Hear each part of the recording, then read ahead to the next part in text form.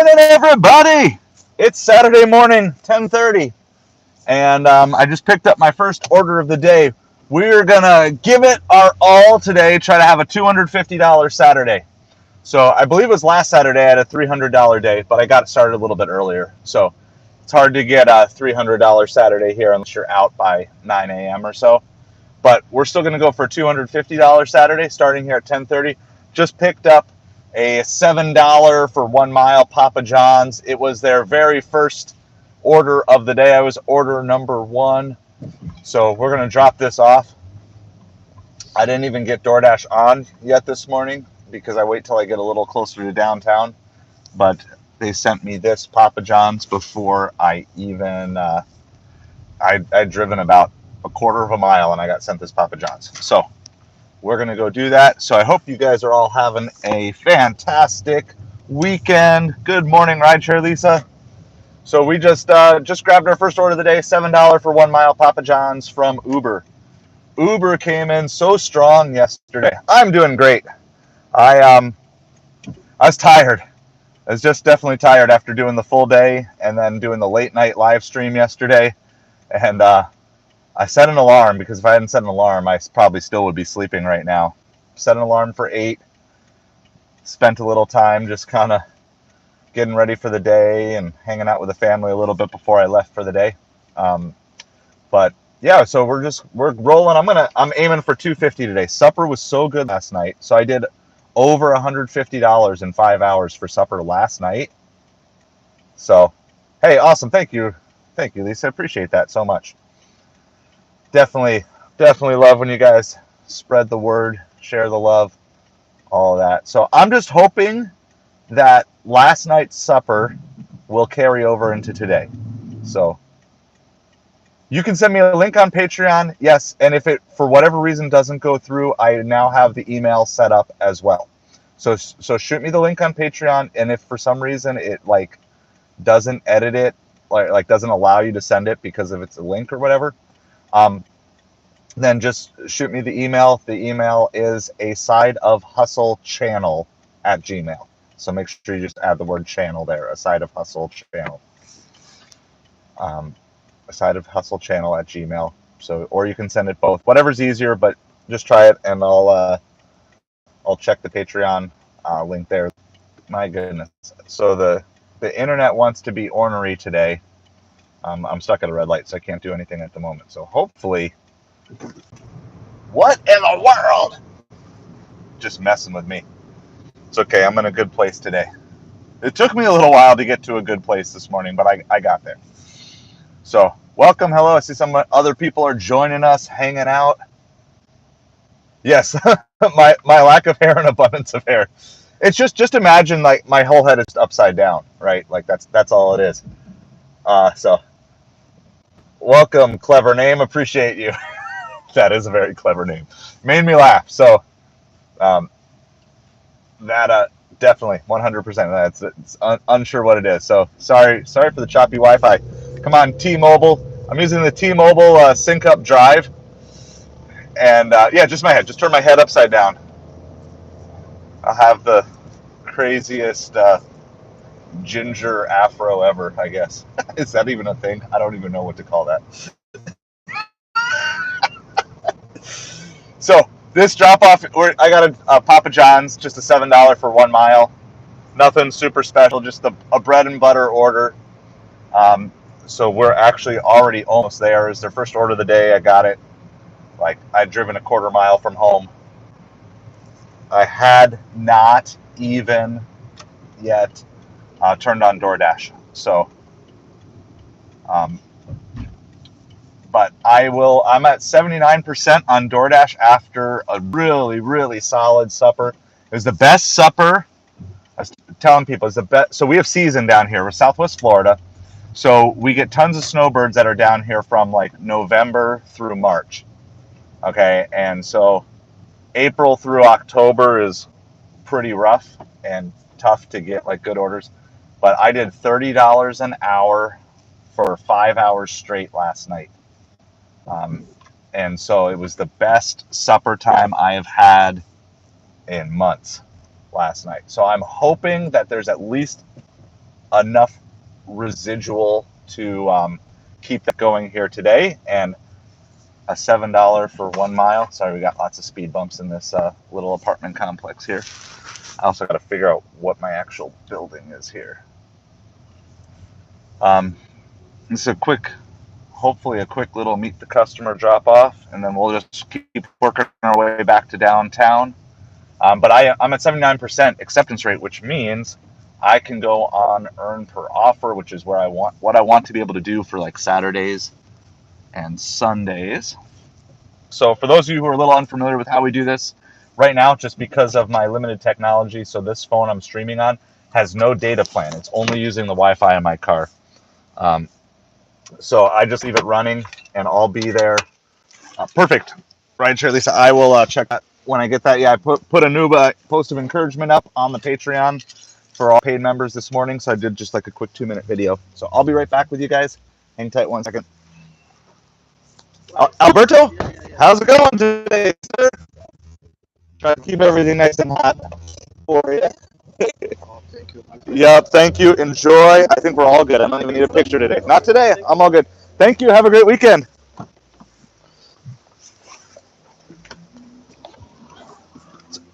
Isn't it like awesome when the customers come out to meet you? Sorry, that is one of my favorite things, because it turns, instead of doing this where I'm like sitting and waiting, at a door, like, I mean, I barely got out of the car and he was already there and up, and you just get to do that. So I always super appreciative of customers that when it's a meet the customer, they are either waiting for you, they come out to meet you right away, and just makes things awesome. So I saw it was $2 base pay, and it was like, I forget the exact total because it happened before I went live, but it was like $7. So it was like a $5 tip for one pizza going 1.5 miles. I mean, just a pure bread and butter type of order. If you're a baseball fan like me, like, that's a single, right? I would do those, trying to make sure I'm not got bikers and stuff crossing in front of me, trying to not hit anybody. It's always a good goal of a live stream. Don't hit anybody. But man, those orders, I don't mind those. I'll do those all day. $2 base pay, $5 tip, going 1 to 2 miles, right? Even if all I could do is get 3 of those done in an hour, like, I'm happy with that, because you feel appreciated by the customer with a $5 tip. It's quick, gives you a chance to get another order right away. Let's see, which way am I gonna go? Oh, like I told you, I need to get a new phone mount. Told you that. That's the goal for next week. So we are gonna. Hey, thank you, TJ. Been growing this out for quite a few years. I got to get this mount remounted. So I need to get a new phone mount. So you're just gonna have to deal with falling down and hitting the ground a couple of times today. So my apologies in advance.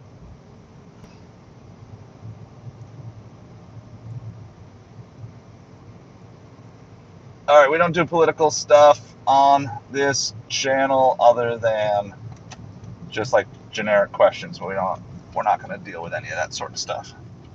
So appreciate you guys coming in and chatting with us. Just keep it somewhat on topic. It don't have to be perfect. Sorry, I got to fix this. We're dealing with antiquated technology here. Did you know you can still live stream on YouTube on an iPhone 8? Because that's exactly what I'm doing right now. No, that doesn't want to stay either. All right, hold on. You may just have to kind of stare up at me here until I can actually get parked, or over at me. Maybe we'll do this for a second. I just can't do this safely while I'm trying to drive. There, that's a different view than normal for you guys. But we'll do this until I can. I'm just not at a good safe spot to be able to redo that mount. But anyway, so we're gonna head to our downtown zone. I gotta drive about 1 mile or 2 before I really feel comfortable turning Doordash on, because I try to maximize the good orders I get on Doordash, and if I turn it on here, I'm more likely to get stuff like IHOP and McDonald's and all those other ones.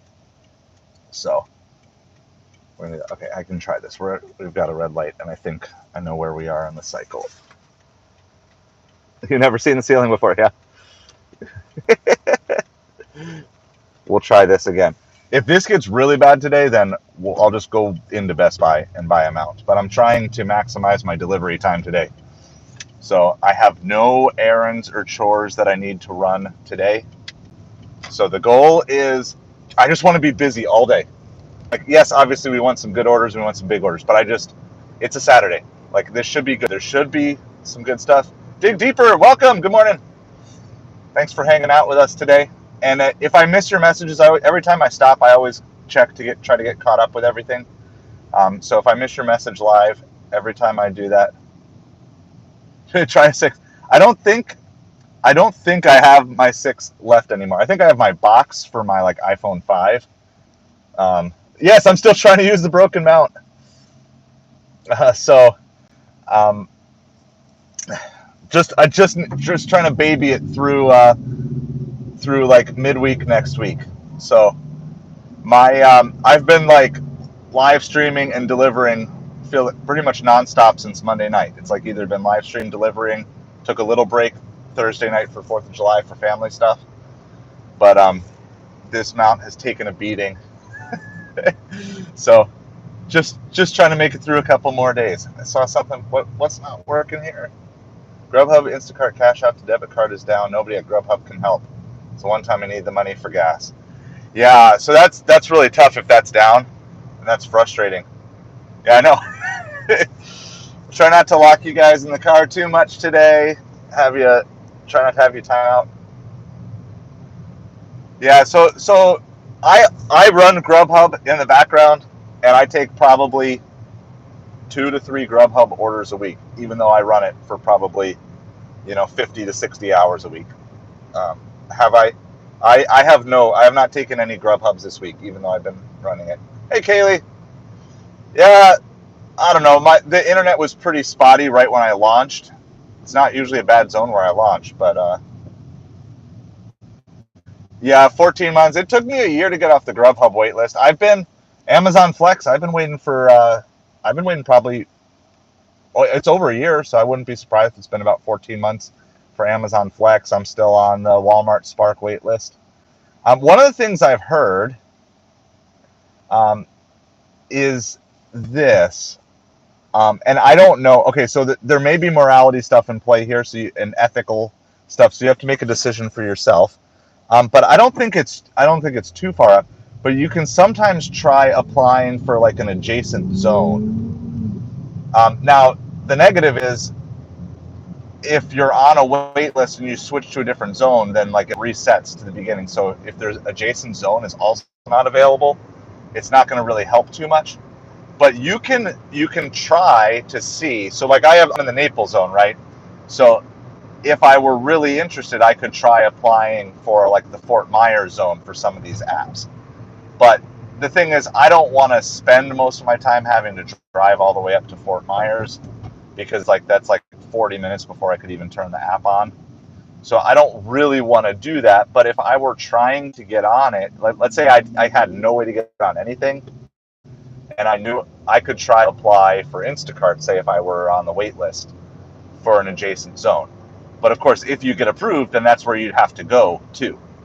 So, but I know some people have had success with that if their particular zone doesn't work, but a nearby zone does have availability. So just something you can consider. You gotta kind of do that. Dig deeper, yes. Don't forget to hit that thumbs up. We got all sorts of people in here. So appreciate hanging out with you guys today.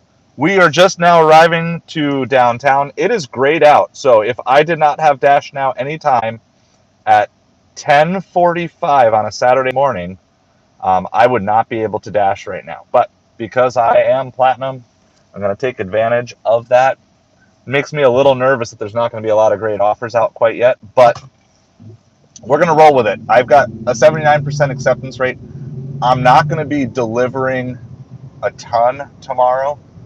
I'll probably only be out for like late afternoon and supper tomorrow. So I can stand to go down to like 73, 72% acceptance rate today. So I can be fairly picky. So we're doing a ride along today. Welcome to everybody as you come in the chat. Feel free to say hi, smash that like button. We've just delivered one order so far. We just did a Papa John's. It was a $7 for 1 mile. So I'm down in Naples, Southwest Florida. So just started for the day. We're gonna see if I can squeeze out $250 in 10 to 12 hours, hopefully closer to 10. I had a really, really good supper last night. I did $150 in 5 hours. An hour for 5 hours. $50 in 5 hours. An hour for 5 hours straight. And actually, the last hour was the best hour. I had a $50 hour from like 9 to 10. Hey, Kevin. Good morning from Naples, Florida to you in Lakeland. So let me know if you're out delivering today. See how the delivering world was. So repeatedly, this is what I heard yesterday talking to all my different restaurants. It was super, super slow yesterday morning, lunchtime. Multiple places I talked to sent home their employees because they did not have enough work. And then they got slammed for supper last night. And then they didn't have enough employees. In fact, our Chipotle in town had to close early because they did not have anyone available to make more food. They made what they thought they needed for supper. They sent their cooks home, and the orders just kept coming in. They ran out of food. And it was like 9:30, so they only closed like 30 minutes early, but they actually closed early last night because they just had so many orders that came in. So everybody was hungover yesterday morning from 4th of July, but then they were all hangry last night. So I guess that's how that worked. So I'm going to actually go right to, I'm going to try to, so we got a really wacky mount that is barely holding on, and we're just trying to baby it through the weekend here, and I'm going to try to upgrade my mount. Come next week, I'm trying not to have to spend time to get a new mount today. So you might be twisting and turning all over the place today. But we've got a little diner that is the red spot here on Doordash called Lake Park Diner. It's just a little local diner spot that does pretty good for like breakfast brunchy things, and that's where the spot is. And if there's a parking spot in there, I'm actually just going to go in there and park. And we're going to just see what we can catch. It's a little early for like our true lunch spots. So sometimes I like, especially Saturdays, Sundays, find those brunch areas, right? So places like, I guess, any sort of like diners that you guys have in your towns is like a kind of a fun place to kind of set up. Or like, I guess one of the national chains is like First Watch. Good morning, Dashing Maverick.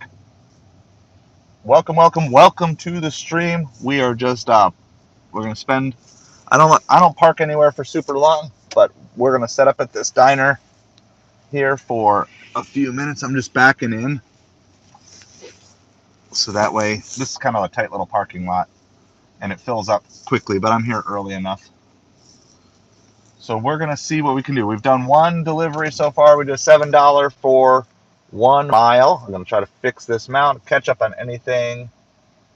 Yeah, so Kaylee, I ended up like 230 for the day in 11 hours, a little below the channel goal, but it was a great supper.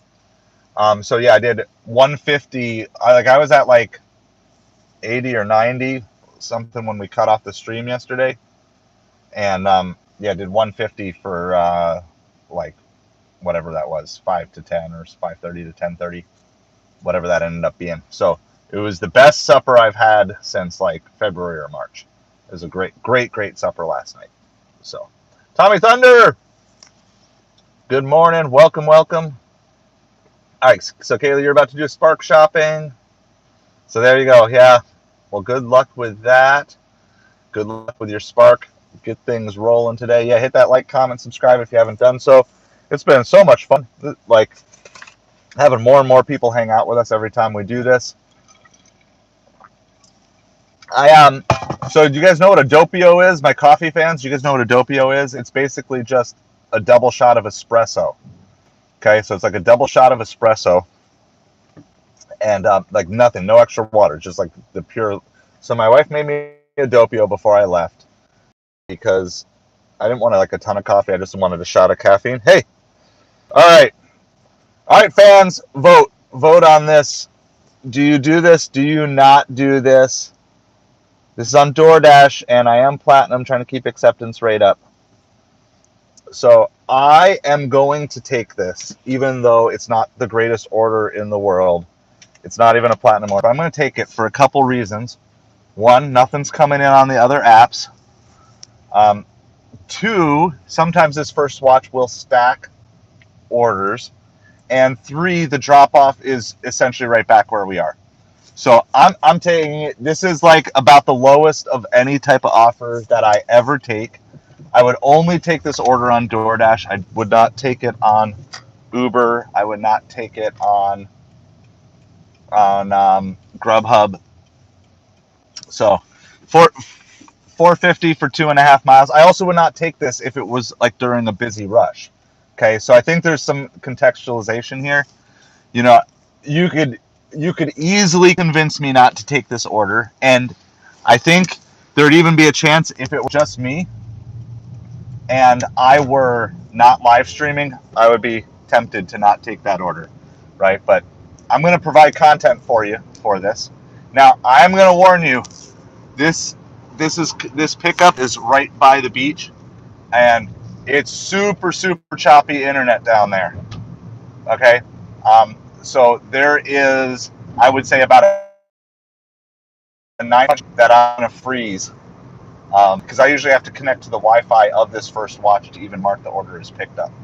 So just giving you full disclosure, heads up, that this particular location, as you're falling down here, this particular location is super sketch for internet. Okay, so don't leave me. I will be back if I freeze.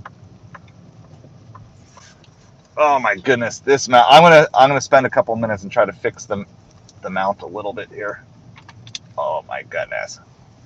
Sorry, it's like you're on a roller coaster. All right, so I'm gonna, when I stop, like when I get close, you are almost certainly gonna lose your connectivity. I'm probably gonna freeze, but I'm gonna really try to like rig this mount up so it'll stay not so bouncy and not be falling, so you don't hit your head on the floor and be staring up the ceiling again. I need you to all be praying a prayer of faith for this mount that it can make it through the day. So if I have to buy one midday, I will. But I'm trying to maximize my delivery time today. But if we have to go take a trip into Best Buy or Target, we'll go do that. But I was actually hoping to spend time researching a good mount. And yeah, so any second here I might lose you guys. Maybe the internet will like come through strong today, but I'm just telling you.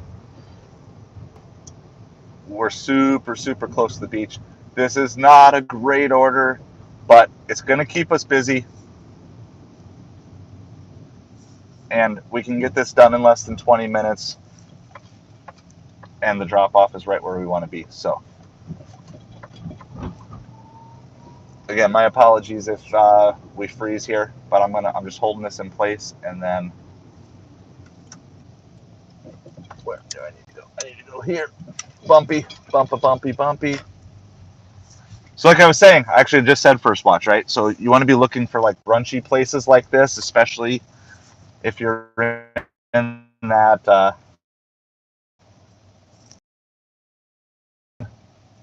yeah, so you're starting to freeze, I think, already. In that 9 to 11 time frame, Saturday and Sunday mornings, the power of brunch. So first watch, any local diners you have, that's where a lot of your orders are going to come.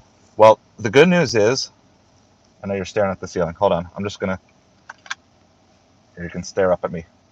I'm going to try to fix the mount a little bit, or we're going to have to figure this out here. But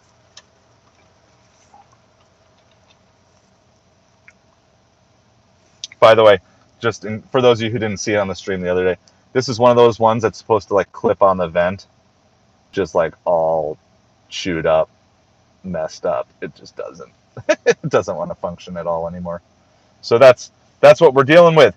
But that's why I appreciate you guys supporting the channel. Those of you who are my paid patrons, those of you who are using Upside, because all that money we're just going to put right back in to invest in keep improving the channel. So I appreciate you putting up You guys are the OGs that get to put up with all this stuff.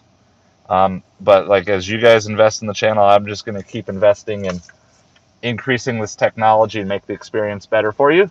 And in the meantime, we get to have some fun with that. All right, that feels pretty good. We'll have to see when we actually start driving. All right, what do we got? You got some. Can watch some cars driving over to down to the beach. So Laudermilk Park, for those of you familiar with Naples, is literally like a block to our right. So we're like a block away from the beach, but I don't have time to get you guys there right now. So I'm gonna go pick this up if it'll let me.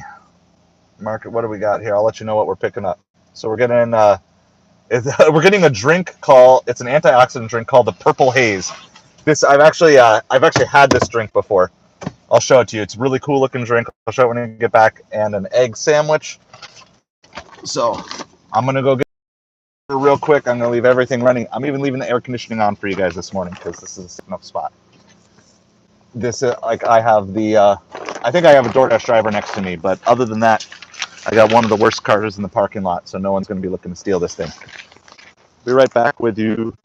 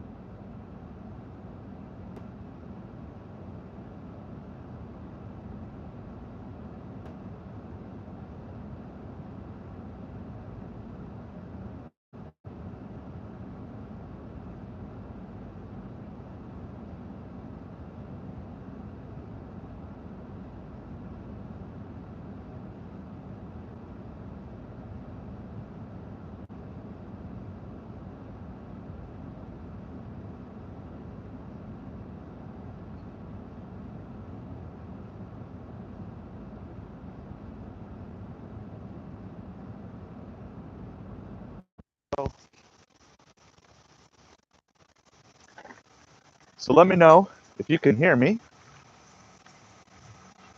And as getting back in the car here, let me know in the comments below. Do you ever take orders like this? I know some of you guys have hard minimums or whatever. So this is a Purple Haze drink. So it's kind of got like all different levels. It's really cool. It actually tastes really good too. So, and then we got our egg sandwich in there. So how's it going, Kevin? Oh, I get caught up on all our comments here in just a second here. So we're just doing a quick little pickup from First Watch. This is $4.50 for 2 miles on DoorDash. So this is about the lowest of the low that I ever would want to take. But would you take an order like this in any circumstance? Would you never take an order? You know, we're talking here. It's almost certainly like a $2 to $2.50 tip. All right, so we're gonna. Okay, the chat messages aren't loading here, so we're gonna. I'm gonna go get this dropped off and delivered. There we go. Yeah, Purple Haze is what it's called. It is a good drink. You take everything, Kevin. So, I'd be curious, what's your market, and are you in one of the states where you get like a guaranteed hourly minimum? So that's interesting because like most people are kind of extreme to the other. Like if you're going to pick an extreme, more like the extreme cherry picking. So you would take. Would you take? Let's take it to the extreme on the other way. Let's say if it was like $10 for 17 miles, are you taking that? I think like the only reason it makes sense to take something like that. Yeah. Okay. Yeah. So if you got Prop 22, then that makes sense. So, all right. 100% understand that. Yeah, because the more you work, the more you make, and the faster you deliver, the more tips you get. No, 100%. You've got to take advantage of the laws and whatever the pay is in your state. So if you have it, take advantage of it. 100%. I'm with you on that. And I think there's nuances in these conversations that you have to have. So like one person goes on Facebook and says, I take every offer, and then another person goes and say, my acceptance rate is 16%. You're so stupid for taking every offer. You're so stupid for only taking 16%. Like, you're completely different contexts, right? Yeah, exactly. And I'm making the same argument, Kevin, for people who use earn by time in their market. I see a lot of people say like, I like earn by time because I can go nice and slow, and like, no, if you're on earn by time, you still want to go faster. All that it does is like, you're still going to get more from tips. So I would rather complete 3 earn by time orders in an hour than 2. Like, it's just giving you a baseline for your for the base pay for what's going to be provided to you, by the company itself. But yeah, no, and Lisa, that's exactly it. And you have to know your market and know and understand. And so that's 100% why. But but what happens is there's so much in this gig tuber space where it's like, this is the way to do it. And the truth is, I don't really think there is one single way to do it. And even within your market, there's people excelling at all sorts of different things, right? So in my market, I've got Instacart shoppers who live at Costco. There's a $3 for 8 mile Uber that obviously we're not going to accept. Um, this idea that there's one universal way to do gig delivery work, and if you don't do it my way, you're wrong or whatever. It's just one of the most ridiculous arguments that I've seen. Everything is contextual. Yeah, exactly. You would take that because you're guaranteed a lot more than that, right, Kevin? So in in my market, that is that is what I'm gonna get, and it's gonna take me 20 minutes. You know, there's probably like $1 tip on that. It's probably like $2.28 base pay and $1 tip. It could be $3.28 with no tip. It's possible. Um, I didn't even look at the drop-off zone too, so that's the thing. So I got a question for Prop 22. Are you getting paid even if you are not on a delivery? So like, if you're just sitting in a restaurant waiting for an order on Prop 22, do you also get paid for like being active? And if the answer is yes, I have follow-up questions, um, because obviously we don't have that in Florida, but at some point I wouldn't be surprised. Yeah. So here's my question, and I'm not encouraging anyone to commit fraud. Okay, but it's like just out of curiosity. So if you were logged on to Uber Eats and you're active, but you just decline every order, do you still get paid for being logged on to Uber Eats even if you decline every order? Or are you only getting paid for the time from when you accept to when you deliver an order? Okay, that's follow-up question number 2. Okay, because I'm just wanting to understand how it works, something that I have no knowledge of. By the way, we're almost to our drop off. We're like 0.1 mile away. We just have to cross our main road here, but we're still like right in our main downtown zone. So that's again one of the reasons why I took this, even though it's only a $4.50 for 2.5 miles. Okay, so you can't decline. Ooh. Okay, so how does that work for multi-apping then? Okay, so this is why, like, depending on how you answer, I have a variety of different questions that go a variety of different ways.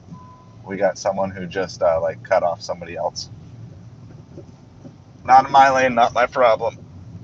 I haven't had to honk at anybody yet today, right? So that makes it a good day. What did we learn yesterday? I honk, and then you all give them the business, right? That's how we do this. All right, we are almost to our drop off here. I got to figure out. It says I've arrived, but I've clearly not arrived yet, either to my destination or where I want to be in life.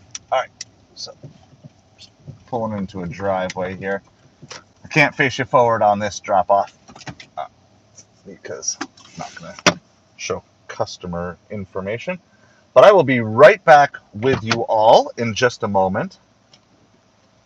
And a lot of people later say, hey, I don't know the exact context of that. I'll see in a second. But I do agree that there are lots of lazy people. And even within the context of gig delivery world, I do agree with that. Let's gotta grab our drink. Don't forget the purple haze.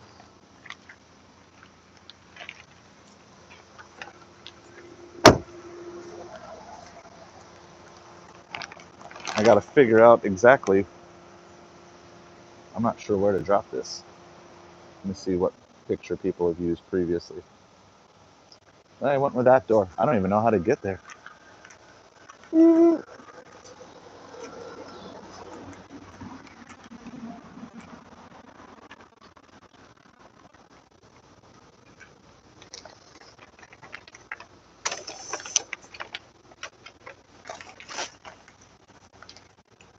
Send our little thank you message too.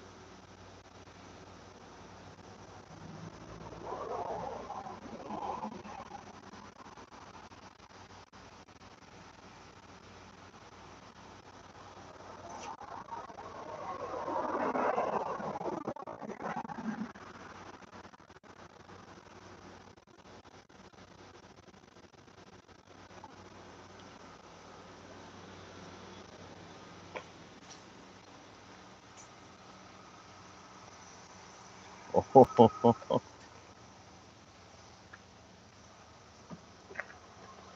hey yo, hey yo. Guess what? Guess what, everybody? What did we? I showed you this live. It was $4.50. There was no plus on it. It's $6.50. Did I get it? Did they increase the tip? I am 100% confused. Oh, check that out. Check that out. Customer added a $2 tip. Hey, we'll take it, right? $6.50 for 2.5 miles is so much better. There was nothing special on that order. You guys saw that from start to finish. I don't think I did anything that deserved an extra tip on that order. I really don't. Like, I didn't even message the customer. There was no reason to message the customer. There's nothing that went wrong. They just upped their tip. Better thing. How about we just blow kisses to the camera? Anytime there's a bonus tip, we'll blow kisses to the camera. All right, so we're along a good strip, but we're not like at an actual restaurant. So we're gonna at least find somewhere to park, and then I will get caught up on all your guys' messages here. So hey, we'll take that, 100%. I don't know why. Makes good content though, right? When you're a gig tuber and you can say, hey, look, they just increased the tip because they like the beard so much. Yeah. So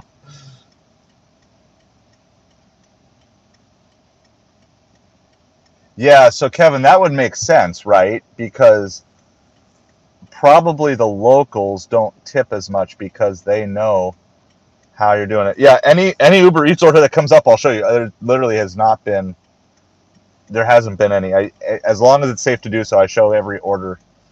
Sometimes they come up when I'm driving and it's not the safest thing to do so. But yeah, I'll show you all these orders. The closest thing we are right now is Cheesecake Factory. I think it's late enough to do that. So we're gonna go head over to Cheesecake Factory, see if we can catch a decent early lunch order. Okay, Uber Eats on electric scooters. Very nice. So I have not yet been recognized in real life from YouTube. So that's going to be really weird the first time it happens, though, because I know at some point it will happen.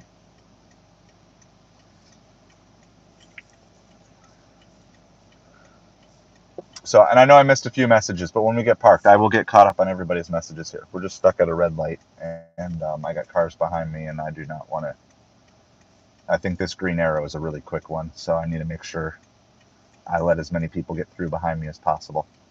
So we're gonna head over. This is actually by our mall. Well, it's like in the same complex as our mall in town. Um, and the whole idea here is like, yeah, we just want to stay above like that 72-73% acceptance rate. Give us a buffer for supper. I might switch to earn by time during the afternoon if it gets like really, really slow. But we're going to try to stay on earn per offer as long as we possibly can today. Why do I feel like there's more potholes today than normal? So we're not on anything right now, but we already have so we did $7 for 1 mile Papa John's on Uber, and then what turned out to, we thought it was $4.50 for 2.5 miles, but ended up being $6.50 because they added $2 to the tip. So you guys got to all see that live on stream. So that was really, really cool. So again, these aren't killer orders, but as long as you can get 3 of these in an hour during, mid-morning, mid-afternoon, that's what sets you up for like good days. So if you want to try to make, in a normal market, 25 an hour for a 12-hour day, you're not going to hit the 25 an hour every single hour. What you're going to need is hours where you can get 30 or 40 an hour, like during lunch and supper rushes. And then you buoy that with lots of smaller orders in between, or keep busy orders in between. So hang tight. We're just going to get over to Cheesecake Factory, park right next to them in the parking lot, and then I will get caught up on all the messages that I have missed so far. We'll see if we gained an acceptance rate point for that Doordash as well. I don't know if we're going to be at 79 or 80. So we will find that out shortly here. We're right across the street from a Chipotle here. We have a higher-end Mexican place called Uncle Julio's. We have a higher-end pizza place called Aurelio's, which I believe they're actually originally out of Chicago, and they just opened up a spot down here, as well as a couple other fast casual restaurants over here. So, but we're just going to set up here. We'll see what time it is. 11:15. So I'll stay here till about 11:30. If we don't get something by 11:30, then we'll just move on to our next location. And then on the other side of the mall is the food court, which has like kind of all your Popeyes. What's in there? Popeyes, Saku Japan, Panda Express, Chick-fil-A, Charlie's Steaks, Charlie's Cheesesteaks. So, and then also for our Instacart purposes, there is a Publix right across the street as well. So that I've pulled good orders out of this week. All right, so hold on. Let me get caught up on chat here while we're waiting for an order to come through.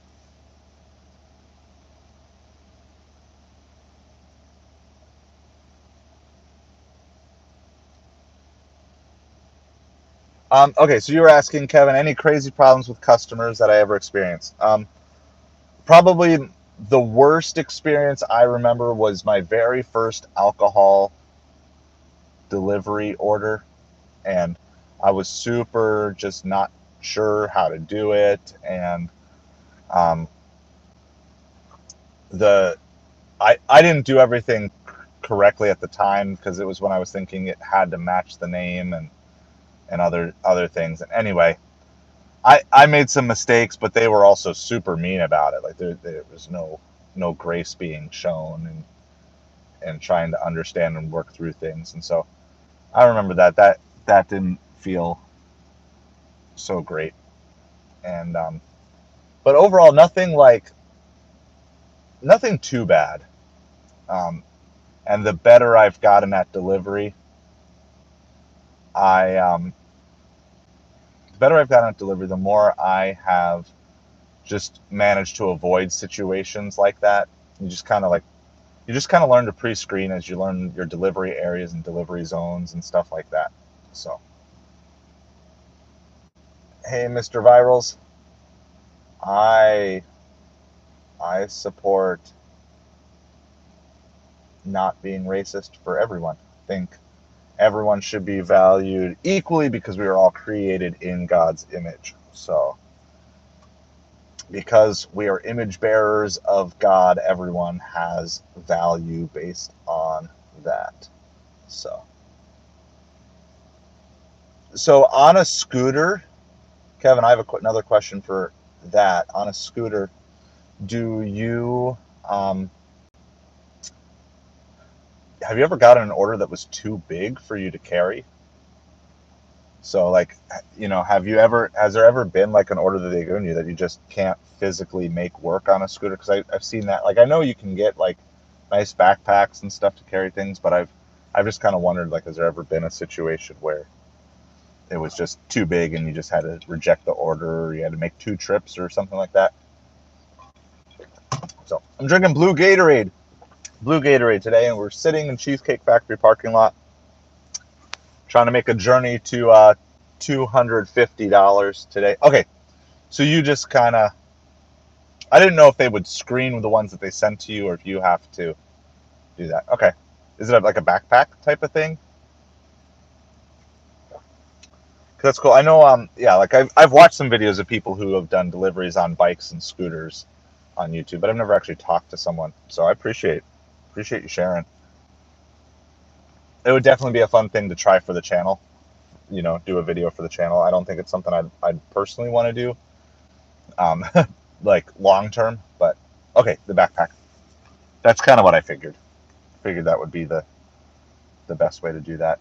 And we talked. There was someone on the channel. I think they said I forget if it was like a motorized bike or if it was an actual motorcycle that they delivered on too. So I remember talking to someone like that, and I think they used the backpack thing. And they were saying how difficult it was to do Grubhub because all the buttons they have to click while they're like on their motorcycle. It just doesn't work easily.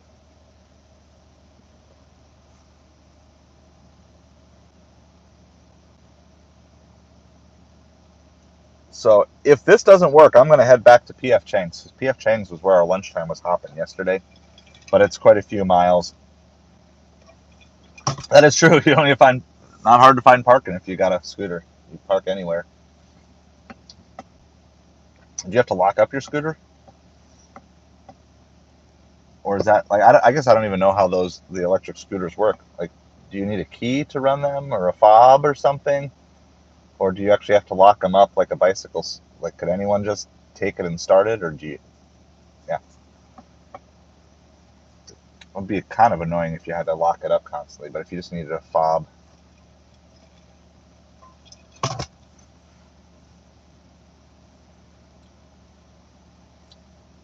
They don't mind.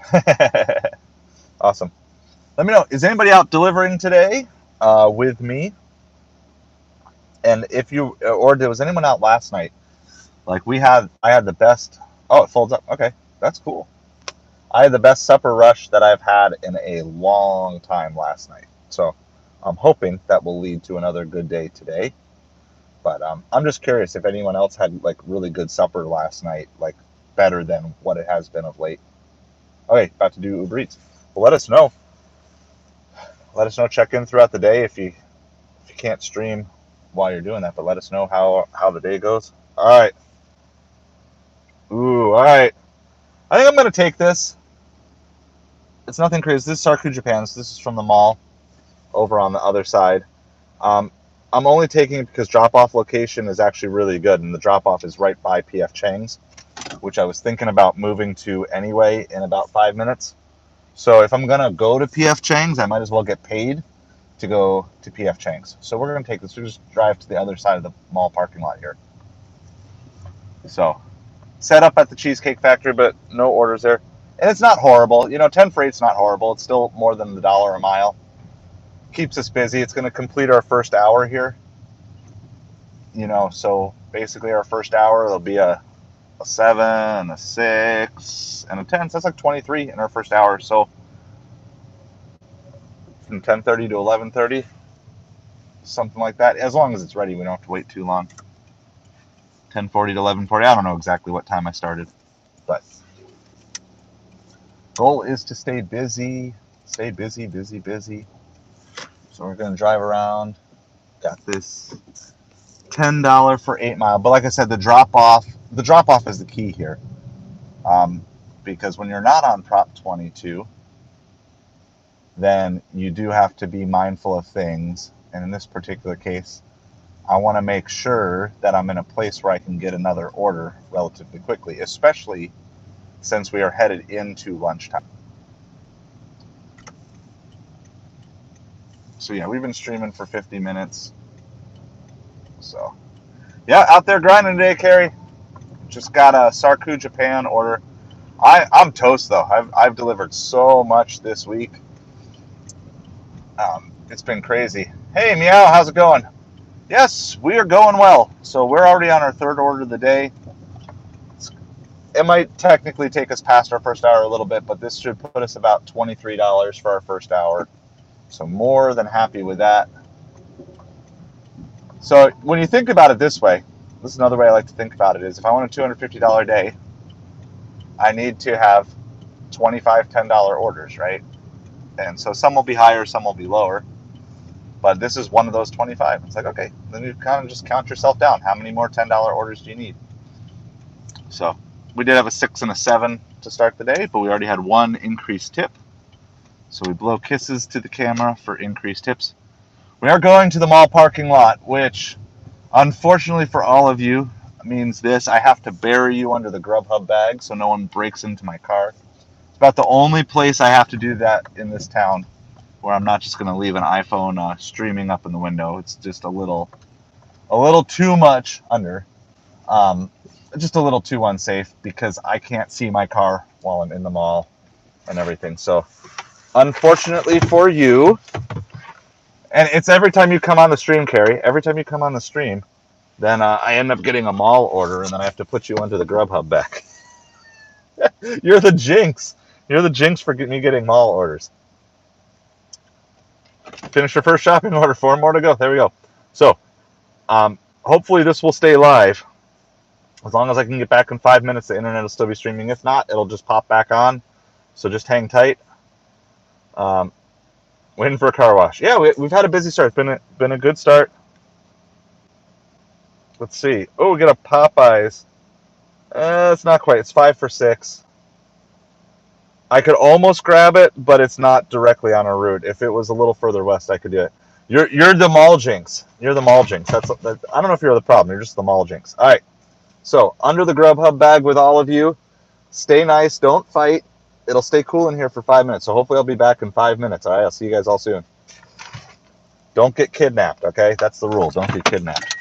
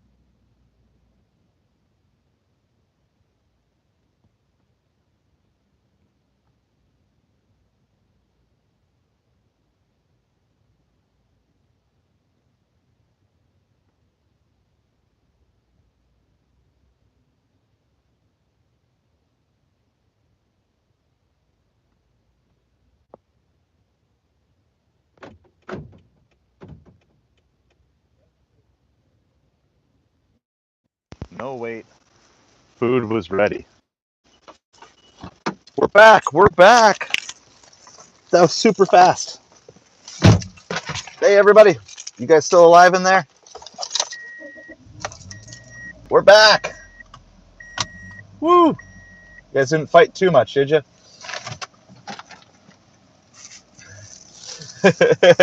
No, I didn't fall. Not this time. I was just hiding under the Grubhub bag because we're in the mall parking lot, and I don't trust my mall people here. Like, it's a nice town and it's a safe town, but there are some rowdies. There are some rowdies here. So we are. So here's the goal. We're gonna go drop this off, and then if we don't get an order right away, we're gonna go ahead to PF Chang's, the Grubhub bag is good. I actually, of all the free bags that you get, the Grubhub bag is 100% worth it. So if you are a gig delivery driver, even if you don't want to deliver for Grubhub, sign up just for the Grubhub bag because they send it to you for free. So like seriously, I use it all the time. Like I'm actually like the food is in there. It's the best. It's the most durable. I can't even show you my Doordash bag. It's like falling apart. Like after a year, it's falling apart. This Grubhub bag, I mean, it'll take some wear and tear, but it's great. So yeah, no, I didn't fall this time. So you got to fill people in. You got to talk to each other. But yes, happy Saturday to everybody. So this is a $10.75 delivery for 8 miles. But we learned yesterday that our PF Chang's. I like when people like are trying to like cut you off and they wave and say thank you as if you were going to stop anyway. Like I actually let you in. Like you're going to plow your way in anyway. We learned yesterday PF Chang's is good for lunch here. Oh, Grubhub just disbanded. Well, that's not good. I actually so when I signed up for ButcherBox, which is one of our affiliate links down in the description below, it's like where we get like all of our high quality meat from. So like if you like pasture raised stuff and organic meat and stuff like that, so we get it. But when I first signed up, they sent me a ButcherBox like cold bag, and I used it for a while, and then I accidentally left it at one of my delivery locations one time, and I knew which house I left it at, and I felt a little bit bad, but I went back the next day to ask them about it. I'm like, no, we didn't. No, we don't know anything about the bag. I'm like, okay, just keep it. Just keep it. So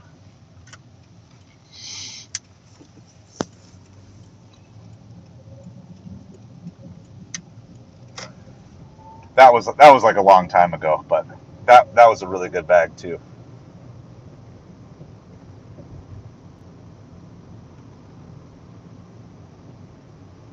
Yeah, so I mean, this is going to be the trend. I believe is that more and more they're going to move away from this independent contractor idea, and it's going to be just more. You're going to have to take every order. Like, I think they're going to move as either be forced or choose to, or a combination of the both, to basically move this away from independent contractor work to just you're an employee, you're just a delivery driver for them, and that's the way that you really can enforce a lack of or the inability for people to multi-app, because you can just say, hey, look, you need to be live streaming yourself all the time. You need to be showing us at all times where you are, right? Like you have to have a camera in your car, or there's going to be a camera phone that's going to be watching you the whole time, and they're going to know if you're going to try to multi-app or stack an order or whatever. Now, they may still try to keep you technically qualified as an independent contractor, so you could still pause anytime. But even Grubhub, so like one of my pet peeves about Grubhub is they force you to like leave the app on the always, the location is always on. So even if you're not using Grubhub, it's still tracking everything that you do, unless you go back and manually turn it off when you're not on shift and then manually turn it on. Like, I'm not a big fan of that. But any other app could easily start to do that. And then if you turned off location services for a second because you're trying to multi-app, they could easily just crack down and say, look, you turned off location services, you're banned from the platform. Or you didn't turn off location services and we see you didn't go direct to the customer, therefore you're banned from the platform. They're gonna figure out the way to make sure you can't multi-app. But they're gonna try to do it while still keeping you an independent contractor, which that's the goal here. Just so you know, this is a long range goal, I believe.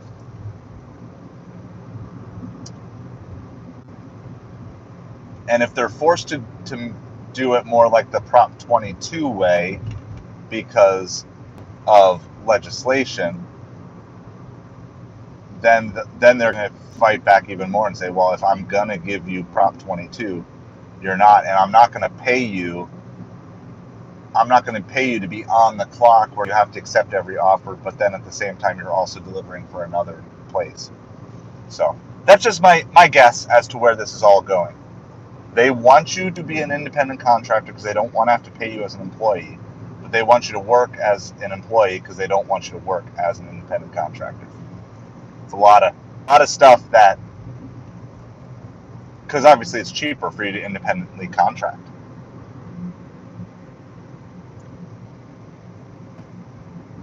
Yeah, like you can use airplane mode and stuff too. And at some point, though, I think they're just going to be like, hey, look, your internet connection is just not reliable enough. Boom, you're off the platform. I mean, they're going to find, if they're watching everything, so they know ultimately what people are doing, and they're going to find the way, they're going to find the technicality, I think, at some point. They just don't have the infrastructure to do it yet.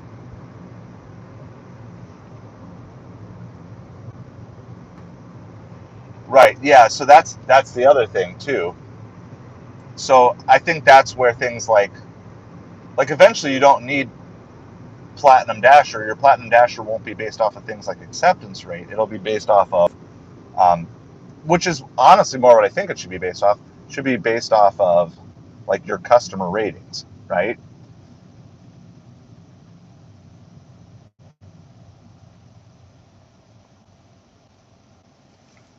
Yeah, I try to be super careful at all times, but especially when I'm on Earn by Time. I've heard of a lot of people who've gotten deactivated for manipulating Earn by Time. So I think I actually want to make a video on it. But basically the do's and don'ts of Earn by Time.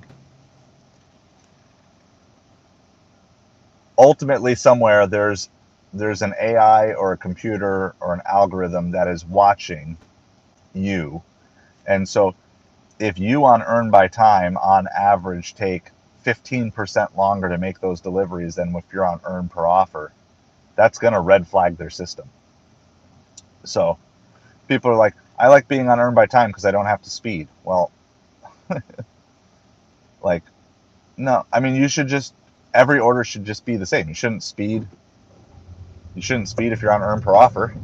Don't speed on Earn by Time. Or if whatever you drive the same. You shouldn't lollygag just because you're on Earn by Time. It doesn't benefit you to lollygag on Earn by Time. Unless you only think there's one order out there. But if you think there's more orders out there, you still want to get the order delivered as efficiently as possible. So it would not be hard for any of these apps to figure out a way to prevent you from multi-apping, right? So let me use an example of technology YouTube uses that these apps could easily use. So if I have to swipe off of YouTube while I'm live streaming to switch over to another app to fix something on the back end, sorry, pothole. If I have to do that, what happens to my stream? It pauses, right? So what is beyond them figuring out the integration technology wise and maybe the legality of it?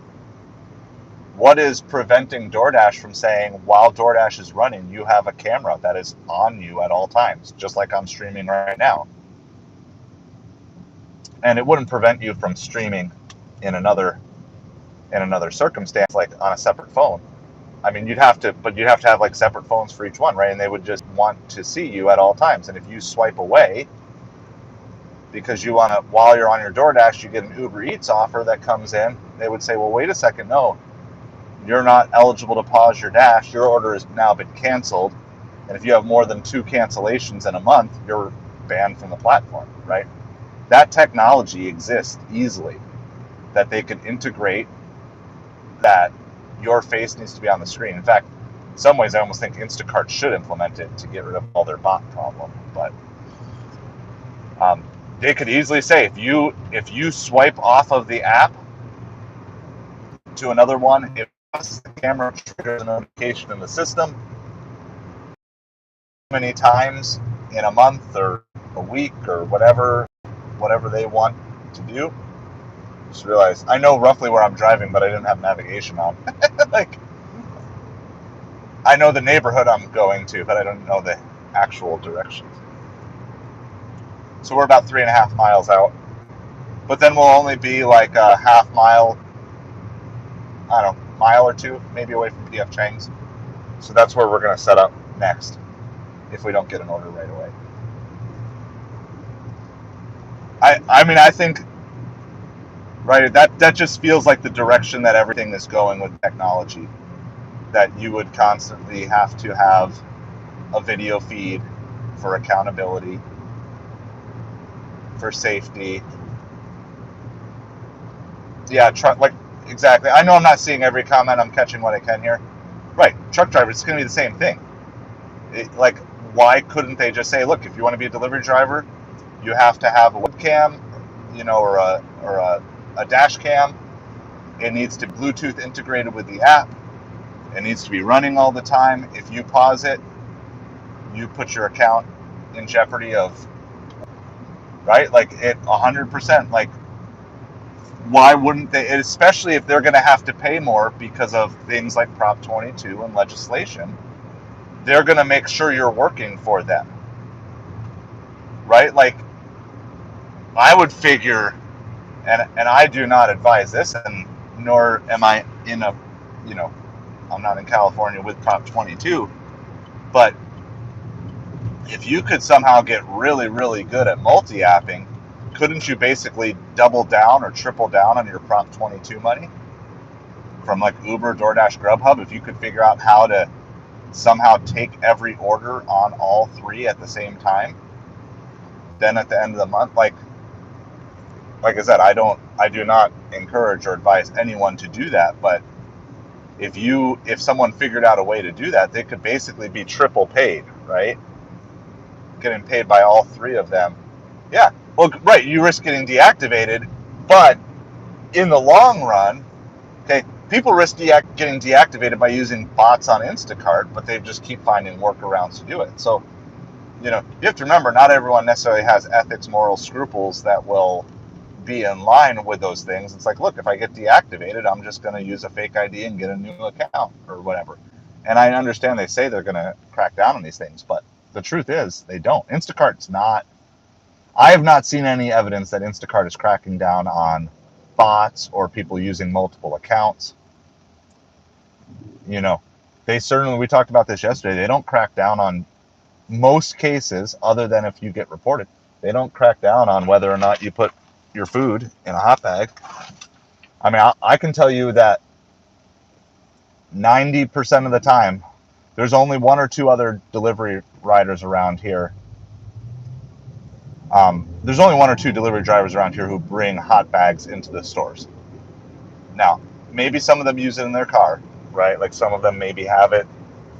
They have it in their car and they do that. But we observed yesterday, there was a guy at PF Chang's and he picked up one order and he just had it sitting on the roof of his car, just sitting out in the sun. And then he was waiting for his second order to come through, and then when he got his second order, then he went. We're almost to our delivery here. So I guess that's why I'm just staying down the road as an employee. Then I very much foresee a time where you would have, what I'm doing right now would not be a thing that I'm doing for YouTube. This would be a thing that I would have to be doing for DoorDash or Ubereats. And as soon as you swipe off the app for anything, they would instantly be like, whoa, whoa, whoa, no, you are not allowed to do that, right? And if you're an employee, they would 100% have the right to tell you to do that. And even as a contractor, they might be able to put that stipulation in at some point. They just have to figure out how to implement it without losing all their drivers at once, right? So if they told you tomorrow, if whatever, pick your platform. let's say if DoorDash tomorrow implemented, you must live stream yourself at all times. You cannot multi-app, and if you go off the DoorDash app for any reason, that then you would be instantly deactivated and banned from the platform. They would lose too many drivers right away but if they can make a bunch of small steps over the next handful of years, and they'll have pilot programs, right? Test programs, pilot programs. And then at some point, if they need to, they can actually go more the route of like a UPS or where they actually give you a specific DoorDash advice, thing. But don't think for a minute that they're not still tracking in the background stuff that you're doing. So, because they are tracking it, even if they're not going to do anything about it now, they are tracking, and they're always going to be looking for ways to minimize what they pay out and maximize the job that they do. And as a business, I would not. Sorry, this is definitely an area that's not good connection. We learned this from PF Chang's yesterday too. So if I loop in and out for the next few minutes, that's just going to be what it is. Hopefully connection by PF Chang's will be better today if we get there. But this is kind of a dead zone. So if I lose you for a minute or two, I'll be back on shortly. Try to get caught up on.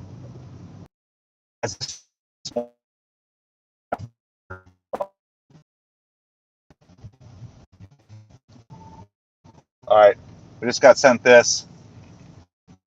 Spend one of our lines on that. It's going to move us from. So we didn't move one. I'm actually glad that wasn't a good order because it didn't let me decline it, which means I wasn't able to accept it either. Got to get out of this really bad sketch zone over here where I have like no internet. So I let that time out, and then I just turn the app off so they don't send me anymore until I get to a better place. I'm going to head over to PF Chang's, see if we can get a little better internet coverage over there, and see if we can get some good lunch orders again over there today.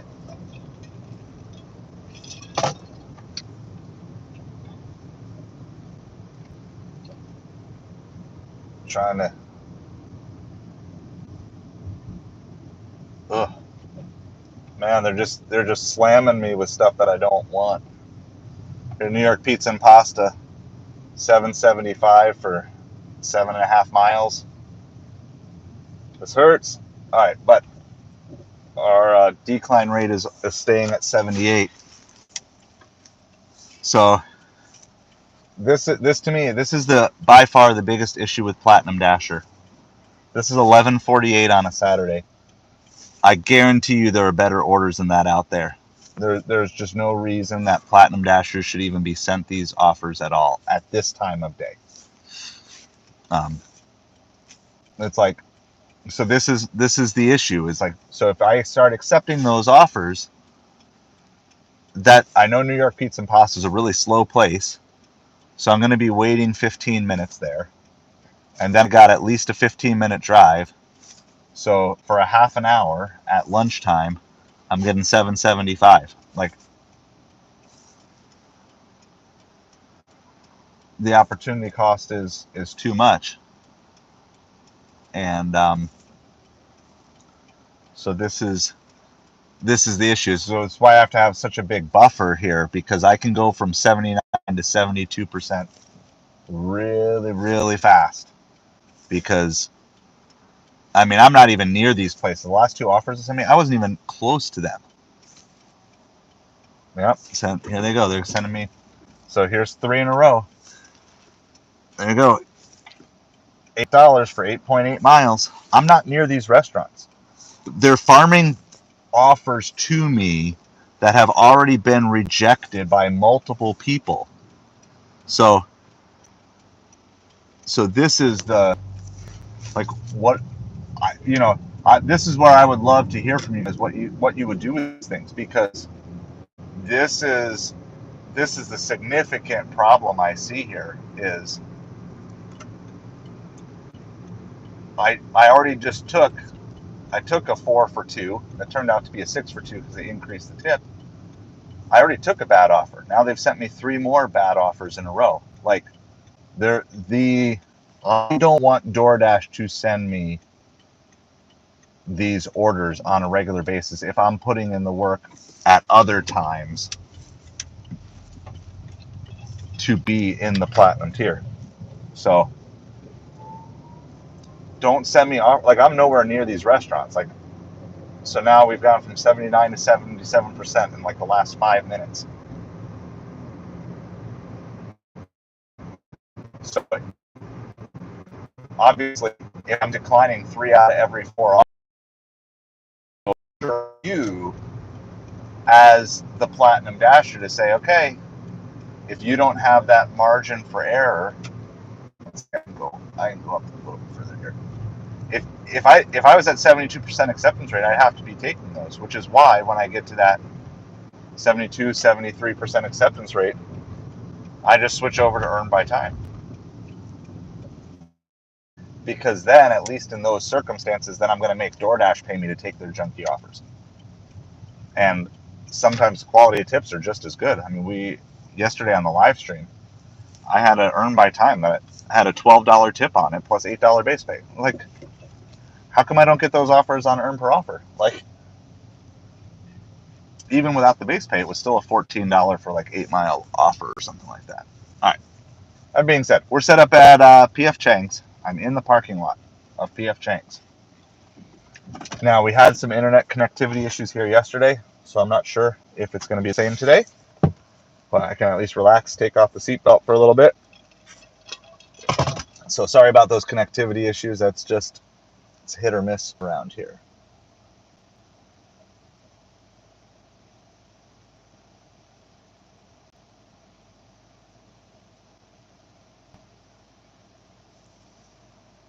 All right.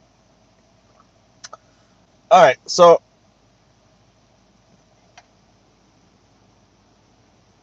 I mean, the numbers aren't bad.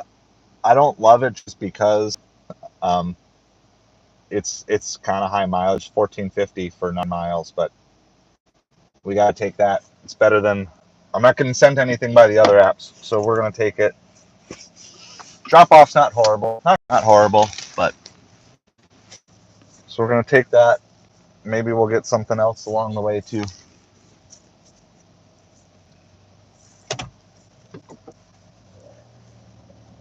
I mean, it's really no different than doing two $7 for 4 mile offers.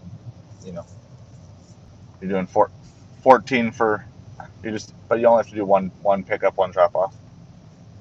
So we're gonna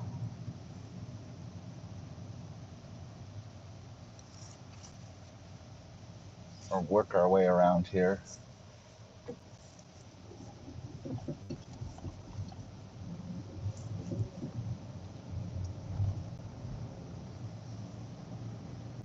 So it's Komoon Sushi Thai. So didn't get a PF Chang's right away.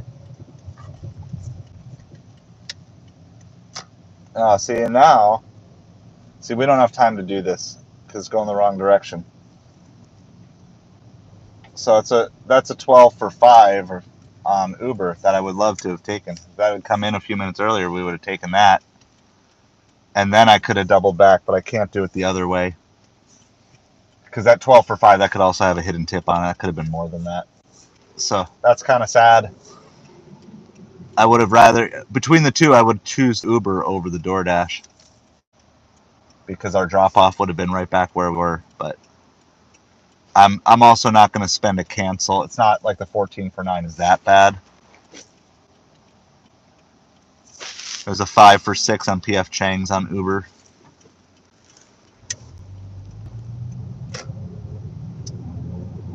So that's how it is. I mean, you could be a risk taker there if you wanted to, I suppose.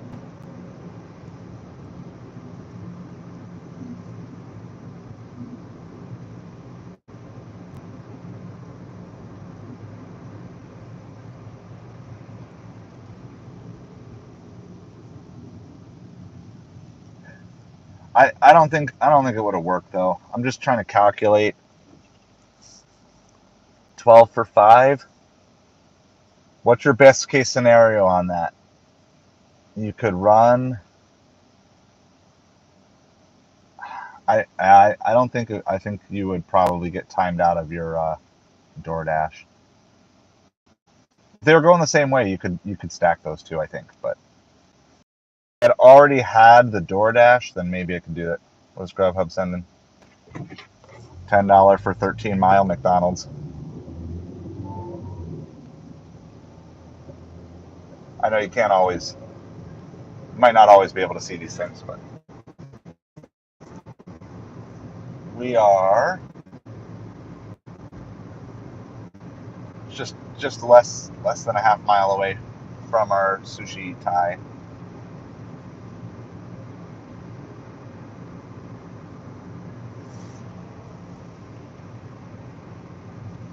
So that 12 for 5, just to give you a little context, the 12 for 5 pickup was here, and then you'd have to double back down behind us.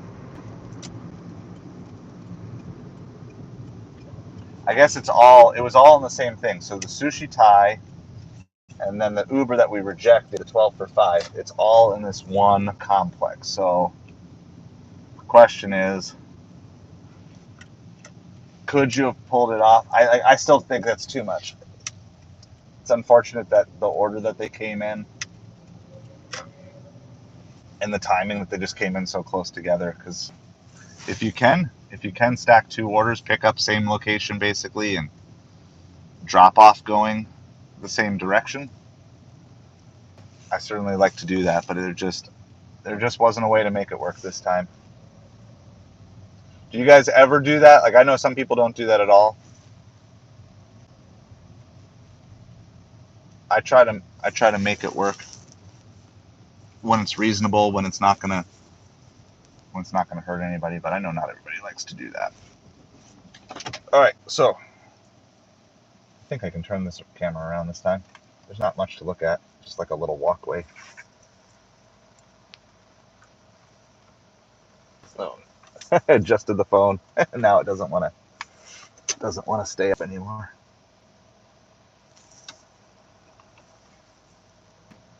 Try that for a little bit.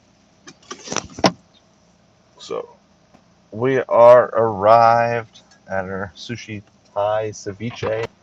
Isn't ceviche Mexican? Kind of confuses me a little bit. I thought ceviche was a Mexican dish. It's a sushi Thai ceviche. Oh, we got people walking by. I guess I probably shouldn't stream random people walking by. All right. You're just going to have to look at the car seat. I'll be right back.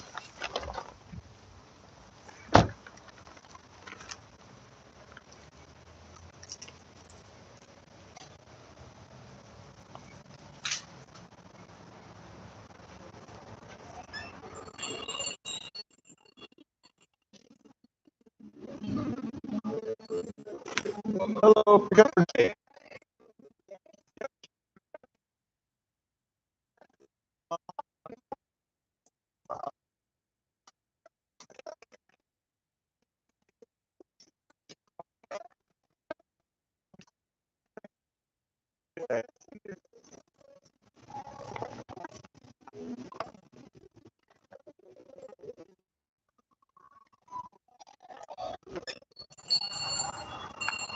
All right.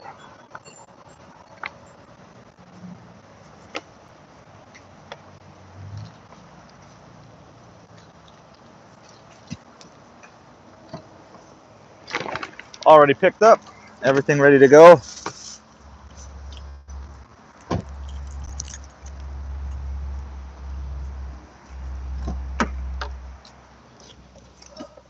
So, we're on our way, our drop off. We're like 8 miles to go.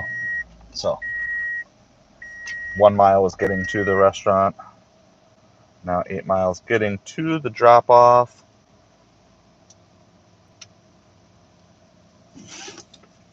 Like I said, it's not a perfect drop off location, but it's not that far that it's going to prohibit us from getting more lunch orders.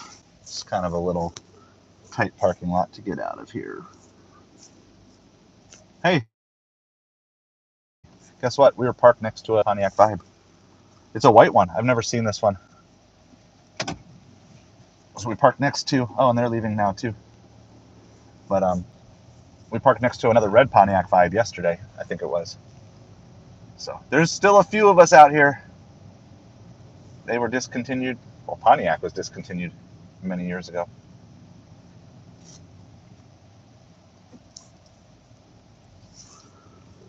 I see a few around town. So if you ever see a Pontiac Vibe, think of me.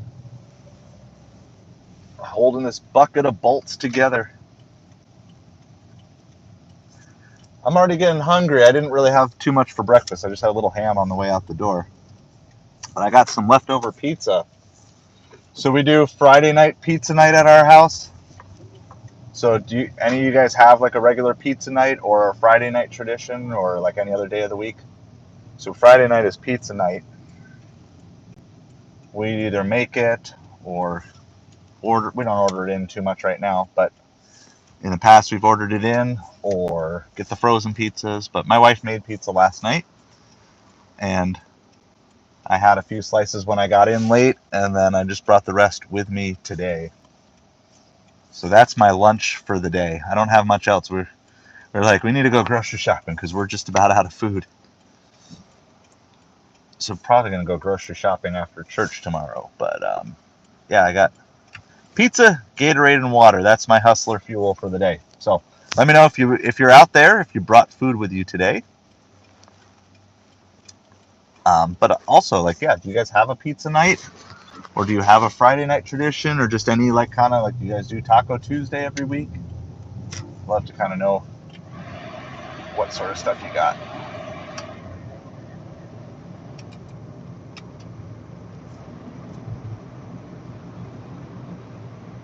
If the audio gets, like, windy, just let me know, because it just means my one mic got turned off or disconnected.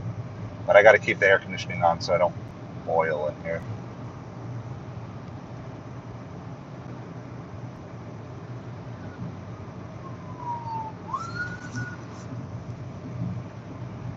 So we're on our way. We're delivering some sushi and some other stuff. What was this? This was $14 for 9-mile Doordash. Eli, got your girlfriend bacon, eggs, and biscuits. Very nice. Can't go wrong with bacon.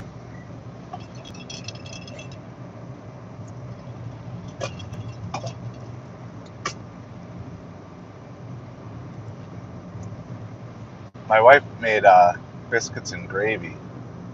It's like one of my favorites. My son, he really likes it too. She made those last week.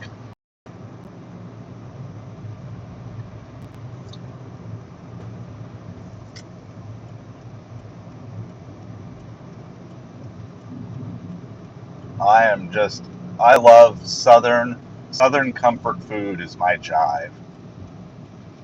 So I don't know if any of you have been to Savannah, Georgia before, but we went there one time, and it's a restaurant, but it's not like a restaurant. We've been live about an hour and a half, Eli. I've been alive for more than 40 years, but we've been live for an hour and a half. Hey, young Pontiac Vibe team. This thing is a beast of burden. I mean, as much as I joke about it, it's such a solid car. It's got its issues. Every old car does, but I mean, the pounding that it's taken especially over the last year and a half, you know, it's done really well. Especially considering it was kind of a retired farm vehicle before that. But anyway, in Savannah, there is, and that's what this car used to live up in Minnesota. So it's used to driving in the snow. In Savannah, there's this restaurant called Mrs. Wilkes, I think, Mrs. Wilkes Kitchen or something like that. And it's like in this house, and you walk into this house, and it's just this giant family style table. Like you have to line up like hours before it opens, and you just sit down with like random strangers around tables. You just fill up the tables, and they just bring out food on the table, and you just pass it around like your Thanksgiving dinner. But you're like having Thanksgiving dinner with all these random strangers that you've never met. It's one of the coolest experiences. Yes, it's the real Eli today. Eli will show up in a little bit, and then he will summon water, and then water will show up in a little bit.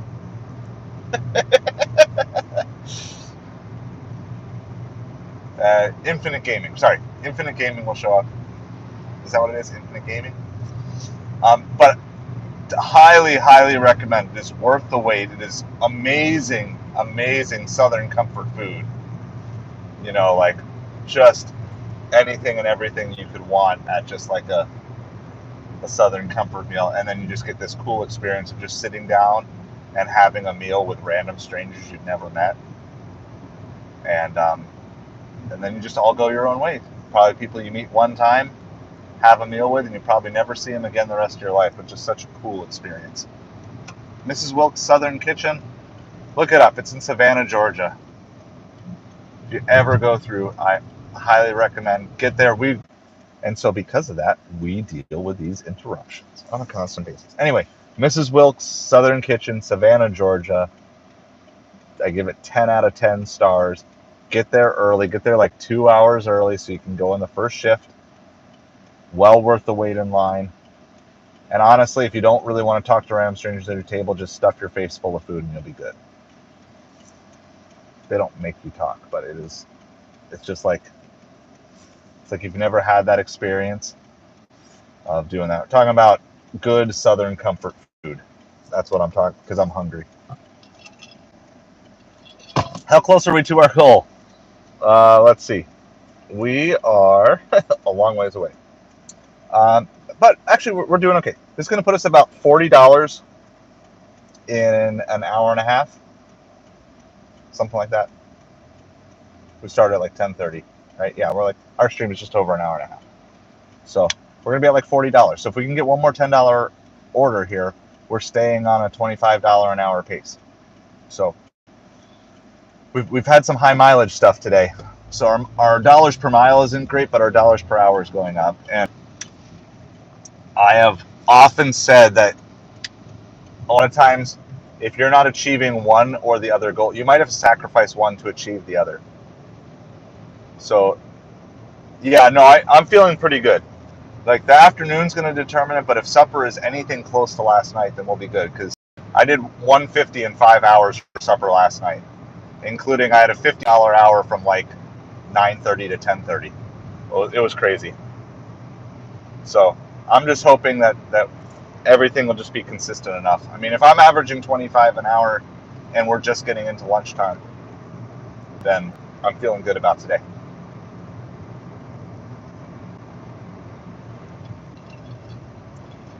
But a lot of times people talk about dollars per hour and dollars per mile, but I find that those two things are actually enemies of each other. Sometimes, and they both can be enemies of just dollars, okay? So the more in debt you are, the more you need to be considering dollars per day, okay? And I know this sounds counterintuitive, but dollars per day sometimes goes down if you're being super picky on dollars per hour and dollars per mile. You're just like, well, I'm not going to take that order because it's not a great order. Guess what? If you're in debt, you sometimes don't have the choice. If you need gas money for Monday, you don't have the choice. You need the dollars.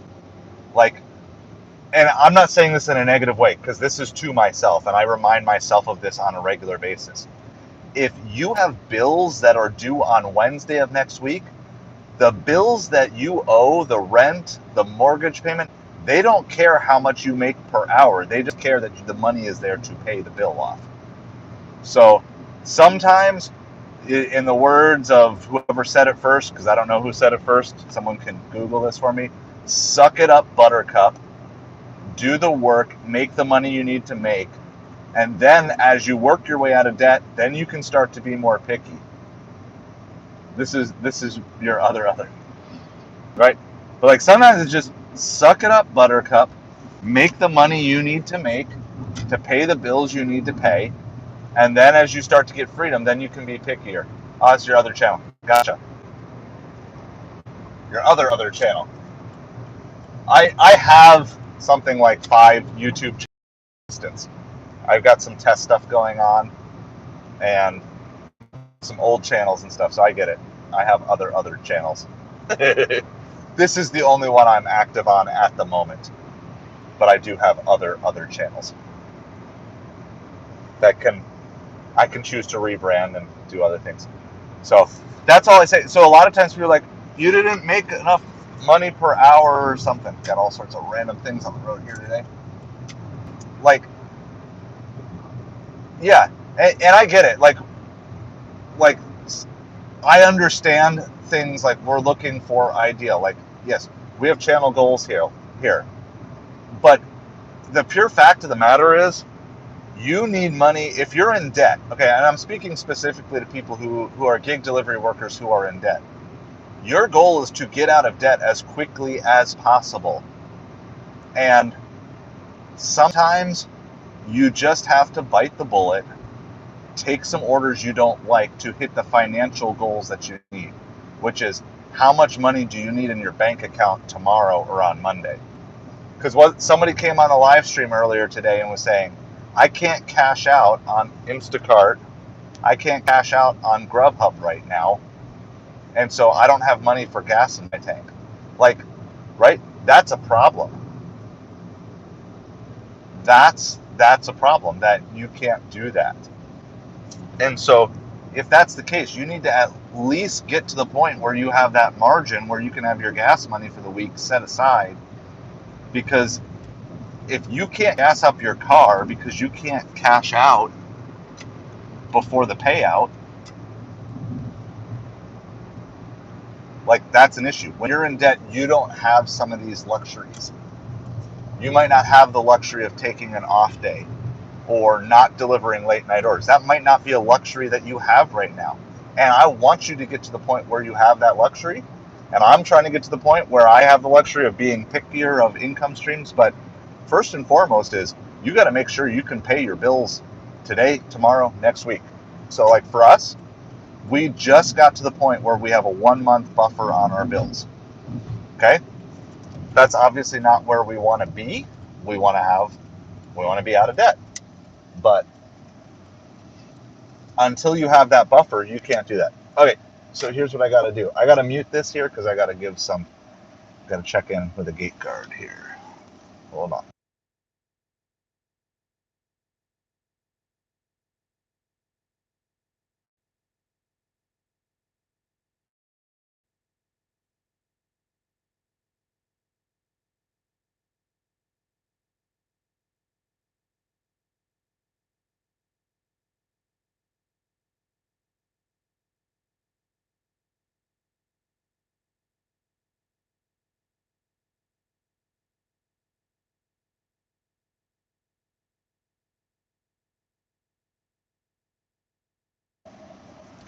I learned how to mute myself yesterday.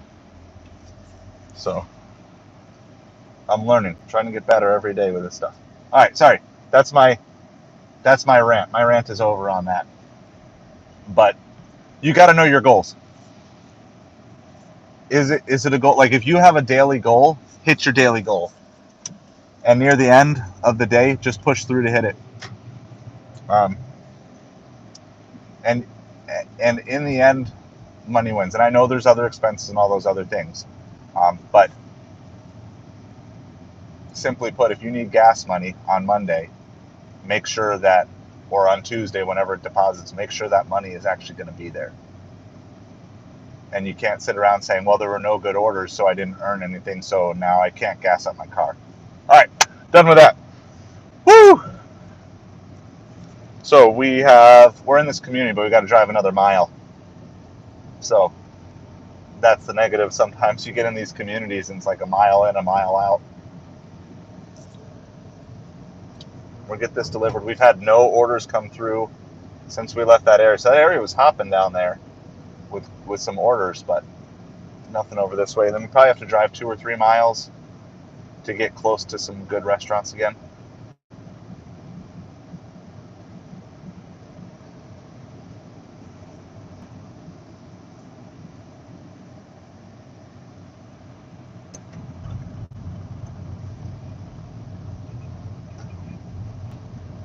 All right.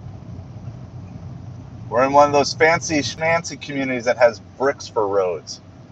We have certain brick for road and cobblestone road communities in here. That's when you know you're getting into the really fancy schmancy stuff.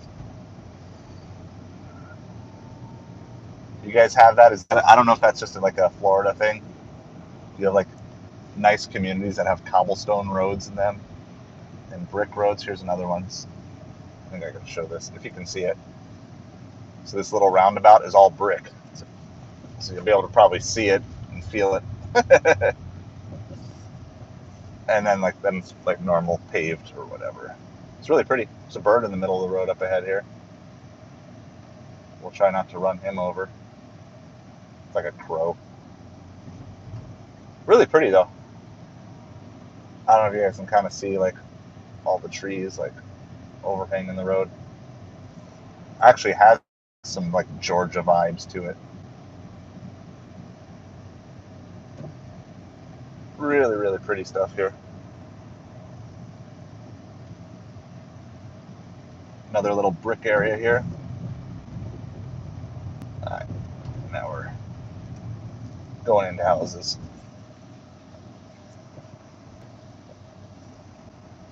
All right, what's my actual number here? Okay, it's this. I think I gotta go over here.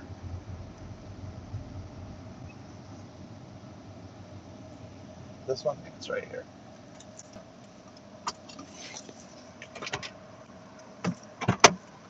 All right, I can definitely leave you running. We're inside a gated community. Ain't nobody in this community wants to steal a Pontiac Vibe. I can guarantee you that. I don't think I can turn you guys around though. No, I can't turn you around, but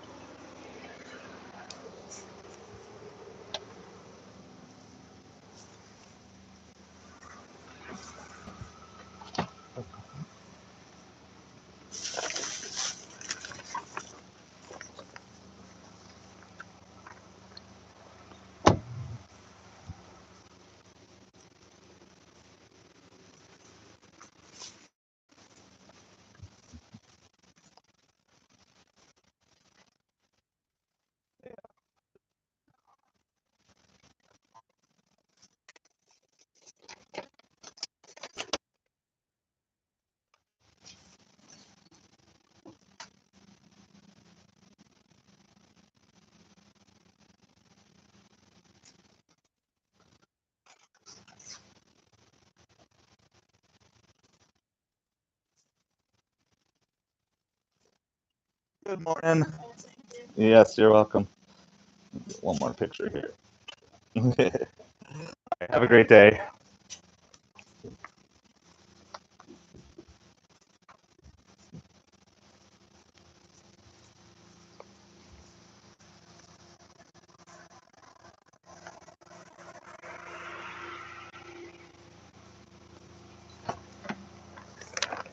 All right.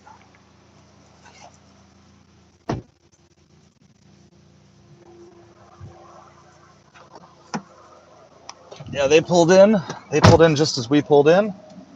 There's a drop off. It was like 9 miles total. So, very nice. Nice tip. $11 tip. Yeah, turn around here. Get buckled up. So we have like a mile drive just to get back out of this community again. Doesn't mean we can't get hit with an order, but we're not really near any restaurants exactly in here.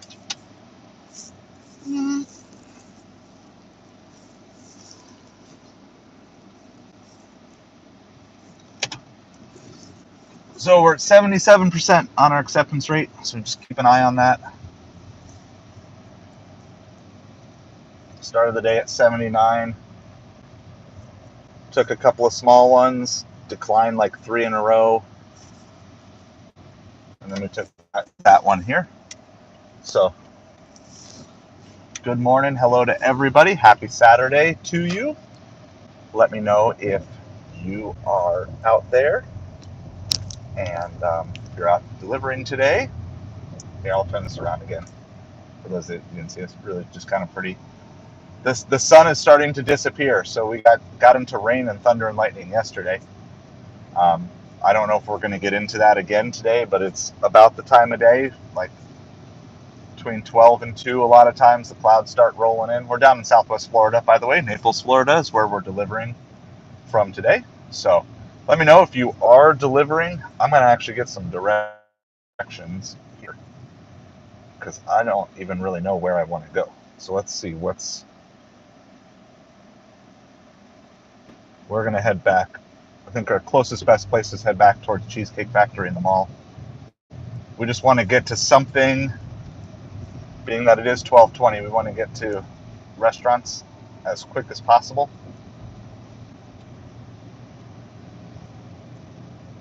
So we're not looking to get a mall food order, but we have Cheesecake Factory down there. Chance for Chipotle catering order, though that seems like a pipe dream. I never see those. Some nice pizza places and some other stuff. So that's our closest place that we can get to. So yeah, we got more of these brick roads here in a nice community, some really cool trees. This is one of my favorite perks of this. I really love my town, and it's been really cool. I know it's a little blurry for you guys, but it's been really cool getting to. No, I'm not. Road to Ride Share. I am not going to do that in a gated community. I did honk on live stream yesterday because drivers were driving the way they do in Florida. But thanks for hanging out with us. 180p probably. I'm streaming on an iPhone 8, so doing the best we can with the technology that we have right now. iPhone 8 streaming on a not on network, so this is streaming solely on a T-Mobile Sync Up Go. So it's like on-car Wi-Fi. So yeah, it kind of fades in and out, and again, it's an iPhone 8 and it's on-car Wi-Fi, so there's limitations, but we do the best we can with what we got for right now, and we'll just keep growing, expanding the channel. So I appreciate all my Patreons. I appreciate everybody who clicks through the affiliate links, who's using Upside. All that funding is helping the channel grow, and we're just going to keep increasing the technology. And the money you pour into this channel, we're just going to keep pouring back into the channel to make it better for you. So we appreciate you guys so much in doing that, and for putting up with the level of tech that we start with. But it's definitely one of my encouragements to you. Like, a lot of people will be like, well, I don't have great cameras and everything like that. Like, guess what? I'm running a live stream on an iPhone 8. So if I can run a live stream on an iPhone 8, you can build a YouTube channel with the technology you have. You can start recording videos on your built-in computer camera or on your old iPhone or your Android or whatever. Like, just start with what you have. You don't have to stay there, but start there. It's better to start and not have it perfected than wait till you're perfected to start. Because if you're going to wait till you have everything right in order to start, you're never going to get there. So don't do it. Don't wait. Waiting and finding excuses as to why you wait is why people don't grow. Well, I'm going to wait till I have enough money to start a gym membership before I start exercising. Why? You don't need any money. If you want to start exercising, you don't need money to start going for a walk every day. Start doing crunches and push-ups. Like, if that's what you want to do, do it. Just start doing it. And then start setting aside that money. That's what this channel is all about. Like, you want to start your own business, you don't need to wait to have tens of thousands of dollars to start your own business. Save up your first $50 and then go to garage sales and thrift stores and go out there, start buying some items that you can flip on eBay and turn that 50 into 75 or 100, and just keep doing it. Don't wait, because there will always be critics, there will always be trolls, there will always be scoffers, and I'm not saying that you were trying to do that, but I'm just saying, like, there's always going to be the reason not to do things. And that reason a lot of times is going to be the voice inside your head. So don't give that voice inside your head more power than it deserves. I had no clue what I was doing when I started this channel back in January. But here we are. And we're blessing people, and I'm getting to meet new people and, like, do it. You know, what could be better in your life if you had started in January and been consistent? I made a post to all of our paid patrons this morning, a little video that I made about consistency, about some habits that I'm starting. It's like consistency. A lot of people overestimate what they can accomplish in 1 year, but underestimate what they can accomplish in 5 years. And so a lot of times we think, oh man, I'm going to get great results if I do something right away. But like a month in, you're not seeing any results, and so you quit. But if you just did that consistently for the next 5 years, you would have seen tremendous results. So, all right, we're making the turn. We have everything on, by the way. We have Doordash, Ubereats, Instacart, Grubhub on. We have everything on, and no orders coming through. So, just because our drop-off was just not near restaurants or stores. But we're going to head back down towards the mall. Cheesecake Factory, Chipotle, all those good places. Drinking my blue Gatorade. If I get a break, I might go take one of my slices of pizza. Have a little lunch.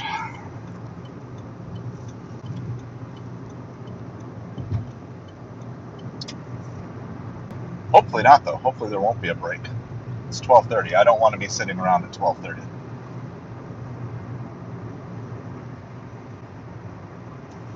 Bunch of nothing, though. It's been a good morning. We've been busy.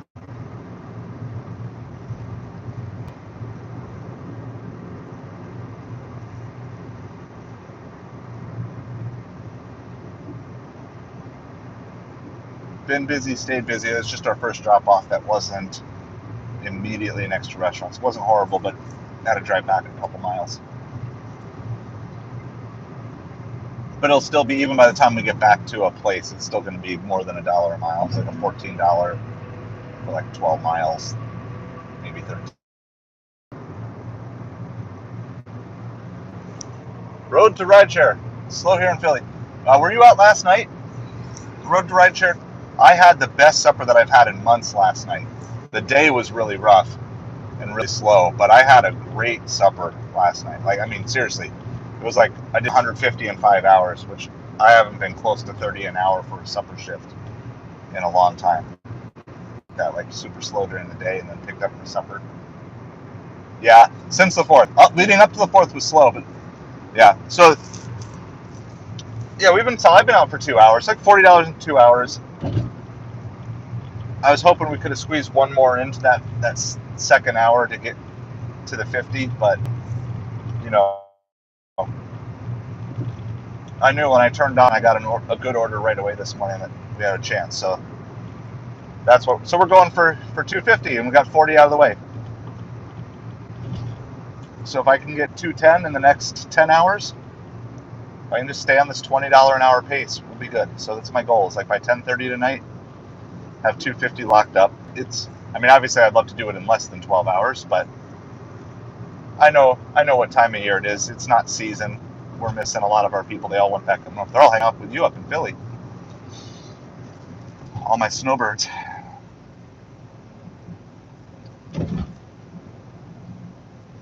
Yeah, I'm telling you what, though, I'm looking forward to a day off because I've been since Monday supper, I've been going pretty much nonstop. We just took a break for 4th of July night. So it's been fun streaming, hanging out with you guys, but I'm looking forward to an eBay day. So I'm going to spend pretty much all of Monday. I'll probably deliver for supper because it's worth it. It's worth it, and you got to keep some deliveries to keep DoorDash happy. But like during the day on Monday, it's going to be like an all eBay day. All right, sounds good. Road to rideshare. Take that offer, deliver it well. Thanks for checking in. No days off. I'll sleep when I'm dead. Right?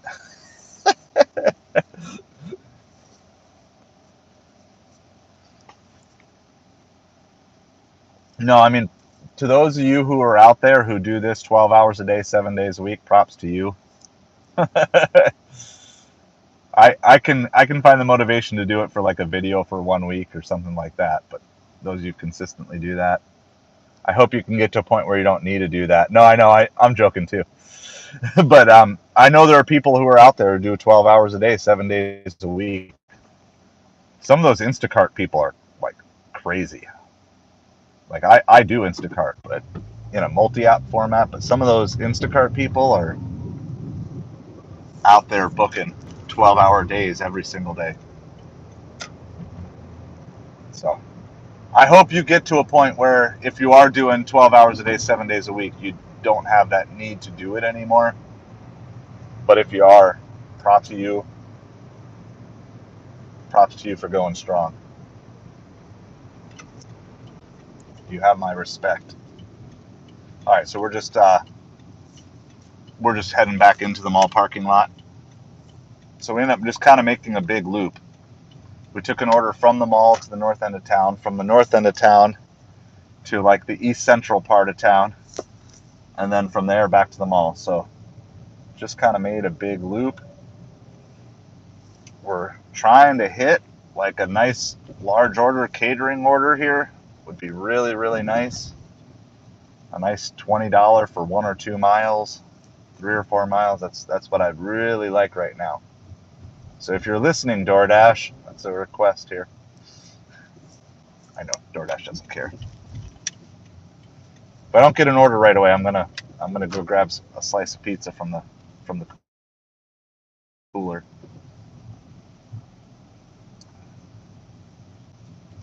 Homemade pizza. If you're not a good cook, make sure you marry yourself someone who knows how to cook.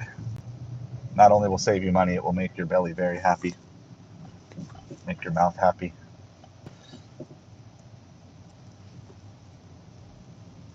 When it comes to cooking, I definitely married up.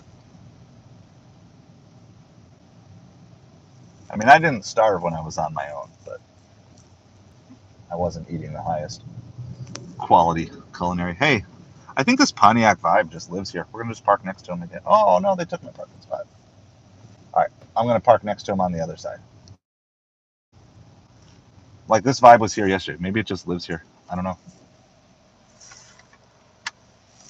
I'm not showing license plate, but there's Pontiac Vibe next to my Pontiac Vibe.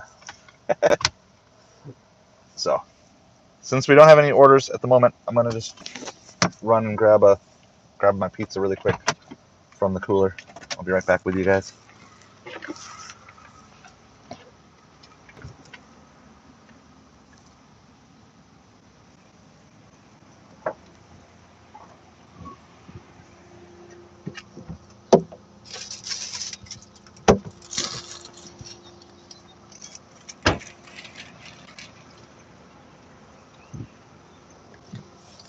Oh.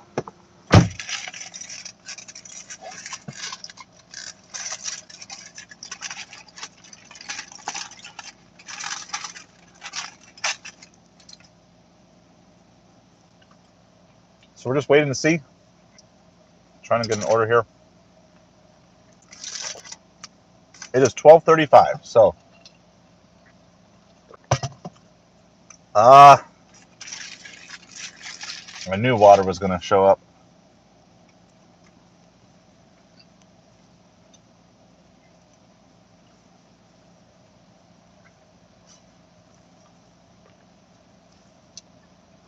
You guys are hilarious.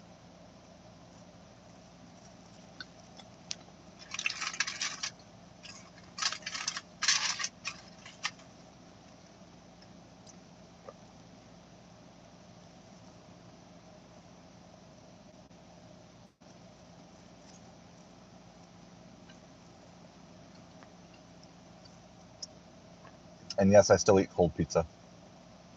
Are you on team cold pizza or no? Do you have to reheat your pizza leftovers, or do you eat it cold? Let me know. Slow for you, Kaylee?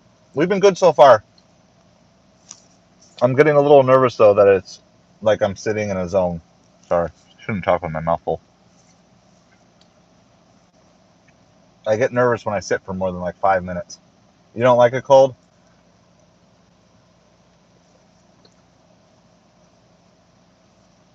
I have a theory, so let me know if this is true or if it's true for you.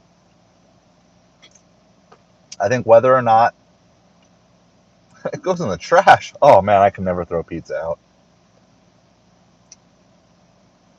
My theory is if as a kid you kind of would like grow up eating cold pizza and like sniping cold pizza out like for breakfast Saturday morning or whatever, like if you just grew up with that, then you just kind of become nostalgic for it, and like it's as much of like bringing you back to your childhood. But if you never eat cold pizza as a kid, you're not going to like it as an adult. So I don't know, that's my theory. And when I've talked to other people, it seems to line up. Like those who ate cold pizza as a kid tend to like it as an adult, and those who never had cold pizza as a kid are like, why would you eat cold pizza?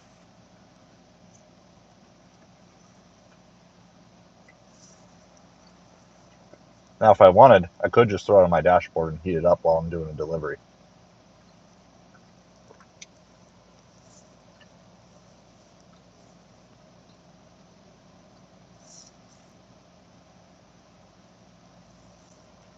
So I'm going to wait here. Oh, I just don't like pizza. Oh no. I think if I could only eat one food for the rest of my life, but still have a variety of it, I would choose pizza.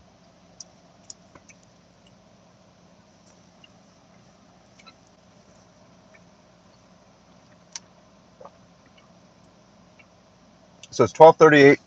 I'll stay here till 12:45, and then if nothing, we're moving because I don't. Lunchtime is a wasting.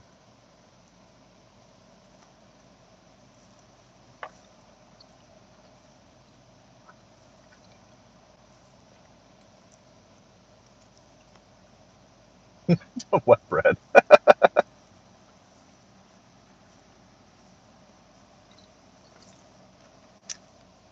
I can see how cold pizza would remind people of that, but if real pizza reminds you of wet bread, there's ways to fix that.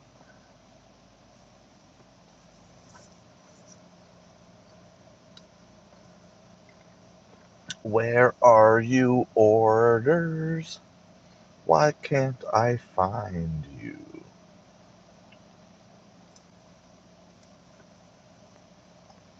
Warmed up wet bread.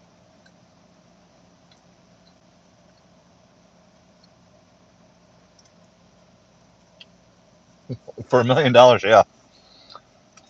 I don't know. I would look not good, but I would for $1 million, absolutely.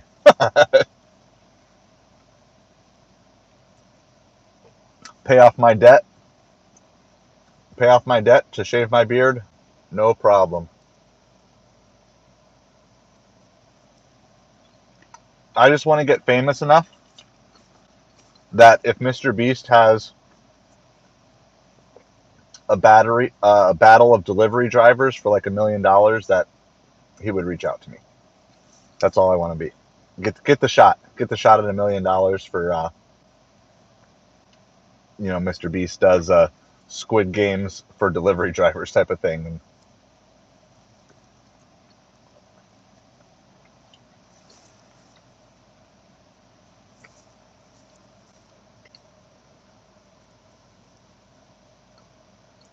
Did I miss one? Hold on. Oh, I see it now. I was too busy. I was too busy eating my pizza to catch that one. All right, but I only have 4 slices of pizza with me, and that's like to get me through the day. So I don't want to. I don't want to eat. I don't want to eat all my food because I don't have much with me today. We don't, like. You guys have this where like your fridge is like full of stuff, and then you just open it one morning and you're like, "There's nothing in here." Like that was this morning. I'm like, "Where did all the food go?" So I'm gonna save I'm gonna save half my slices because that's my supper. Gotta do that. All right, I know I missed a couple comments there. Yeah, exactly. Like battle for a private island.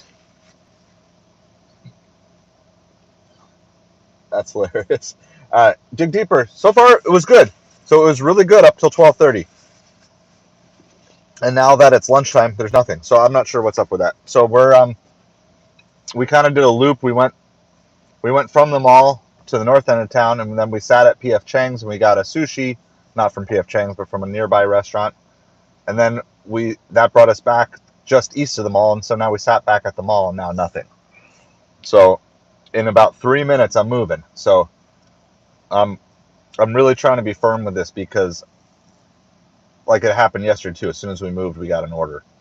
But like I try not to give up good places, but if there's no orders, there's no orders, and we're sitting right by Uncle Julio's Cheesecake Factory and Aurelia's Pizza. So like we're in the nice triangle in between three, you know, upper middle class type of restaurants here. And but if there's nothing, there's nothing. So and PF Chang's did really well for us for lunch yesterday. I was so much closer to the mall than PF Chang's after that last drop. I didn't want to spend 15 minutes driving there, but in the end, that's where we're gonna probably be headed anyway. So maybe I should have.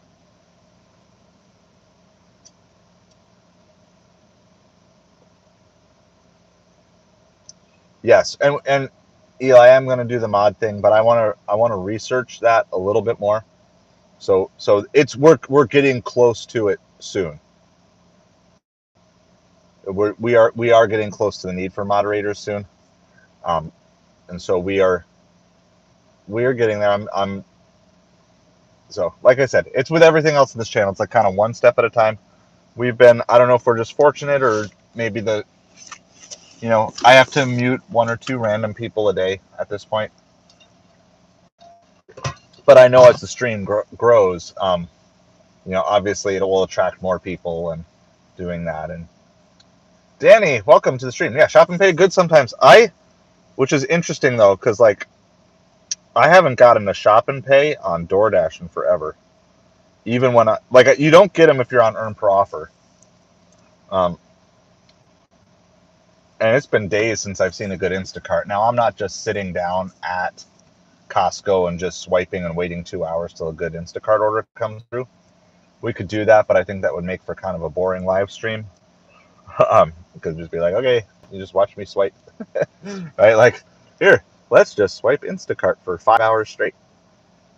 Yay! Like, I think that would just get really boring really quickly for everybody. But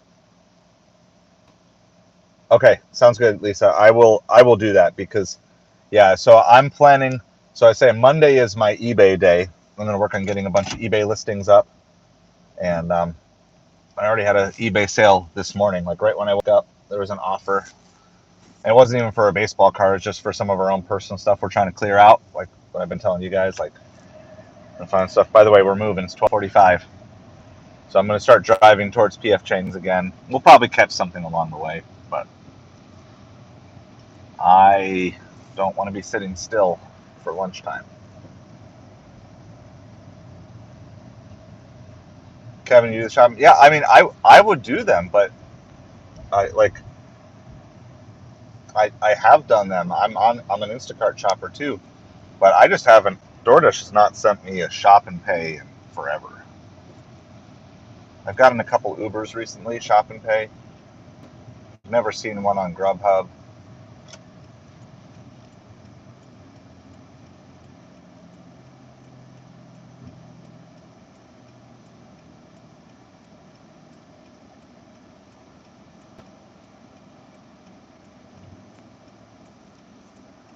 Yeah, trying to get out of the parking lot. It says it's super busy at Chipotle, but I'm not going to just cross the street and sit there. I know what happens if I sit at Chipotle. They'll send me 10 $5 for 18-mile orders in a row. My acceptance rate will just vanish and plummet.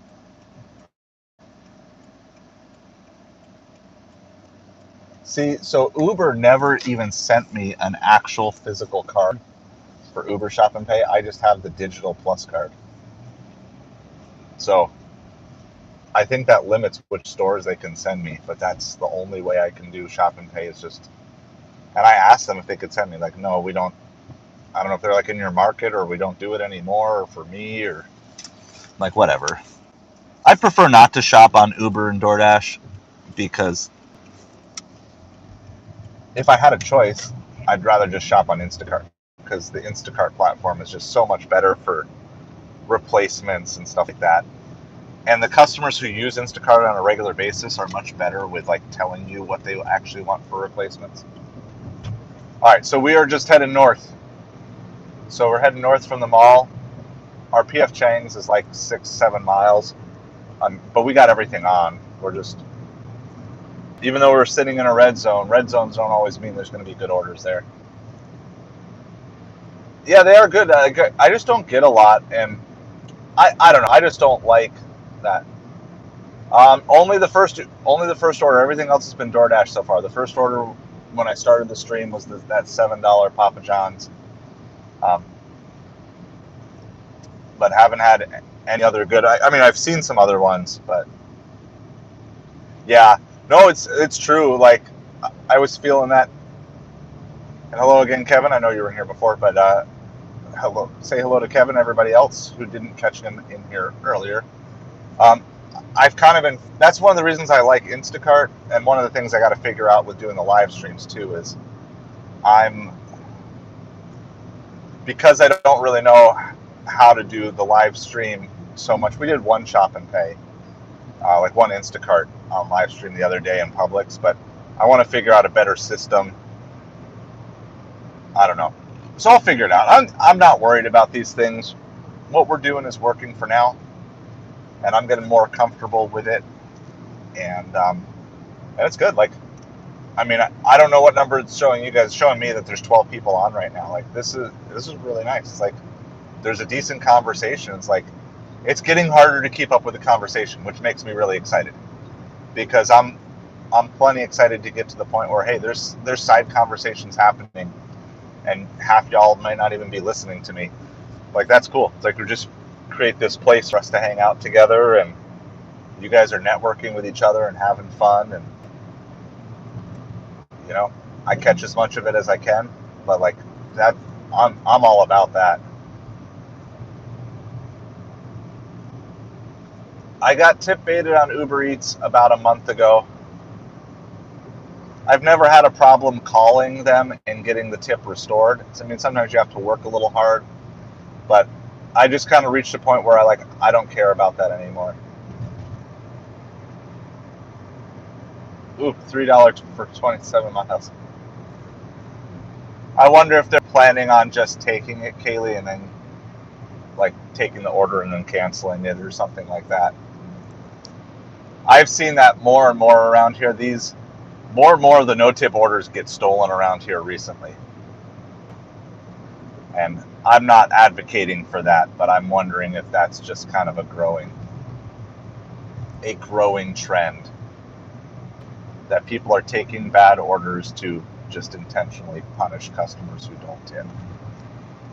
Again, I do not advocate for that, but I would say it feels like it's happening more recently on Earn by Time, where I'm running into more orders on Earn by Time that were already picked up.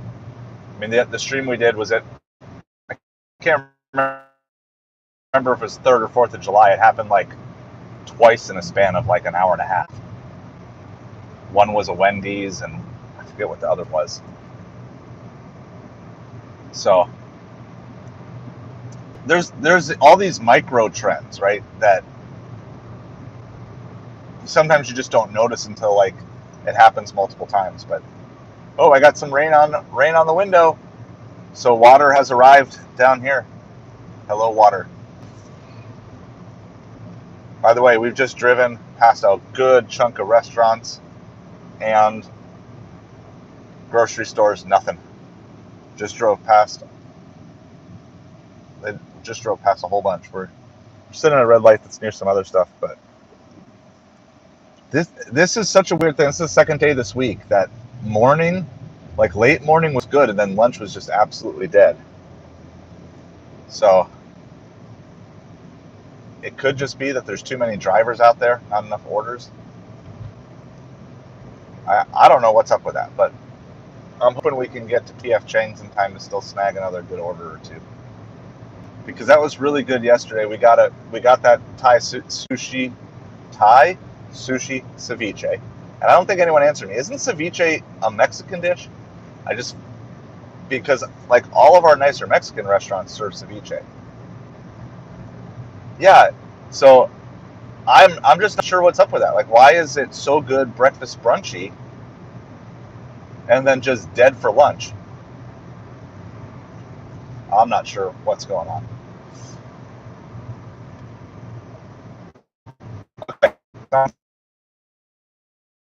Okay. All right, Grubhub's trying to show up. You know, I told you I've never seen a shop and pay on Grubhub, and there it is. I don't. It's $11 for 6 months. I don't want to go that far north. So there it is. There's a shop and pay, but that drop off that's not where I want to be. So I might kick myself for not taking that. But if it wasn't lunchtime, I think I would do that one.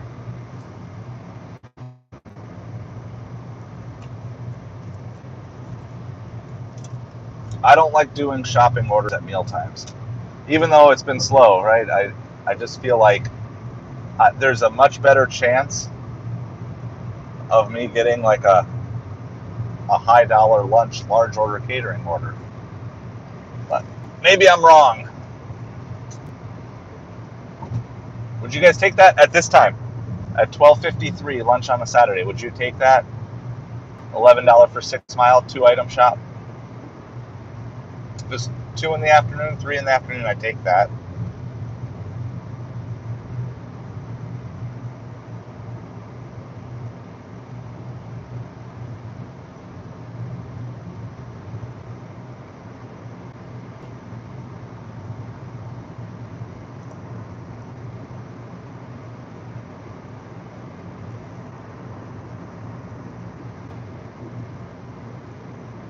Well, that was a $26 Publix order that was just instantly taken. Didn't even see how many items. Well, just keep moving. We're like 2 miles out from PF Chang's. We're also going to pass by some other restaurants here too.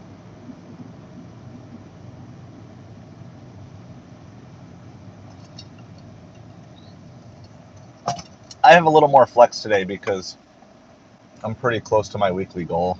So I'm not, I mean, I want to hit the 250 today, but I feel like I can be a little bit pickier right now just because I did so much delivery.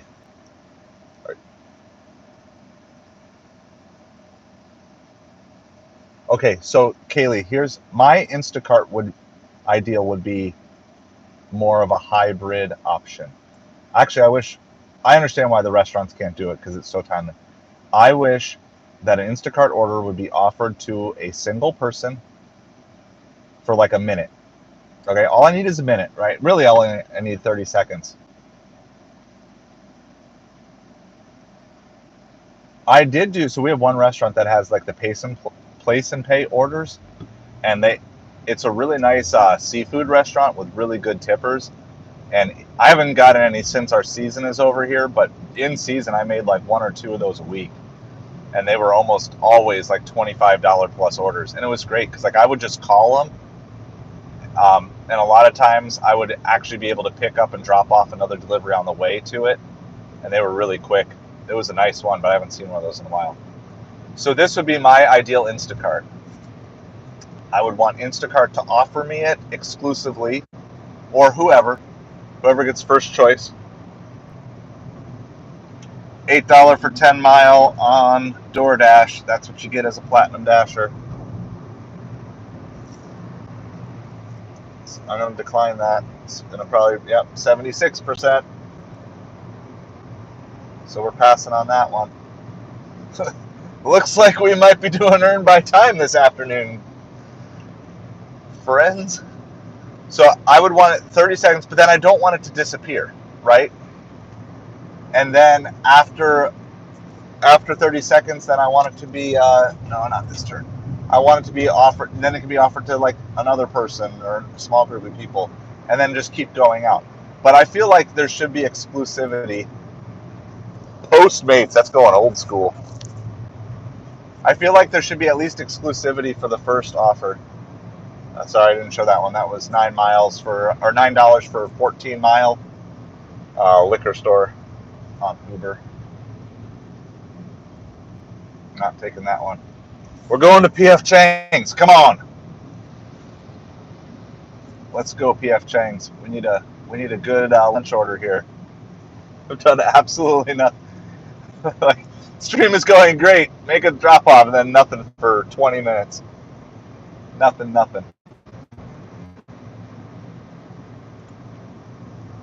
Expired. The card or Postmates.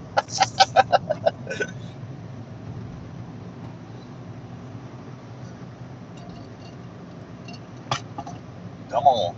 Let's go. Why is everybody going so slow? We're going 35 and a 45. It's a green light. Let's drive, people. I don't know why I'm in a rush to just sit in another parking lot, but that's what it is. When we get to season, yeah, $6 0.5 miles for Little Caesar. I think, you know your market. I would take that. Got a guy who's just dancing on the street corner here. Like, not as a street performer, he's just dancing for fun. All right, PF Chang's, here we are. Show me the money. Show me the money. How about just show me an order that doesn't make me want to tear the rest of my hair out? All right. And I know what I like about PF Chang's is I know it's on all three apps. I know it's on Grubhub, Ubereats, and Doordash. So I like, especially when you're at meal times, I like making sure that you're at places where you can triple up. There's a driver coming out right now with some PF Chang's. We also know we're gonna have to wait if we sit here. So, but if we get an order, probably gonna wait. I know.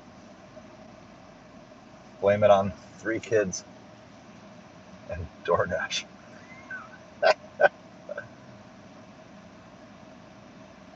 Did you take that Little Caesar, Kaylee?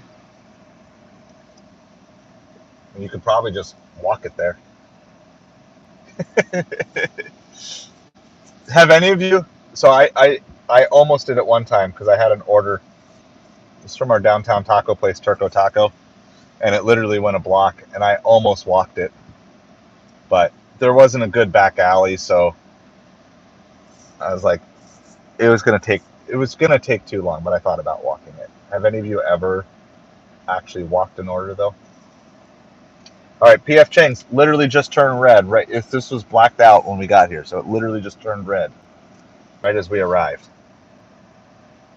and got highlighted. I'm 41.22 feet away. Yeah, exactly. No, that's fine. Like, and I don't have issues with those because that was probably what, a $4 tip. That's all right. Let's see. Uber, nothing. Instacart, nothing. Grubhub, nothing.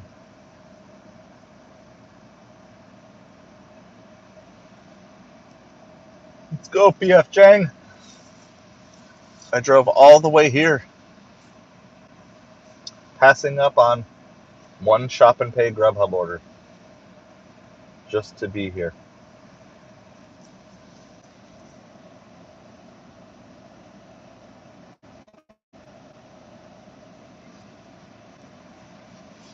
A lot of you guys hanging out today. Appreciate you. Appreciate everybody chiming in. I love kind of checking the I love checking the metrics and the stats as it happens because it's really kind of cool to see. So we've already had, check this out, we've had 545 different people hop in and out. Now, I don't know if like you log on and then leave and then come back on, if that counts as two or not. So I don't know exactly how that works, but that's still like really, really cool.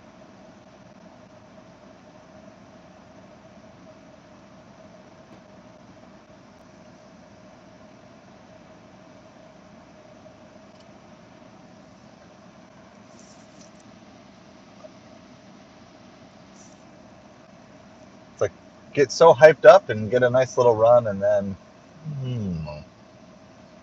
like somebody broke the food delivery apps today. Okay, well, sounds good. You can log off and log on a bunch of times. It makes me feel better about myself, because we know being a gig tuber is all about feeding your ego.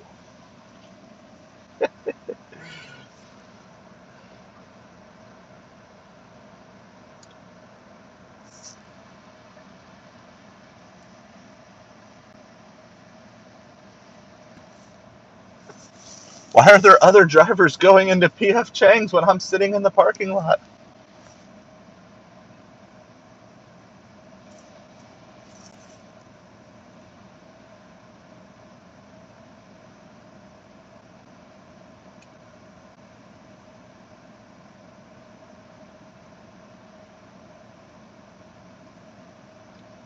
All right, we're going to do this really quick. I'm actually going to log off of Doordash for a second. Not log off, but end my dash.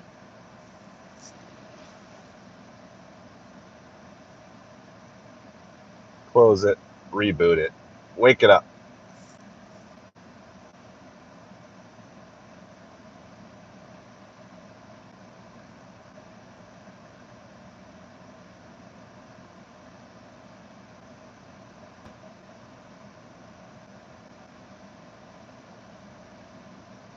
All right. Try this again. Start a fresh dash. See if that wakes anything up.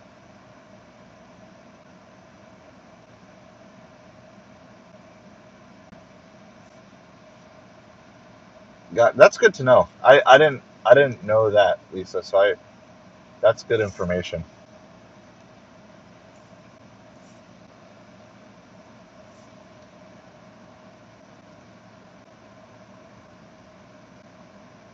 Yeah, no, I love it when you know appreciate it, love it when people are just streaming and letting it go, because I know watch hours count. So that's good to know that the view count comes on the other side. So I guess it's kind of like a strategy change a little bit. You're trying to build towards one. Of course, the next level. So the first is like the 3,000 watch hours, and then it's the 4,000 watch hours. That's the full AdSense monetization. So I've started to kind of pick up my study a little bit for the next level, even though we're not to the 3,000 watch hours yet. Here comes another delivery driver. How come there's delivery drivers going in and out? I'm sitting here. I'm in the restaurant. Why do you all hate me, apps?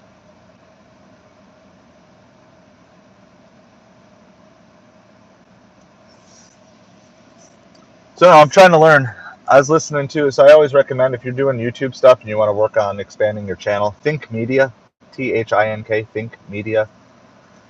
They have lots of good stuff. I was listening to an interview, some like question and answer session they did with Gary Vaynerchuk, Gary V, and just learning some more things. And there's always things to learn, and even people who are at the top of the game have to keep learning, or else they don't stay at the top, because there's always new things that are developing in the world of content creation, the world of doing those things.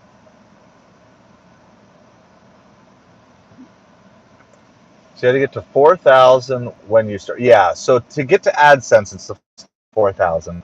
But then they just have this lower tier, which is like the super chats, memberships, stickers, that sort of thing.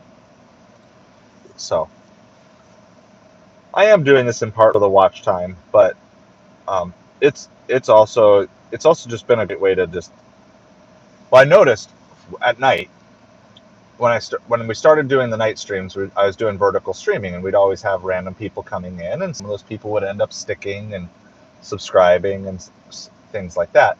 But then we went back to the horizontal stream, um, and because that works with the computer and then like the software and stuff. Well, then you're not in kind of the live stream feed that people scroll on their phones. So I was like, well, I would like to get that back, but still keep the horizontal for that. And what is Uber trying to send me? $9 for 11 miles. Nope. And so the live ride-alongs are a great solution to that. Once we went back to horizontal, then we just kind of had topped out. But now, I mean, I'm up 10 subscribers a day just from the ride-along. We were 554 this morning, and now I'm 564. And I mean, I know not all of them will stick with it, but it's still really good. And then in addition, you get the watch hours too. So a great way. The vertical lives is a great way to introduce new people to your channel. Horizontal lives is a great way to really kind of professionalize up the live streams, and with StreamYard it'll work really well, hopefully, when we get to the point of doing some interviews. But I need to get my technology upgraded on my side first before I can really try to bring other interviewing people on, because it's not going to be good if me as a host has like blurry ghost vision screen, and they have like crystal clear audio and video. So, but we're working in that direction. Well, we are over a full 30 minutes with no order. I could have taken that Grubhub and gotten it delivered by now. So there you go. There's the live and learn, right? What did they say? Right, a bird in the hand is worth two in the bush. Is that what it is? A bird in the hand is worth two in the bush, right? Take the thing that you have, take the opportunity that you have in front of you now, instead of worrying away. I mean, I can definitely tell you I still struggle with that with big delivery stuff. So were you doing, I have to go back and look at your channels. Were you doing like ride along stuff? Or were you just doing more like long form? So here, let me look it up. I got nothing else to do while I'm sitting at PF Chang's. PF Chang's like rocked yesterday, and then today, just nonstop people coming in to pick up orders, but not me. All right, let's see. Let me look this up.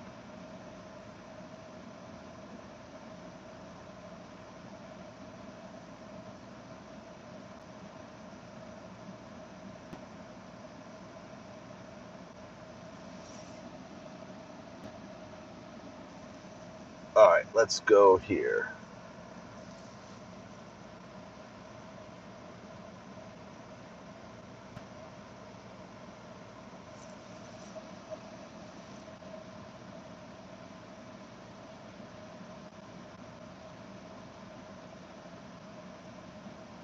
Well, there, I subscribe, so that way I'll be able to go back and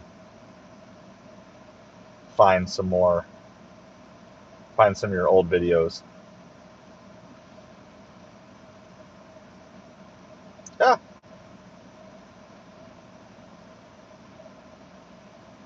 I'm just looking over some of the stuff that you did.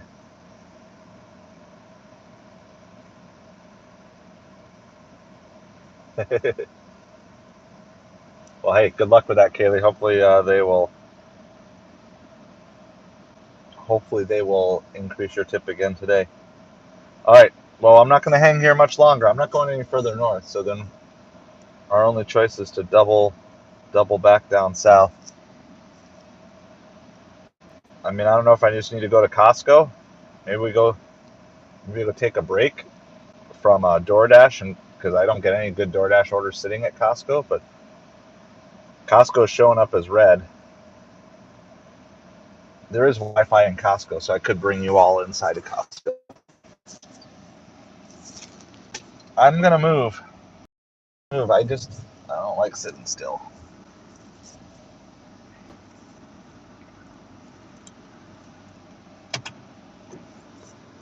dollars per hour, dollars per mile is like tanking hard.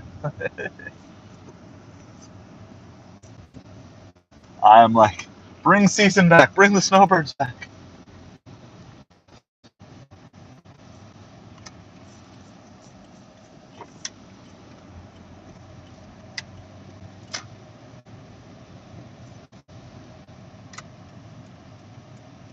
Okay.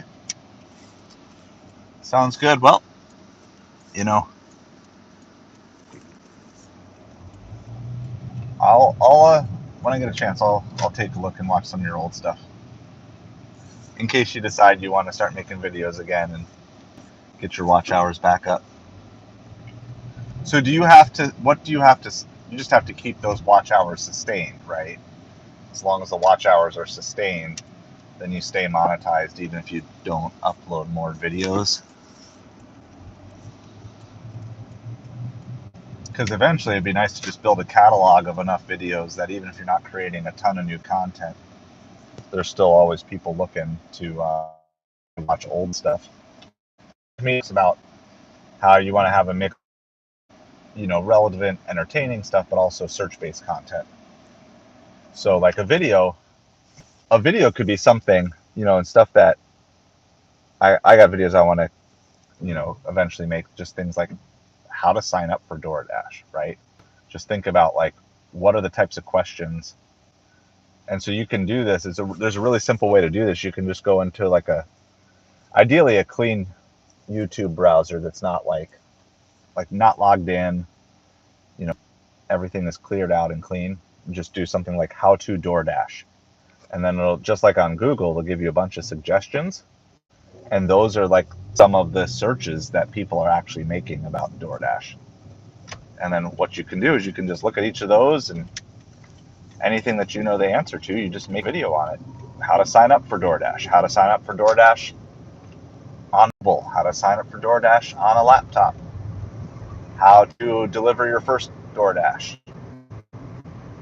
So that's another thing I realized I should have done a lot more of those. I just started by making ride-alongs because that was kind of all I understood at the time. But the problem with any ride-along is it has a relatively short shelf life. Like, it gets a lot of views up front, but other than new people going back and looking at old stuff, DoorDash January, they're two completely different apps. Yes, you're still delivering food, but everything else about them is like pretty much completely different.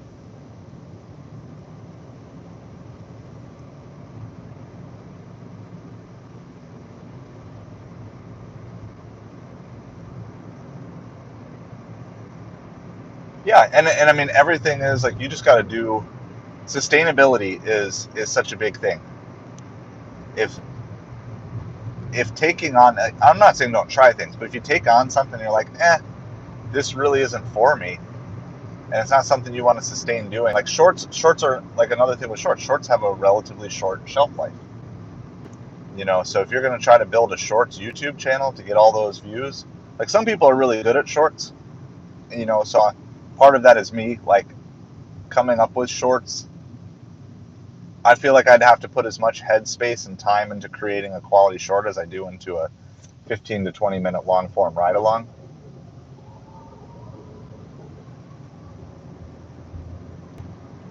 Yeah, no, I mean, that's exactly it. Like, as long as you've got the stream that's working for you, like that's the important thing. All right, I don't even know where I'm driving. Should I go to Costco? Should I go downtown? It's like too late for lunch now, though, right? It's like 1:20.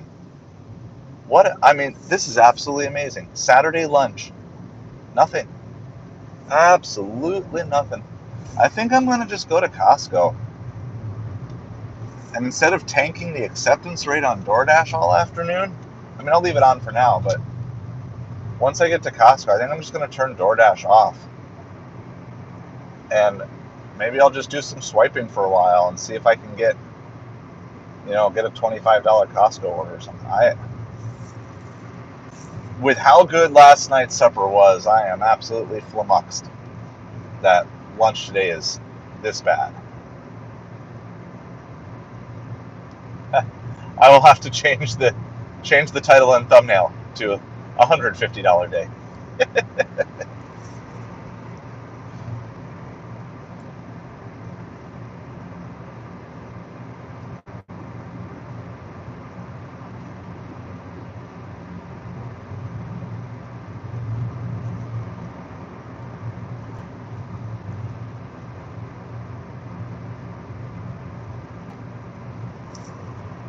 Yeah, well, at this point, I just want to move. I'm sick and tired of sitting in a car, not getting orders, and it'd be nice to stretch my legs. But I also feel like it'd be nice to get a shot at a $50 or a $75 order, even if it takes a few hours. I feel like it's really hard on these live streams to give Instacart the focus that it needs. And I'm not sure why. Hey, Road to Rideshare, how'd that delivery go? You didn't miss much of anything. We're just driving around.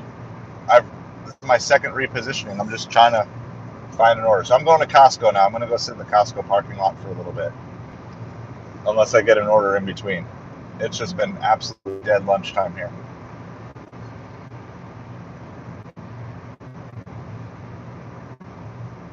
Hey, that's good.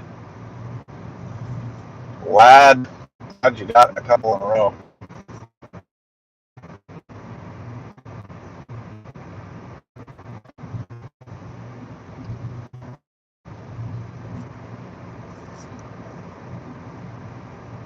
We're about, I don't know, 3 or 4 miles away from Costco. Yep, now we wait. I'm about ready to get a pillow and a blanket and take a nap with how much I've been waiting today.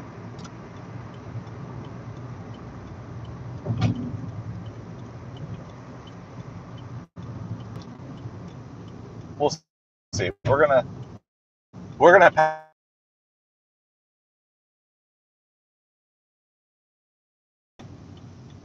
let's get orders from this one. Decline one bad order, but I don't expect to see any great orders over there. The other thing is it's raining by Costco, so that's actually a good thing sometimes. We're back in the rain a little bit here. I know it looks kind of sunny, but it's actually raining on the windshield right now. We'll just go see if we can. It would be a great day for $100 order, right? See if I can beat the Instacart bots at Costco this afternoon.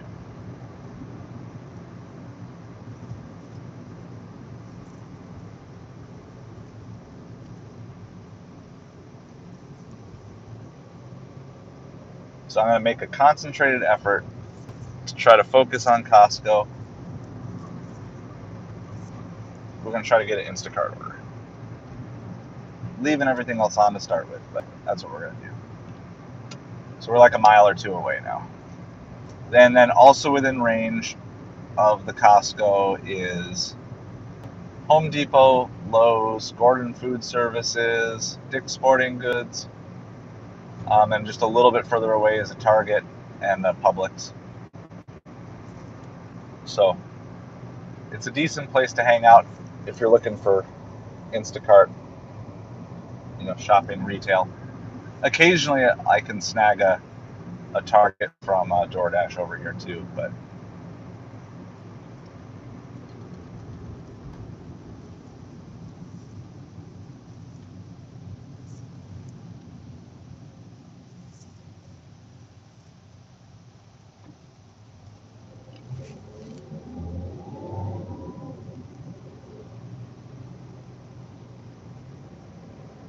I don't get caught up on all the comments that I'm missing here.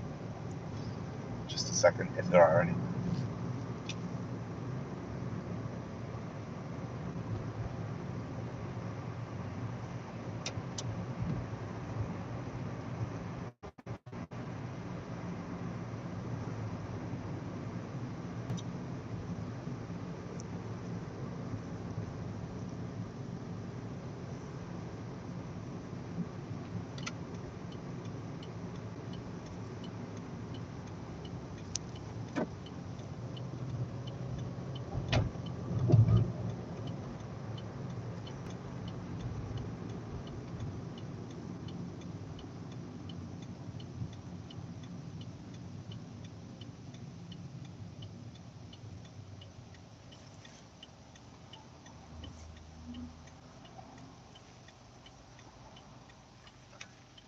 Well, hello everybody. A bunch of you guys just showed up. Welcome back to all of you. You had to reset your phone. Yeah, I've had to do that a couple times. I have a lot of junk on my phone. Lots of old pictures that I don't need anymore. I keep like my content creation stuff kind of up to date, and kind of as I finish a video, delete those extra things like that. But I do wonder how much a lag, and you know, I mean, I probably need to just make the upgrade. If I can make the upgrade to the next phone, then I could use this phone as the live stream phone and then use the new phone. I feel like there's probably a disadvantage, especially when it comes to Instacart, when you're dealing with sometimes fractions of a second or seconds. I'm sure I have probably a lower end phone compared to most of the competition, and a phone with just a little bit better processor. And I mean, I don't have 5G. I don't have any of that. Like, this phone's too old for that or whatever. I don't even know what the new tech is. Isn't there something more than 5G now? I used to be so up on technology. Not that I was like great at it, but I just at least knew the facts. But I think there's something new better than 5G. 6G? I don't know what it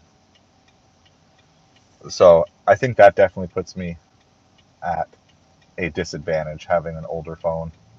And then there's definitely been times where I've missed orders on Doordash or Uber because the phone froze or whatever. But temporarily, I think I could benefit by just cleaning off extra stuff and trying to open some memory on the phone.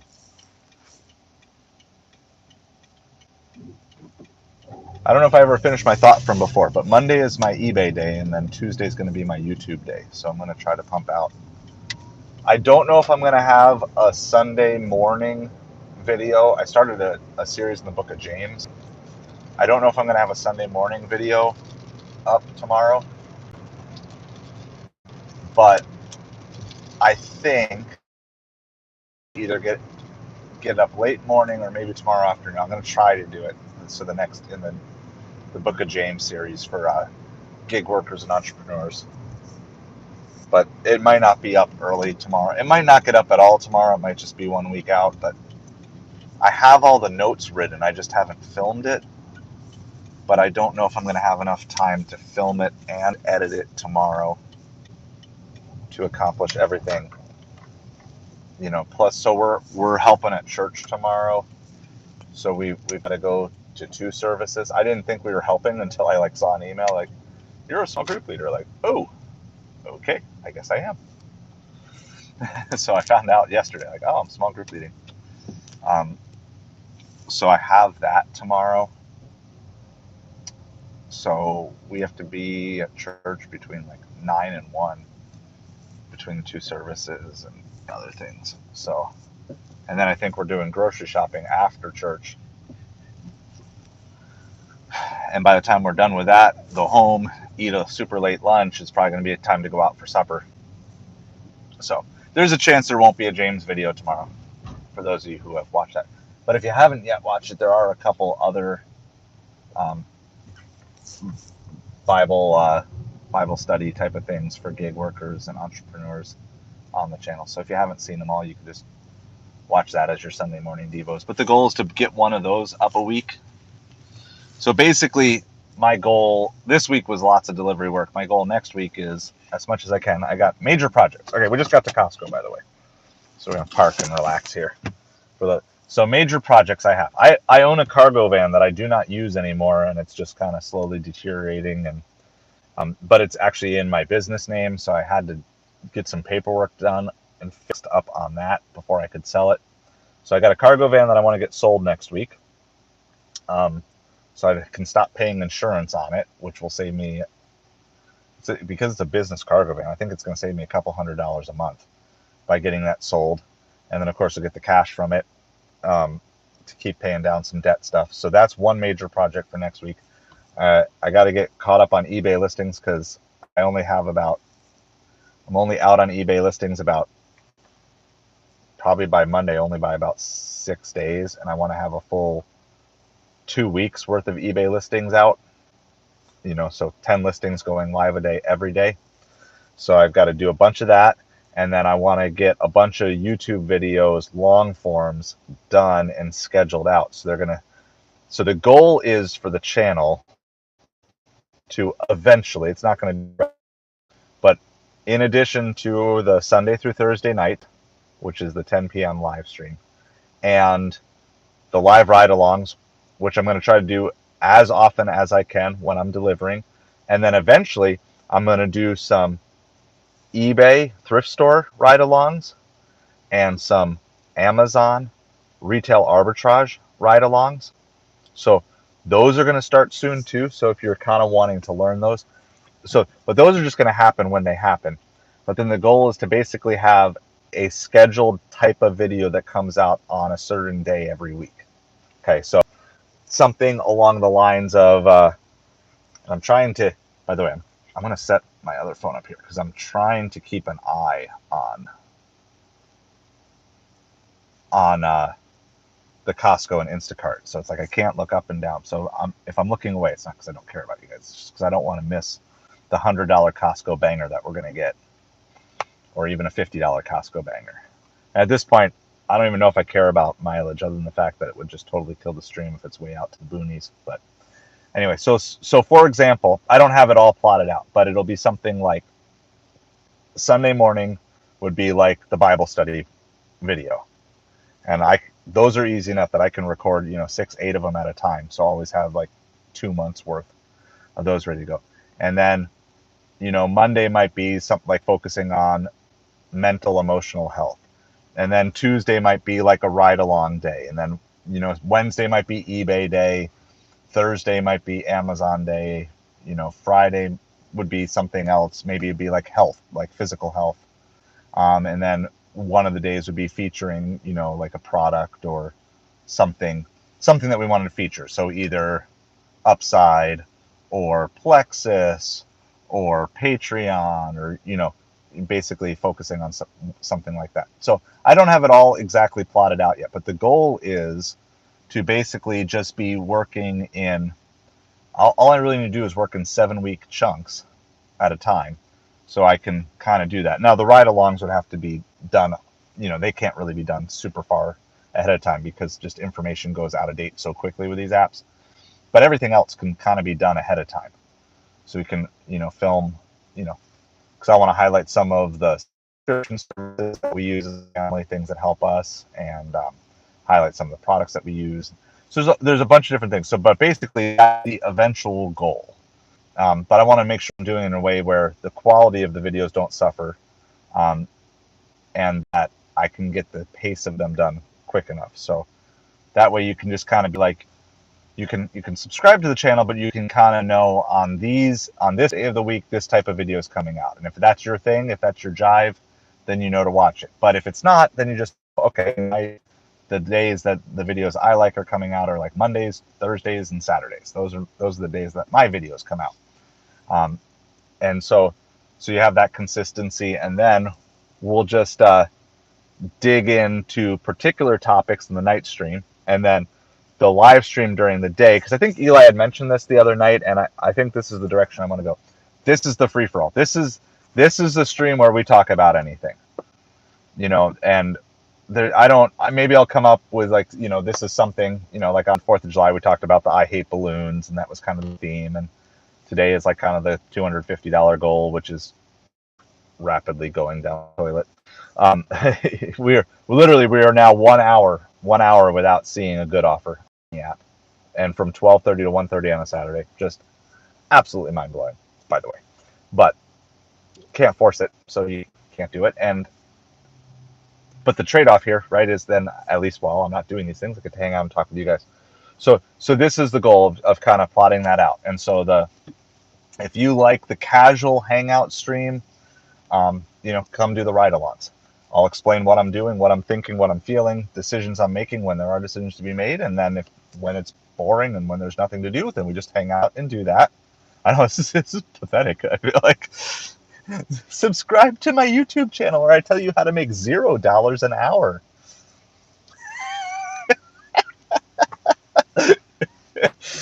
Right? But I mean, it proves the point that I often say, which is you can't force these apps to send good offers to you. I am a diamond cart shopper. I don't have bad offers, nothing. It says Costco, batch in 1 to 5 minutes. Nothing. Uh-oh. Sounds like Kaylee has a Cracker Barrel issue here.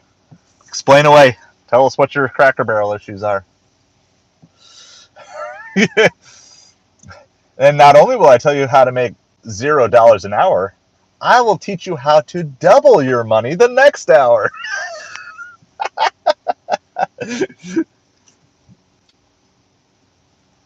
So, having fun. Because sometimes these apps will drive you crazy, but it's at least a lot more fun to do it with other people. And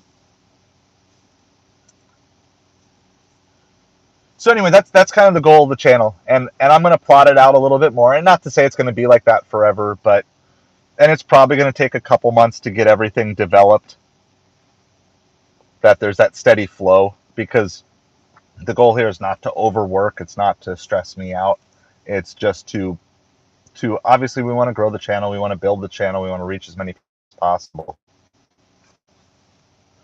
Oh man, you don't like Cracker Barrel and Cracker Barrel don't like you. 20-minute wait. Was it at least worth the pay? Was it, if you have 20-minute wait, 10-minute delivery, as long as you're $12.50, that's not horrible if you could get it done in a half an hour.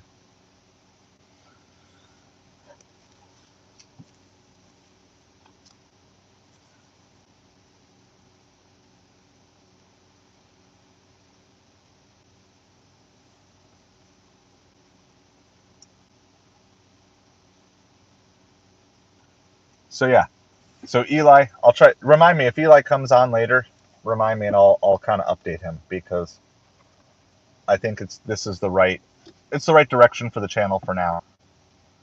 And by the way, so what we're going to kind of reverse engineer the Sunday through Thursday night stream next week. We're going to kind of start with discussion on Sunday and get some thoughts, and then we'll kind of build off of that, as opposed to starting with like, we're going to talk primarily about what makes the ideal gig delivery worker. I don't want to say perfect, because we all know it's not about being perfect here, especially coming off of our whole topic from last week.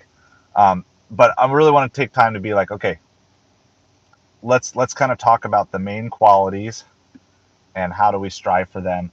But we're going to start with a kind of an open discussion Sunday night of what those qualities are,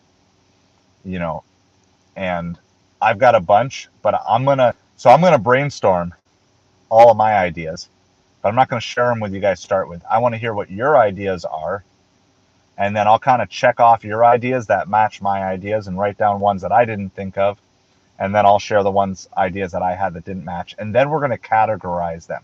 Once we're going to get a big bucket of ideas of all the different traits, characteristics, qualities that makes the ideal gig delivery driver. It may not be something that you or I have achieved yet, okay? But we want to I want to put the profile. This is the profile of what a great gig delivery driver looks like. These are the qualities. These are the decisions that they make on a regular basis. This is their mindset. Like what things look like. We're just gonna kind of basically have a brain. I know it's actually tomorrow night, right? Because it's weird because I did a Friday stream. By the way, if you guys didn't catch it, because I know it was super late, I did finish up the series last night super late. So if you look under the live tab, if you want to talk, we just talked about liberate for your future state. Talked about freedom, receiving freedom from your past and achieving freedom in your future. So that's what we talked about last night on the live stream. It just went live super late. It's pretty short too. It was way shorter than, I think it was only about 40 minutes. It wasn't close to an hour. So if you watch that on double speed, which is how I rewatch all of my videos, you can get through it in 20 minutes.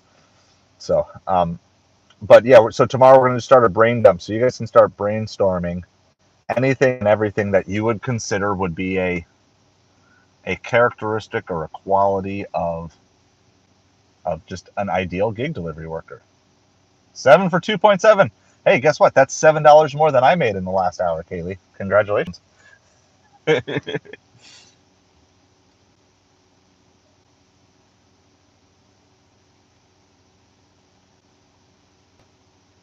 We are almost up to 12 and a half watch hours for the stream. So that's really good. And in and out views, we're at 636 views. So thank you again for each and every one of you. I've had 319 messages and reactions. So, and that's with absolutely nothing going on. And like I said before, we've also had 10 subscribers hop on with the live stream today. So that's absolutely, yeah, Doordash dust. Send me something good here. All right. So they say, so I've heard, I don't know if they say this. So here's what I'm going to do. I'm going to go offline with Instacart. By the way, I still haven't turned off Doordash. They just literally aren't sending anything. I'm in a red zone. Even, like, they're not even sending me bad orders, right? Like, I feel like sometimes, like, I just insult Doordash or something, and then they just get mean with me. My relationship with Doordash is like a toxic friendship. I stay with them because I get things out of them, but at the same time, I know that they're just going to do things that are solely to mess with me. Yeah, my relationship with Doordash, really with a lot of these apps, is like a toxic relationship sometimes. But I try to have fun with it. Hot weather expected in my area. We encourage customers to tip higher when heat is expected. Remember to use insulated bags and stay safe if I choose to shop. I will try my best to remember that. Okay, so I'm going to close. I signed out of Instacart because I've heard you're supposed to like refresh the batch thing, and sometimes even like, anyway, we're going to go in, settings, refresh app. And now we'll go back online. And then sometimes I just wonder, is it just my phone messing with me? Is somehow my phone just not sending any offers through? Because it's, I mean, we're now talking, it's been 15 minutes since I've seen an offer on any app on a Saturday afternoon. I'm not even talking about bad stuff. Yeah. In Florida in July, it's hot. They don't care. If they're going to tip good, they're going to tip good regardless of the weather. And if they're not going to tip, they're not going to tip regardless of the weather. Or so my skepticism might say.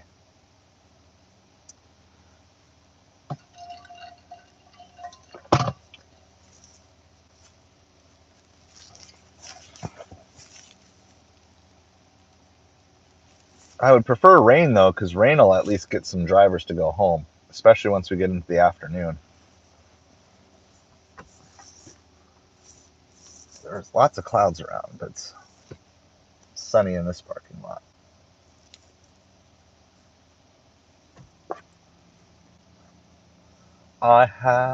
What's my plans after work? Well,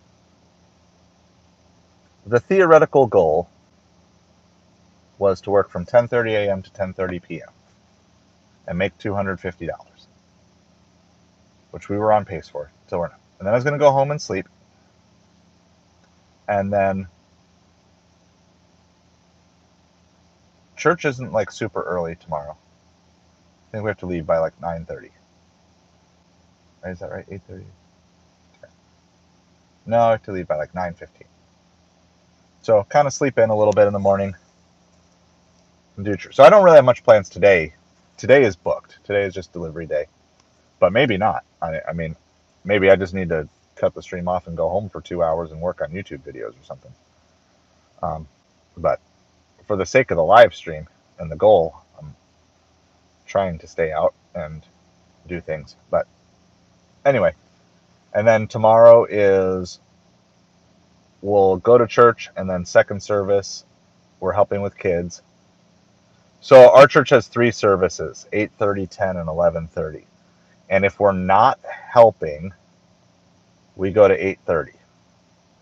But the service that we help at, the program is only at the 11:30 service. So then we go 10 and 11:30 on the days we help at church. So it's like on the days we don't help, we go at 8:30, which is what I thought this week was. So Up until yesterday when I accidentally clicked on an email that said I was helping, that I didn't realize. I thought we were going to 8:30 service, and then I was just going to deliver brunch and lunch and supper tomorrow. But I don't have that now, which is so. And then after church tomorrow, though, then we're going to go grocery shopping as a family, probably Costco.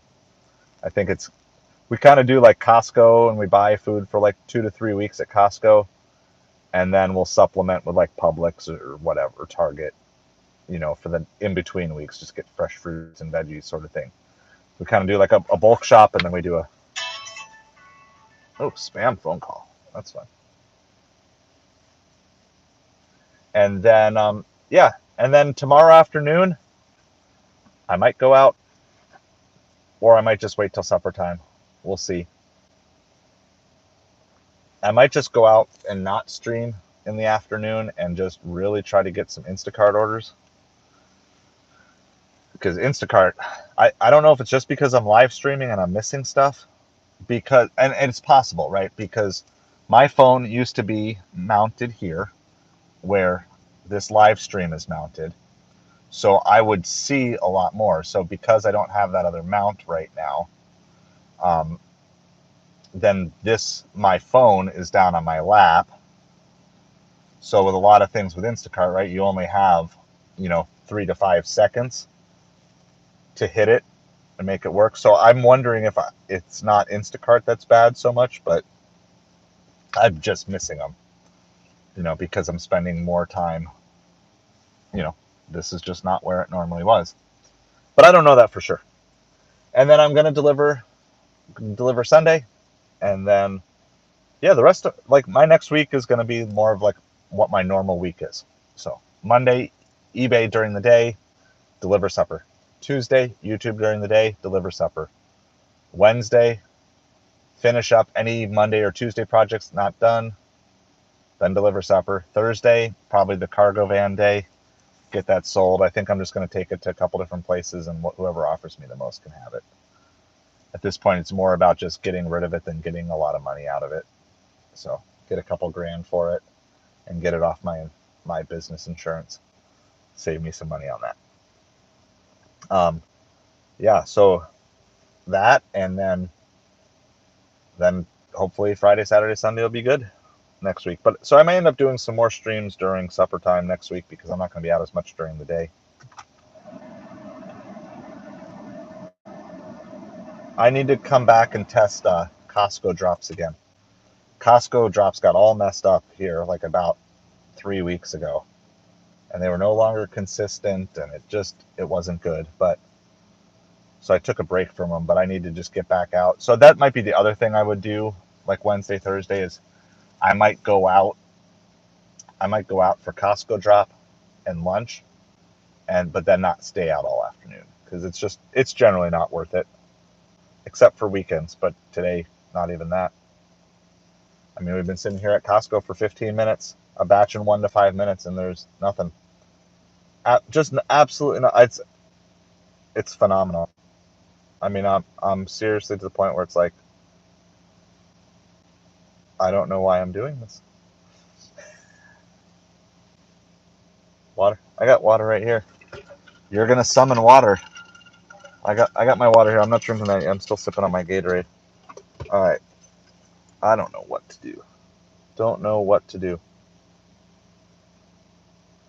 Can't even. I'm so disliked by these apps right now. I can't even get a bad order. This is for a Saturday.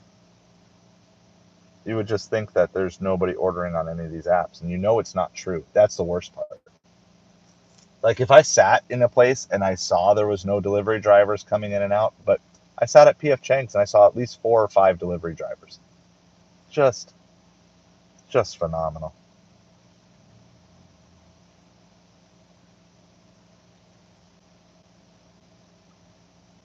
It's probably a sign that there's just too many drivers and not enough orders this time of year.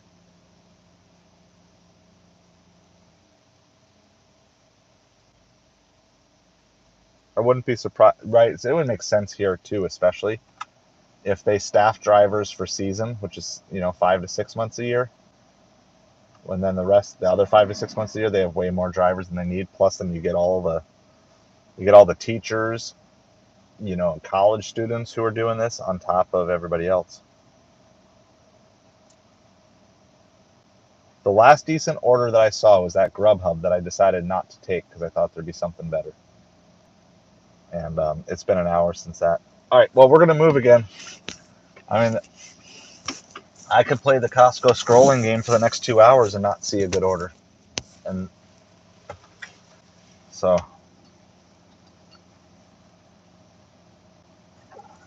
what is it? It's 2 o'clock. I'm going to give this till, I think I'm going to go till 2:30. If I'm not seeing orders by 2:30, I think we're going to head all the way to the downtown zone. If I don't see another order by 2:30, we may just cut this stream short for now, and then I can always, goals are goals, right? But you can't beat yourself up if you can't hit a goal. So we're going to drive. We're going to move one more spot.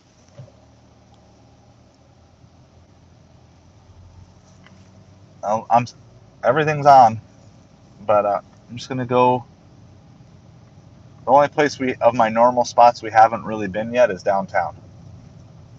And it's not normally where I would go, but I guess we haven't gone to Fresh Market. Let's go to Fresh Market, because we'd hit that first. So we can go sit at Fresh Market for 15 minutes, and then we can go sit downtown for 15 minutes, and if there's nothing, I'm just going home. I got other projects I can work on at home, and there's just no point sitting around not making money. And I enjoy hanging out with all you guys, but if I really wanted to, I could just set up a live stream at home, and we can just live stream while I work on editing videos or something too. There's other content that I can create for you other than just a live stream of me talking to the camera telling you how I'm not delivering any orders right now. But I do appreciate you all hanging out with me. I just want to make sure that the time I'm spending trying to create value for you is actually creating value for you. And I feel like there's just nothing we can learn if we're not actually delivering and doing things. There's just no even basic principles I can teach you on things.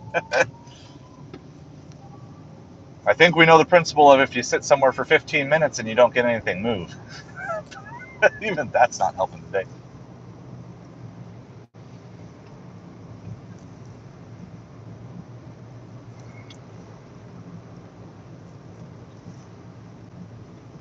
I'm going to check the radar and see if it's raining somewhere in town, so I can go to the rain. It is kind of raining. All right. We're going to drive to the rain, and maybe we can find a place where drivers have abandoned. So that's my tip. Okay, here's my tip, is you kind of have to know the thought process of your drivers. And in this town, our drivers like to avoid rain, even though it rains a lot here. So, by the way, we just gotta,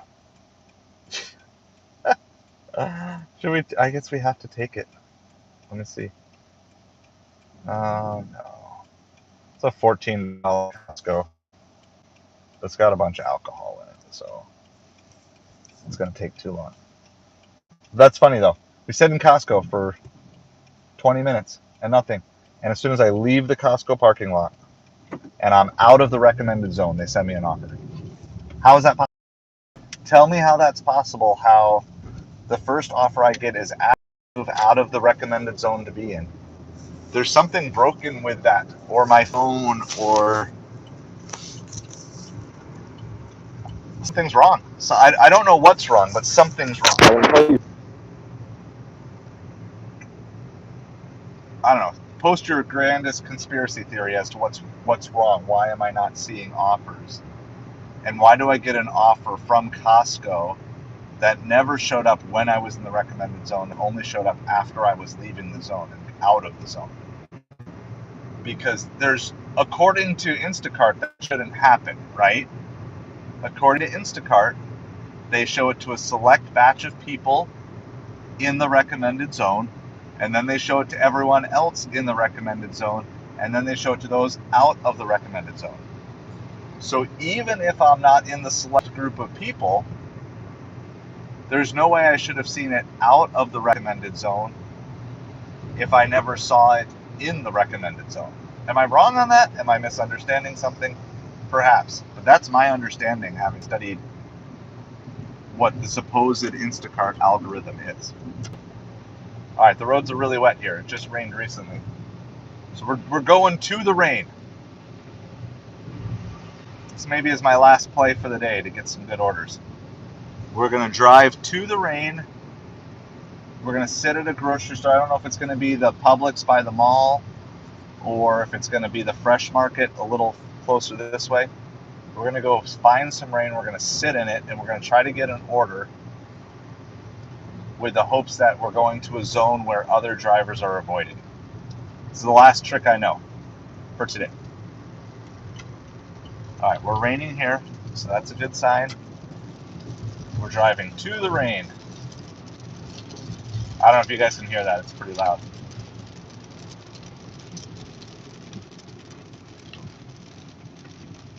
I do think there's a good chance I'm missing Instacart orders because I don't have a phone mount. So I'm going to get that fixed next week. I'm going to get 2 good phone mounts. So I got a good streaming one and one that when I see, like right now, this one's too low. When I turn the camera around, that's all you get to see.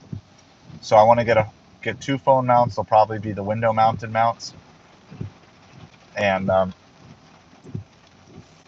I'll get them so that way I can see everything.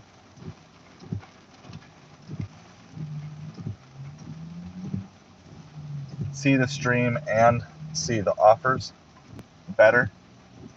But I still don't think there's a lot. It's not like there's a ton of offers coming through. I'm missing things because literally nothing on Doordash, Ubereats, or Grubhub for the last 40 minutes. I mean, we're an hour and a half. I don't know if I've ever experienced an hour and a half straight with no offer that I would even consider taking. When I have all the apps on. I mean, there's times with Instacart. If you're going to Instacart only, you might have those times and stay in one place, but not with all the apps on. After supper was so phenomenal last night to get skunked like this for lunch. And even brunch. Brunch was good. The glamorous life of a gig delivery worker.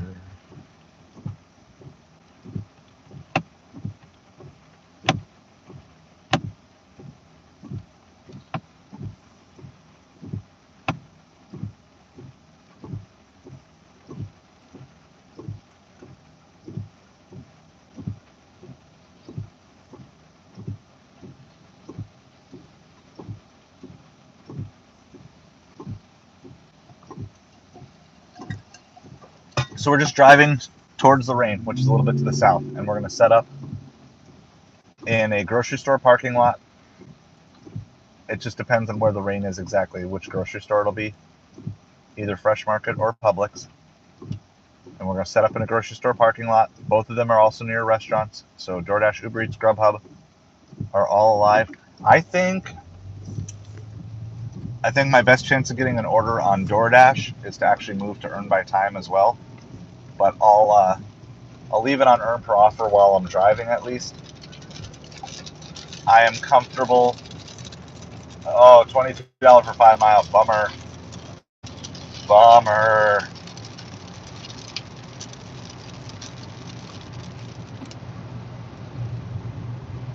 But yeah, I think my best shot of getting a DoorDash is to go on earn by time.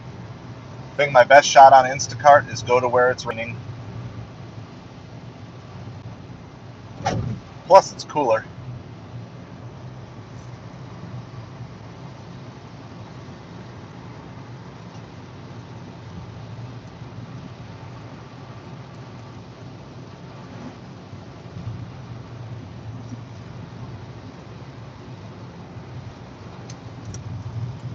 All right, I think we're going to take the Publix by the mall. It looks like it's raining further south than Fresh Market.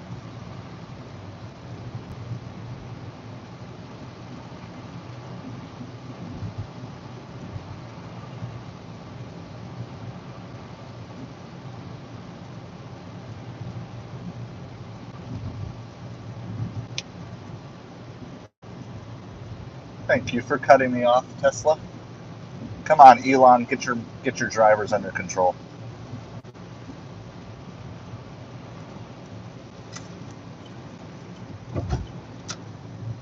get your drivers under control, Elon.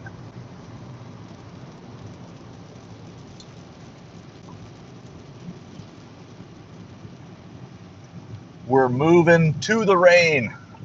Hey, Dashing Goose, how's it going today? We had a great first 2 hours of the day and then absolutely nothing since then. Like, I mean it. It's the most boring last hour plus of live stream that you could see on a Dashing channel. We had a good start to the day. We were doing like over 20 an hour for the first 2 hours, and then from like 12:30 on, absolutely nothing. So I am driving to where it's raining in town to set up there. So let us know. Are you out there? Are you out delivering today? Did you deliver yesterday? How's your day today? So yesterday morning into early afternoon was slow, but it was the best supper rush that I've had in forever. And then late brunch into early lunch was great. Hey, yep, you heard Dashing Goose. Honk honk. Honk honk for Dashing Goose. Yeah, so I don't know what happened. So supper was so great last night. I don't know if everybody's just whatever. But I know in my town, the drivers hate the rain. The delivery drivers hate the rain. So I'm going to go park at a Publix where it's raining hard with the hopes that we can get wet and still get a good offer. I mean, it's raining. I don't know how well you guys are going to be able to see this here. But it is raining.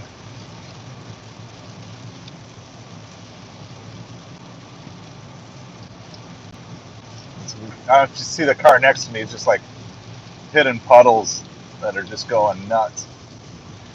I'm actually going to get behind them. So you got to turn up in. Not yet. I'm going to stay in the middle lane as long as I can. It's nuts. So go home, delivery drivers. Go home. The rain's going to hurt you. Go away. Go away. Everybody log off your apps. And then people at home, oh, you don't want to go to the grocery store? You don't want to go to the grocery store. I'll shop for you. Just put a $50 bill on there for me, all right? With all this rain and everything, I can't keep up with you guys, so hopefully it's not too loud for you. But I'll get caught up on the comments in a second. We're almost to our Publix.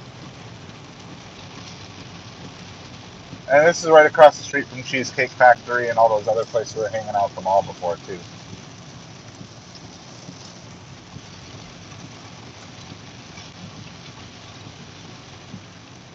Got people just walking in the rain.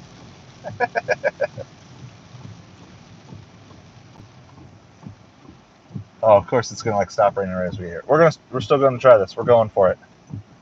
I'm gonna give 15 minutes here, and then if there's nothing here, I'm gonna head to downtown for our ritzy restaurants in case that. And then if that's it, if I got nothing by 2:30, I'm just gonna call the stream for now. And then I can always reboot it later. But I'm not gonna spend. I mean, an hour and a half is already way longer than I think I would normally do if I wasn't streaming. But we're going to give it a shot. I'll get caught up on all your messages here in a second, too. I'm even driving by Chipotle to give Doordash the opportunity to send me a junky Chipotle order.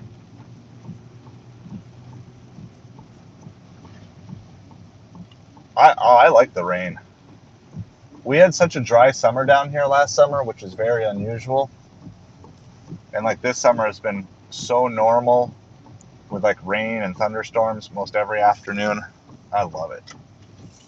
Like my favorite thing to do down here in the rain actually is I love going to the beach right after it rains. Because right after it rains, first of all, it cools everything down. The rain cools everything down. Of course, 90% of the people leave when it rains at the beach. And then it leaves this kind of fun little nice crust on top of the sand where it's all like wet. But it doesn't sink down that far. And it's just like cool. You just get to enjoy the beach. You know, sometimes you get extra shells that washed up. It's just, that's like one of my favorite things to do. I haven't been able to do that for a while, but I would, wow, this parking lot is packed. So apparently everybody was bored and they decided to go grocery shopping today. So I'll get all caught up on comments here in just a second when I park. So we are now in the Costco parking lot that's across the street from the mall. So we even have all those junky little mall places for like Doordash and Ubereats too, on top of everything. I mean, do you think it's a Wi-Fi? Like a Wi-Fi or an internet? This almost seems unbelievable to me, right? Not seeing, I mean, it's close to an hour since I've seen an offer on any app. Doesn't that seem unbelievable to any of you on a Saturday in a mid-sized market? That seems almost unbelievable to me. All right, I'm gonna get caught up here on chat because I saw there's a bunch of chat coming through. All right, let's go back here. 20. I saw that one. $7 turn into a $4. So that, Kaylee, was that the one who always increases the tip? Oh yeah. No, I don't think that DoorDash tiers increases your earnings. The only thing it does is gives you Dash Now anytime.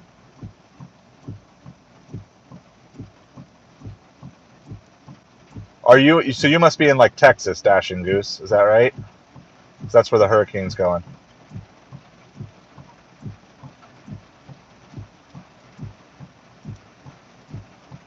Kaylee, yeah, there's all sorts of stuff like that. That's like kind of that shock stuff. Um,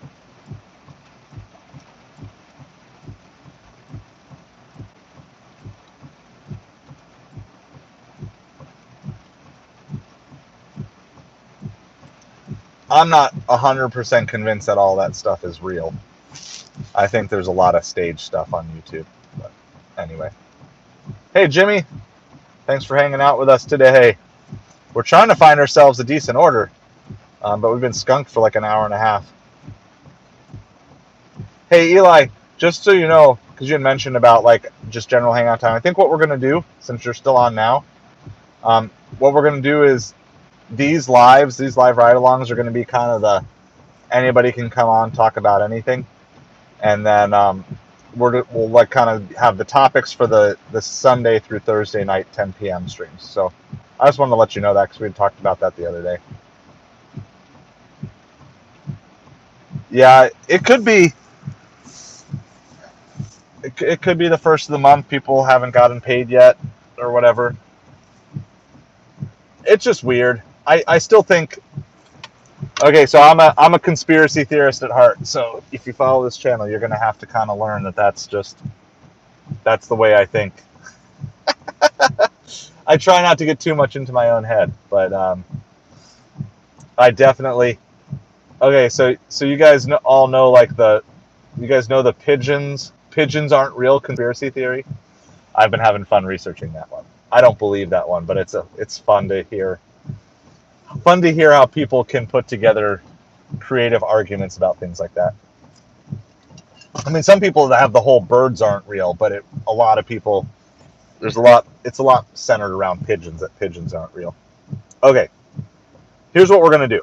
I'm all about trying drastic changes here. So I'm turning off every app. Okay? And these are things that I would do even if you guys weren't live. I always encourage you, right? Like we've said the last couple of days, if things are working, don't mess with success.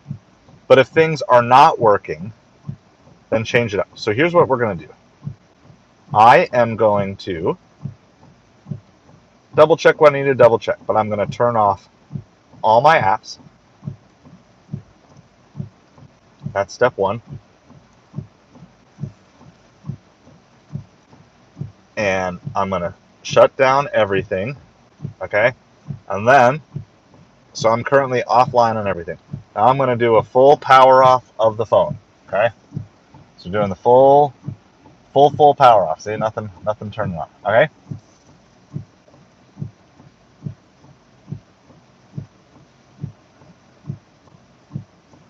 Because I sometimes wonder, like even though you're online, does it maybe in the system show that you timed out? Did it disconnect at some point? All right, so now we got our little apple. We're going to turn this back on. Because one of the things you always are wanting to figure out is, am I not getting orders because there's no orders, or am I not getting orders because I'm doing something wrong? There's a technology issue. There's a glitch. Okay. And obviously, since I'm not hearing from you guys, like you're still getting orders and stuff like that, so I know it's not a glitch on their end, but maybe there's a glitch on my phone's end. Okay. So, because I think it's very strange that I'm not even seeing orders pop up on Instacart at all. Like I'm not getting bad orders. And so I'm actually going to leave off the Wi-Fi for right now. I'm in a good signal area. I think T-Mobile's got jokes today. That's what I think. All right. So we're going to do that. We got Instacart is back on. All right. I'm even going to do it because I got nothing better to do. We're going to turn shipped on even. That's how you know I'm getting desperate.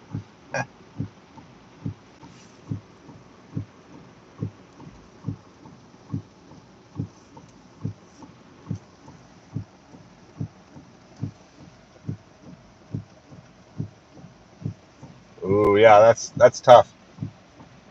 So when you accept or decline a double, it only counts as one up or down on your acceptance rate. But if you have to cancel both, it does count towards 2 on your completion rate.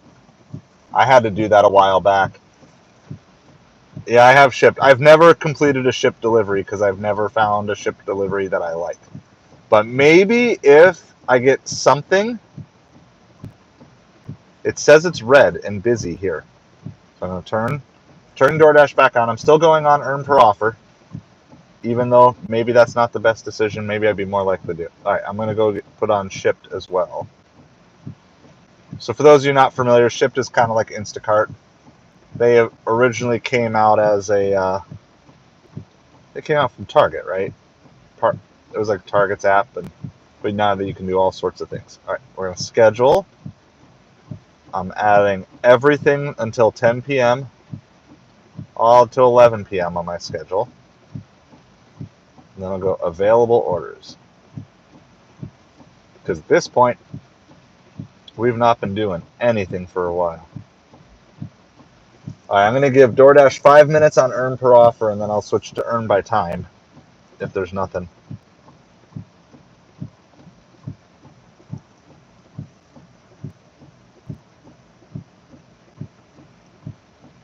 So see if I'm missing anything from chat here.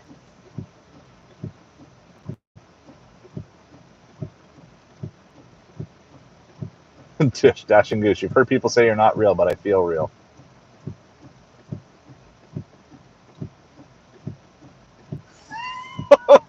%100% acceptance rate, 1-star rating.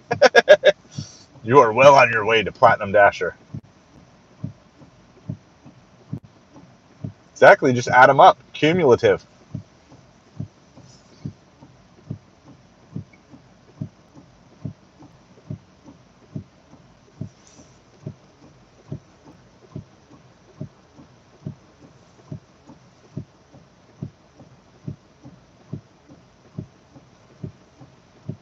I'm swiping.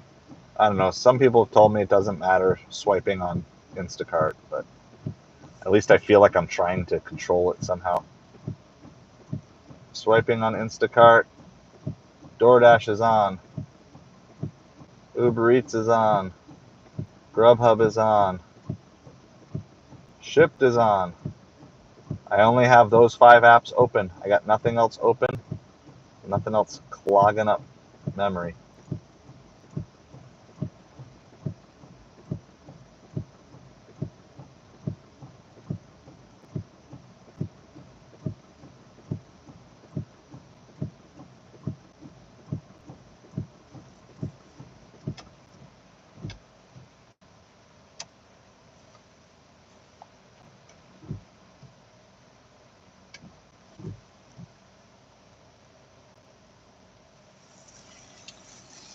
Also, my phone is kind of weird. It's acting like it's overheating, which is kind of strange to me.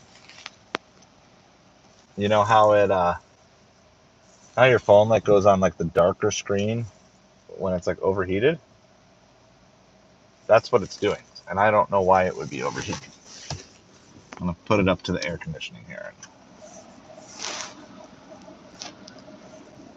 try to figure that out.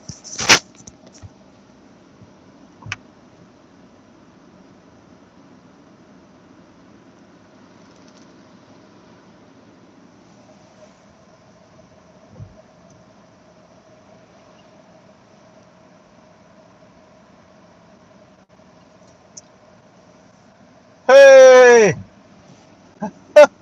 we got an order. $9 for a 3.7 mile for Panda Pavilion on Uber. I'm gonna go make some money. Just call me Scrooge McDuck, because I'm gonna be swimming in the cash. Well, I'll be swimming in the parking lot at least. So Panda Pavilion is one of our local, not to be confused with Panda Garden or Panda Express. It's just one of our local Chinese food places. And it's just, technically I have to go out on the main road, but it essentially is in the same parking lot.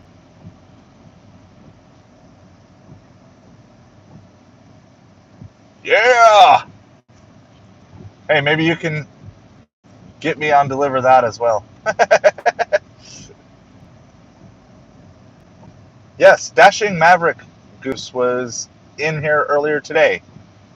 I met him briefly. I forget at what time. I think it was near the beginning of the stream.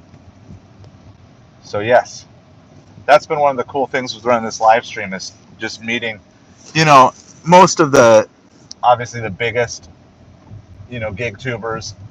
I've seen their channels and stuff like that. Your driver Mike and Pedro Doordash Santiago and that. But I know there's lots of other creators.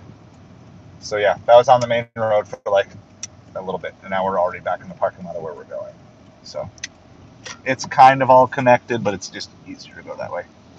So yeah, Dashing Maverick was in here earlier today. So that's been really fun. It's just getting to meet different gig tubers and even just different delivery drivers, even ones that don't have YouTube channels or whatever.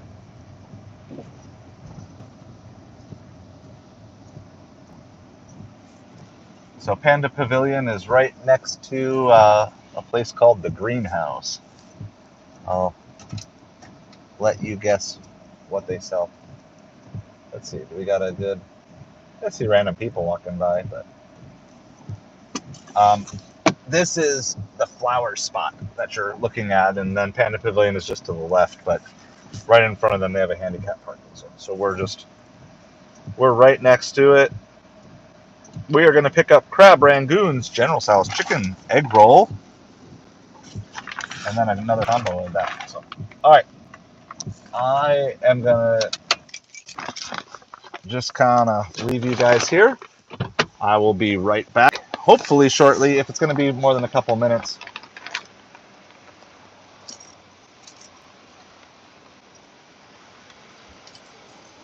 Sounds good. I will, you can throw me a link here, or is that the same one you're talking about, Lisa? So if that's the same one you're talking about, I'll connect with Lisa. If it's a different one than Lisa's talking about, let me know. But yes, definitely want to get rolling that. I'll be right back.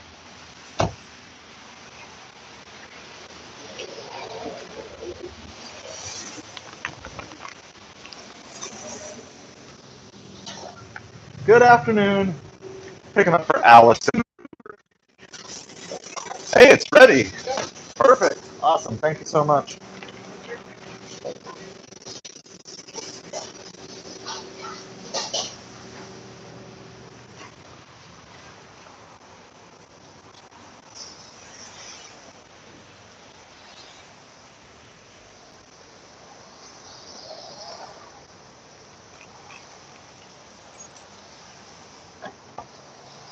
That was super fast.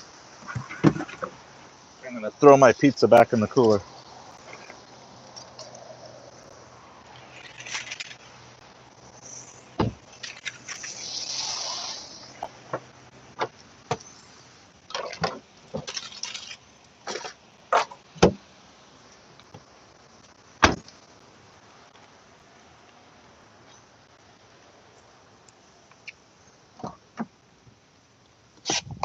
All right, that was super quick delivery, or not delivery, pickup. It was ready to go. We'll take it.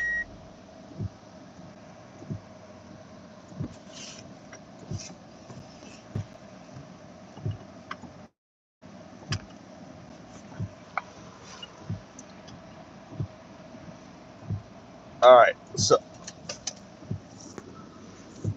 and so we're going. This drop off is actually going to someone at a business that also has lots of good restaurants in it. Here, I'll turn this back around.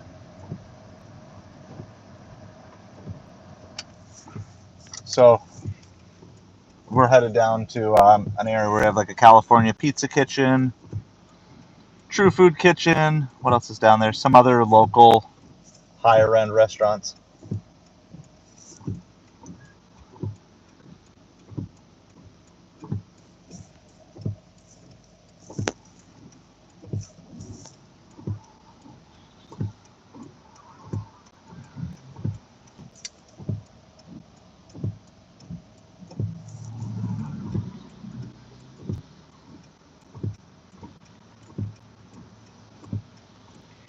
Just trying to, I got to make a right here and then make a U-turn. So it's kind of a hard, so I got to get across 3 or 4 lanes of traffic here all at once. So please be patient.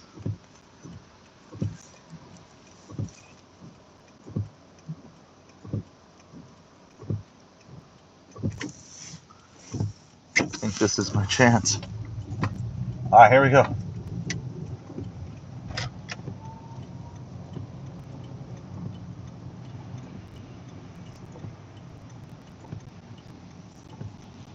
Clear? Oh, no, cars are coming. Cars are coming. Now I gotta make that U-turn.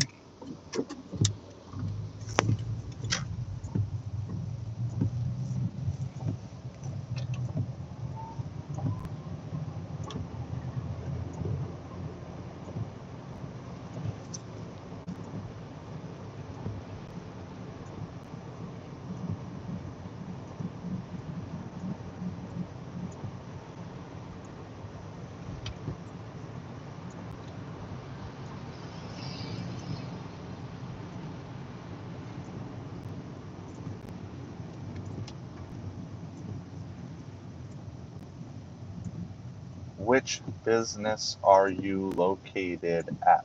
Question mark. I like voice to text, so I'm just sending the customer because there's a bunch of different businesses in here, and I think they all have the same address with just different unit numbers. So just sent them a quick message.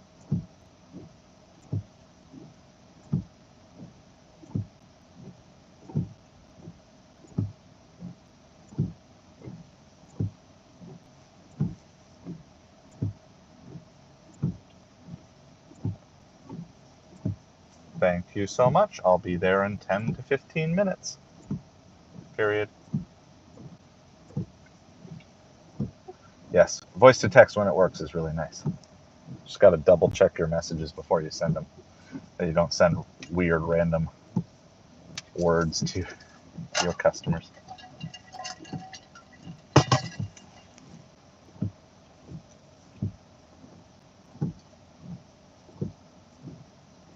So in an effort to keep things rolling, I think I'm going to just turn on Earn by Time for DoorDash for the rest of the afternoon here. But I'm going to wait until we get closer to the drop-off because I don't want to have to be in too much of a rush. We still have to drive like 5 to 10 minutes depending on traffic lights.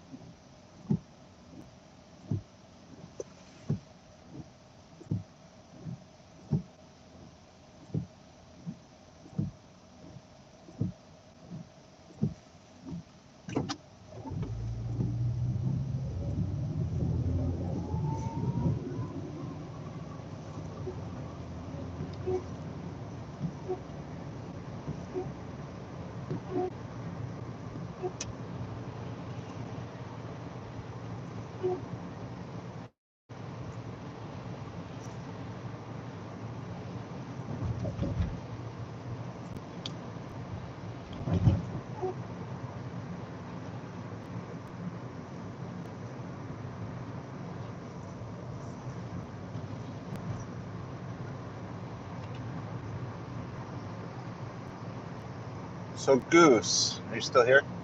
What apps do you deliver for? Just kind of curious. I would assume Doordash from the name, but it seems like everybody kind of has their unique collection of apps that they've either been able to get ungated on or that work in their area. Hey, nice. Cash tip on a catering order. Which app is that again, Lisa, that you're using for catering?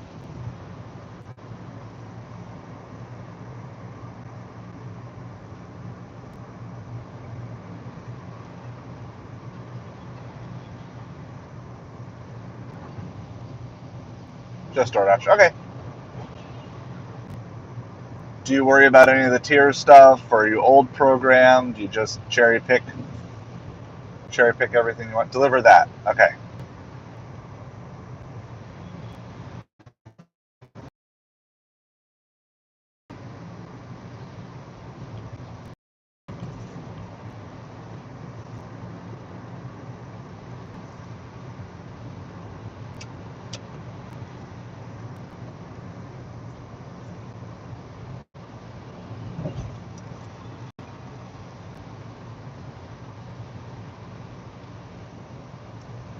Deliver that.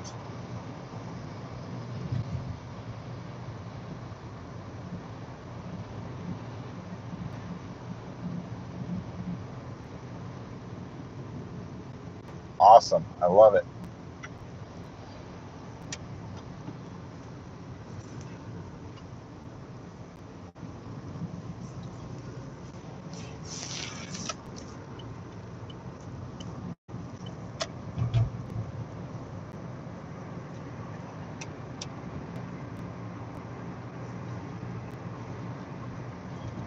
All right, so we're almost to our drop-off location, which is in like kind of an outdoor. It's like outdoor fancy stores plus nice restaurants. So, like some local stuff, and then like the stores in here are like Gucci, Rolex, Polo, Ralph Lauren, Sephora. They're rich people stores. Not like super rich, because super rich just dress normally. But this is like rich people stores, like stores that you want to go to show everybody that you're rich. The status symbol stores. What else is in here? Vineyard Vines. It's like the high level, but still chain, not really boutique, more like chain, high level stores.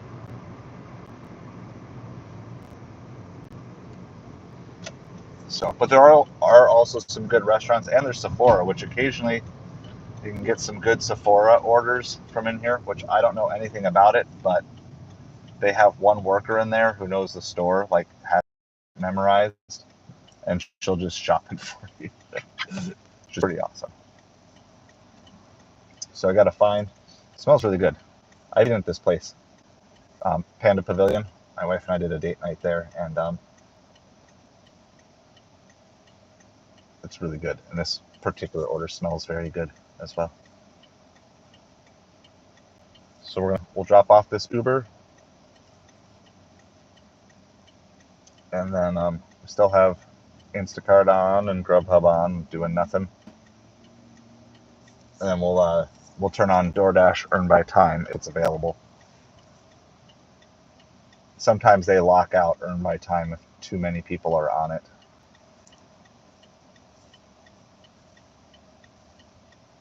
At the moment it's showing it is available though.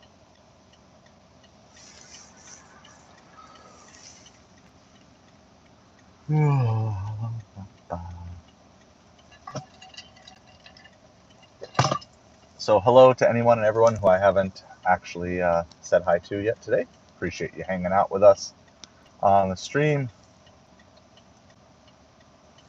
We just broke a streak of a very long hour and a half plus of not delivering anything. So hopefully that's it. Hopefully that's just a blip in the afternoon and we can stay busy the rest of the way. That's the goal. and then have a good supper. Have a supper that was as good as last night when I was doing $30 an hour for 5 hours straight. So that would be the ideal. I don't know how long I'll show up. I usually stream till about supper time. I like kind of being focused at supper and really making sure I'm maximizing every opportunity and that. But it's slow enough. It's definitely slow enough today. Go through the afternoon.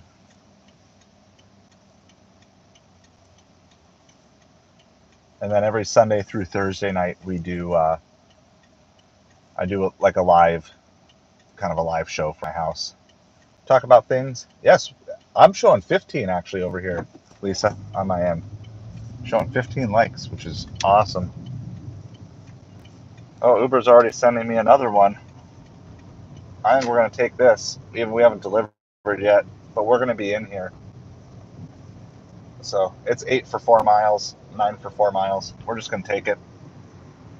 I'm at the point 16 on your end. Yeah, everyone's got different numbers.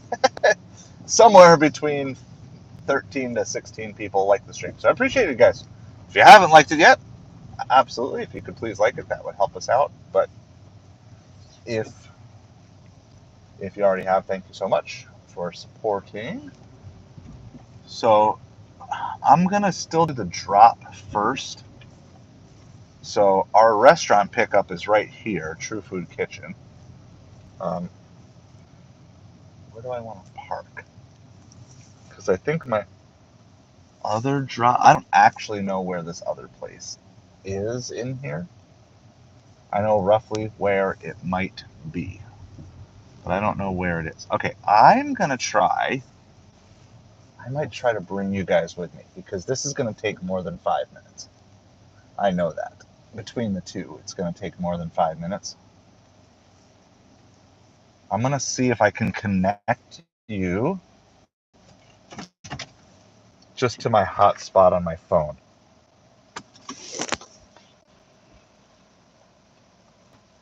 Hold on. Let's see. Because I don't actually know where I'm going. I don't know if my signal... Ooh, I don't think it's going to be strong enough. Okay. I'm going to go as fast as I can. I got to leave you guys here. I'm going to go as fast as I can, come back, and then I'll move the car so we're a little closer to True Food for that pickup. So I will be as quick as I can. Talk amongst yourselves. Don't say too many mean things about me while I'm gone. I'll see you shortly.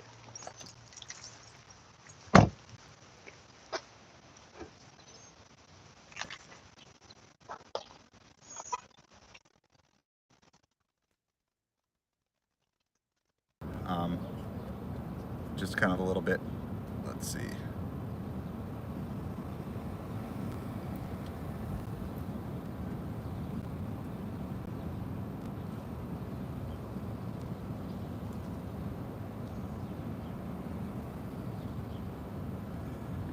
Yes, my name is Craig, by the way. Thanks so much. I'll be right back. Gonna go get our True Food order.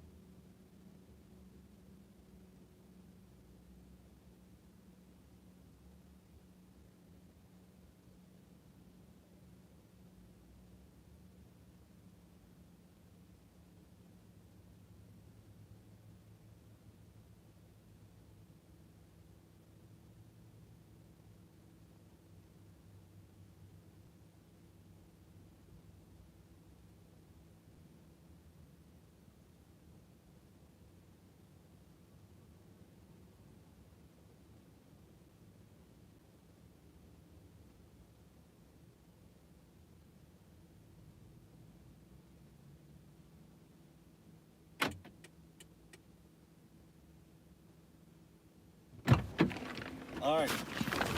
Much better, much faster. Just picked up a True Food Kitchen order. We'd accepted it before, so they were both on Uber. We just dropped off an Uber and picked up an Uber, but they sent us the new Uber before we had dropped off the first. Our True Food is usually a little bit slow, but because the drop off, we had to walk quite a bit in there because it's like an outdoor mall and we're delivering to one of the workers. The food was ready to go when we arrived. So, got to get out of this crazy parking lot. So that's two decent Uber orders in a row. The first one was like, I forget how many miles it was, but it was like 9 for 4 and 8 for 4, something like that.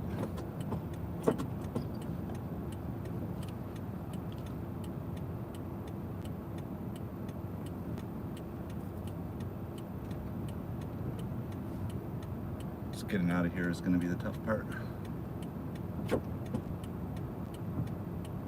Looks like a day that lots of people are going shopping. Oh, you're not actually turning there, you just had your blinker on for fun. Trust no one. I trust no other driver.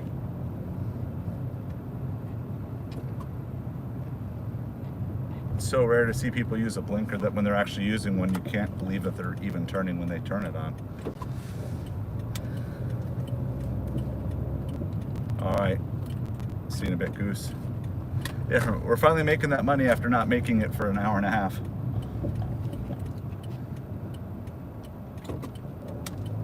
The worst Doordash Ubereats live stream ever.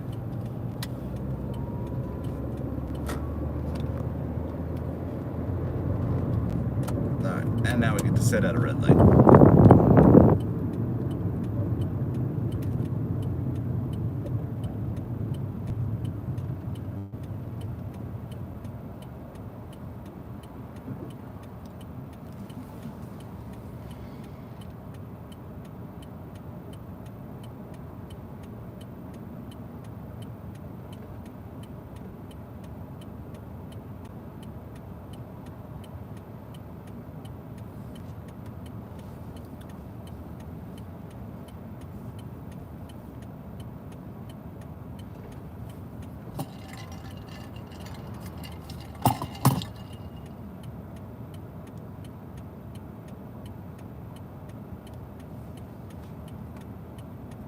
I'm gonna try to make it connected. Does that sound a little bit better?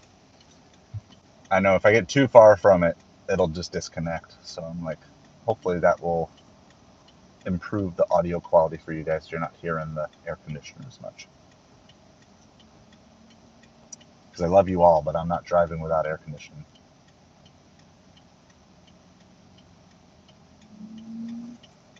Walmart Plus for a year, free deliveries. I've never ordered Walmart for delivery. So we do Publix and Costco occasionally. Costco probably about once a month because I have them deliver my water. Because I just don't. I would rather go out and deliver someone else's water than deliver my own water. So I make that trade-off. I Instacart my water plus whatever other groceries we need for that order. And sometimes Publix. I'm trying to remember, I think we maybe did Target once or twice too, but that's about it. I think it's good to use the service that you're delivering on occasionally just to see what the experience is as the general principle. To save money and do the shopping yourself when you're already out and about in these stores. Sometimes it's not practical, and I get that.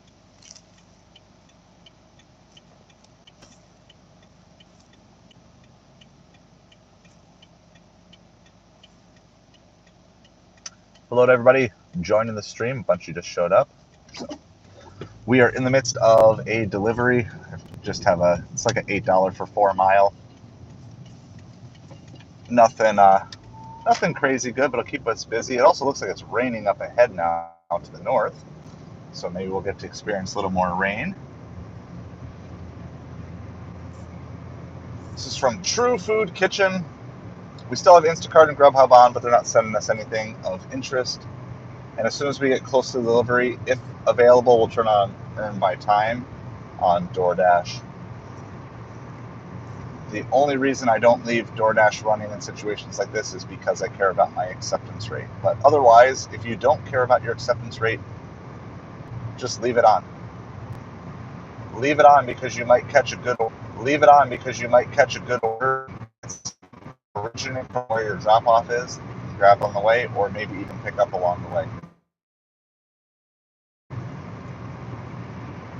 You want to maximize your opportunities to get good orders. So if acceptance rate doesn't matter, then don't turn the app off. Let it run.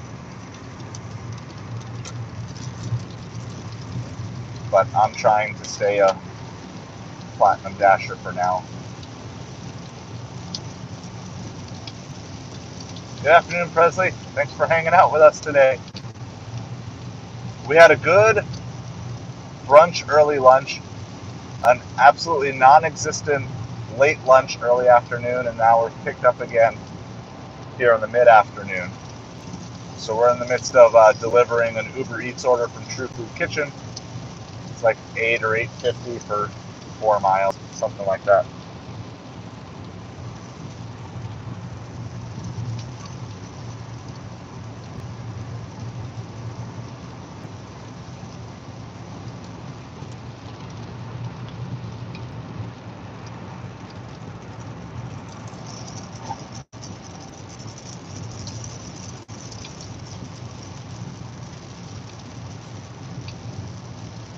Your phone was frozen.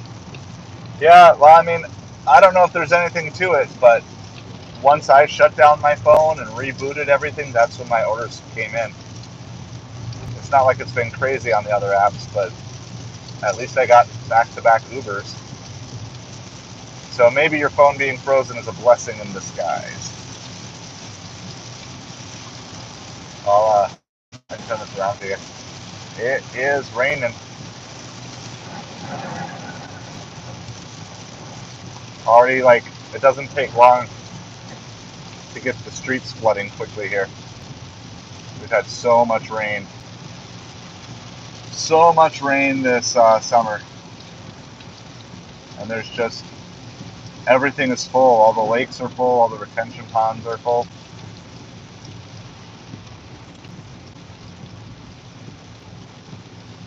So if we got like a couple of days of heavy rain, we'd have everything would be underwater very quickly.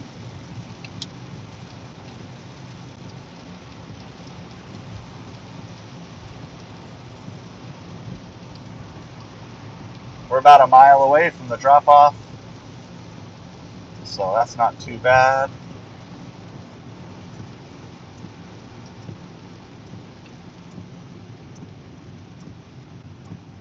If I don't get an order right away, there's a Publix and a ramen place and everything that I don't usually hang out at super much, but that's the closest grocery store. So I think I want to try to keep Instacart in play by sitting in a grocery store parking lot.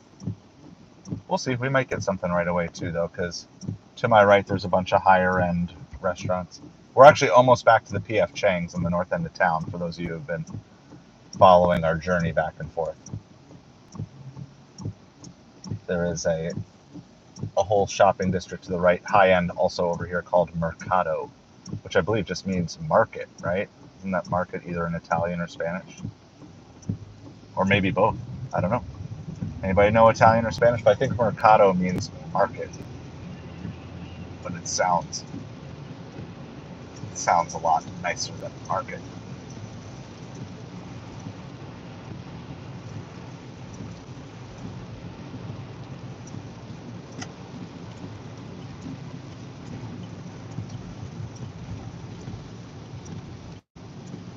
So, yeah, we are. All right, rain's letting up a little bit over here, so we can calm it down a bit.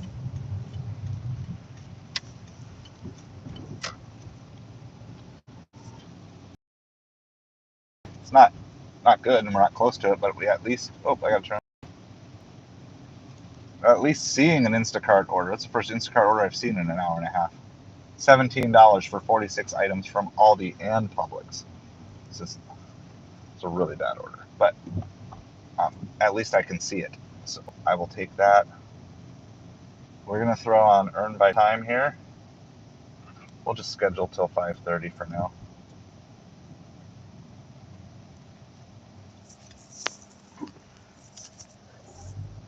The goal is to stay busy, right? In these afternoon slow times, you want to stay busy. You don't need to make a ton of money if you're doing a 12-hour day from 2 to 4, but you need to try to make something, or else you're better off just going home. So I think my best shot of making something is earn by time. Yes, finally, back-to-back orders. So I'm very, very excited. And I'm hoping Doordash will pick up the slack here. Just got to find my building number here. I think I got to go one more. Oh, one more after that. This one.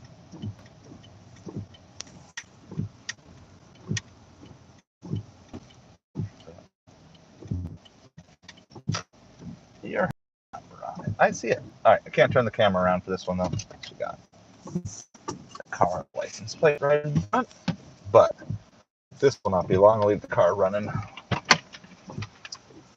Should be back here in just a moment.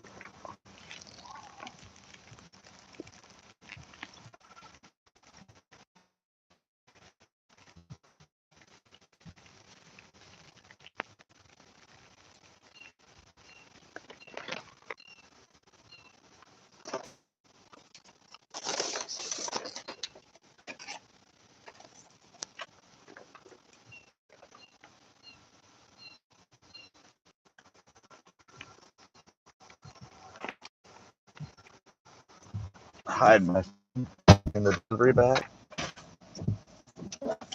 Signal is for you guys might get a little choppy here. It's not letting me actually mark it as delivered yet.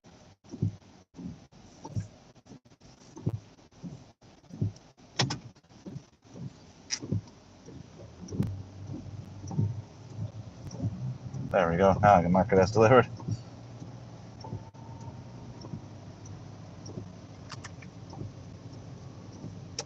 All right. Sounds like my mic that you guys are on is starting to die.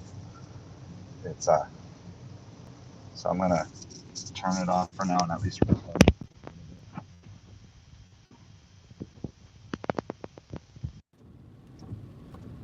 So you're gonna go back on the mic of the phone itself. So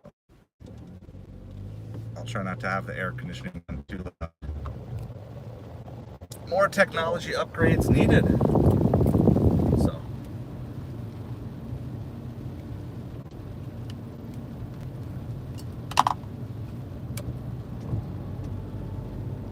it's all good. $8 for a 2-mile, 3-item liquor store. I'm going to pass on that because that's way too low for how slow I am in the liquor store finding items.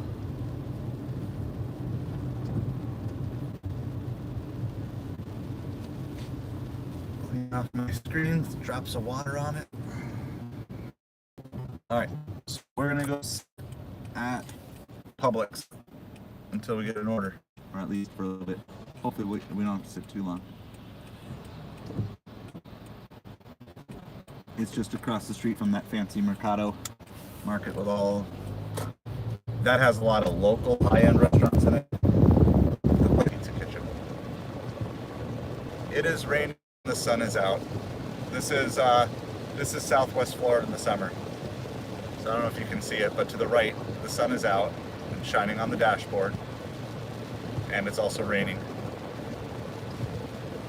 I'll see if we get a rainbow. I don't know if the sun is quite low enough, but once we get to about like 4 o'clock in the afternoon, we see a lot of rainbows this time of year.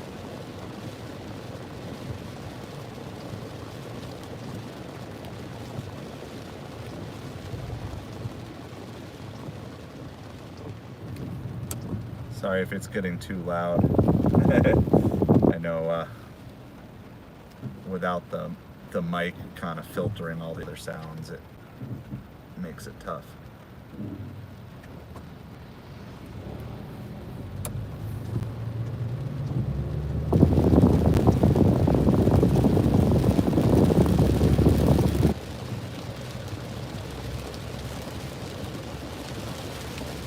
Alright, so this is our turn for our Publix is right here.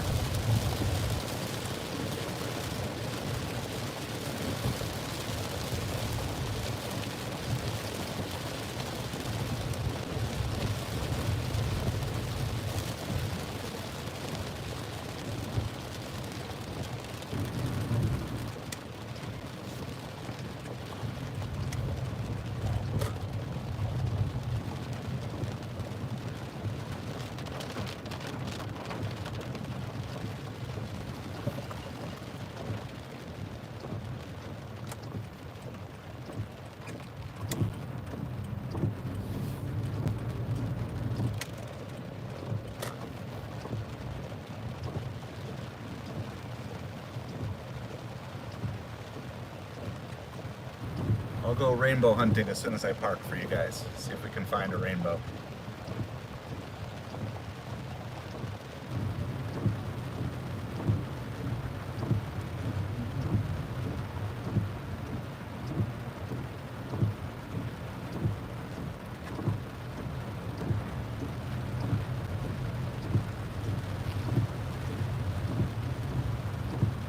I think I just saw some lightning too. Alright, well, we're not actually shopping at Publix yet because we're just waiting for an order. So I'll park a little further back, and then if we actually get an order here, I can move closer and park. I got a good view of where the rainbows would be coming from. So we are all here. Let me get caught up on any chat that I missed here because I know there's a bunch going on. Yes, Presley, I'm in Florida, Naples. Sorry, I missed that one. Naples, Southwest Florida, south of Fort Myers. So this is like what a typical afternoon is down here. You just go hot, rainy, sunny, sun showers, thunderstorms, scalding heat. It's just kind of a constant. It's like a miniature version of probably what it would be like living in the rainforest, except they've already cut down most of the trees.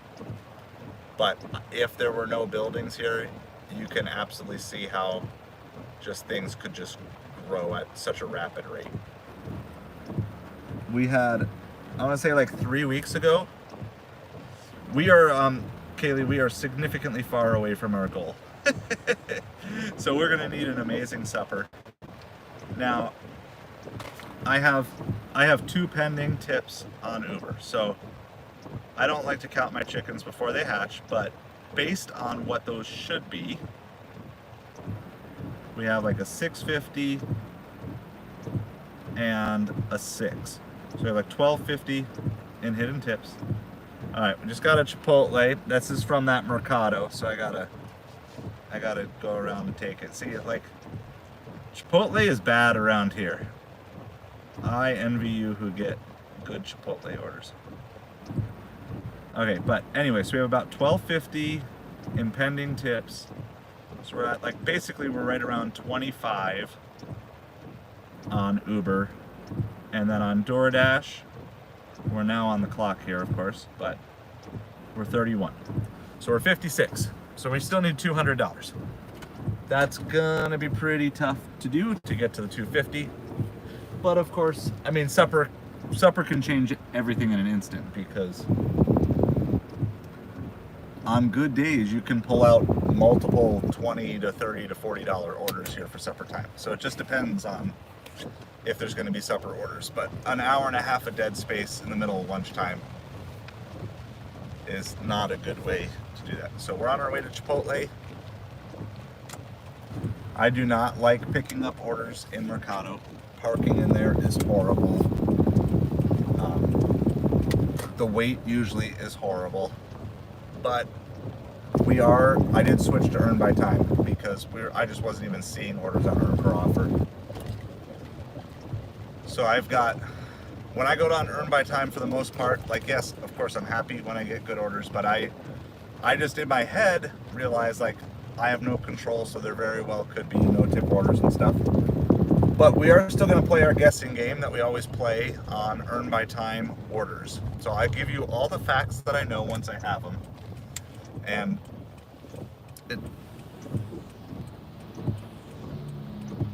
okay, we are changing plans because I just got a $38 Publix order.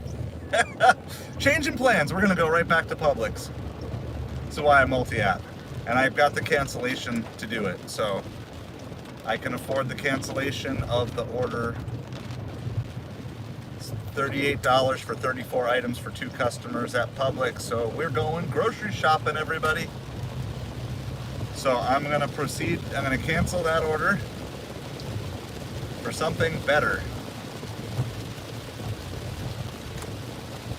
So we're just going to loop right back around. I have an order. It's something else. My completion rate will still be at 97%. So we're taking it. So this is why I pay extra careful attention to my metrics, because I need to know. I need to know that I have freedom to do things. So we're gonna just do other reasons. What reason should I say that I'm canceling this order? So we're actually gonna go into Publix together. You're probably gonna get disconnected for like 30 seconds as we run through the rain. But I'm gonna take you into Publix. And we're gonna have fun. People are gonna look at me like I'm crazy. That's good. That's no different than normal.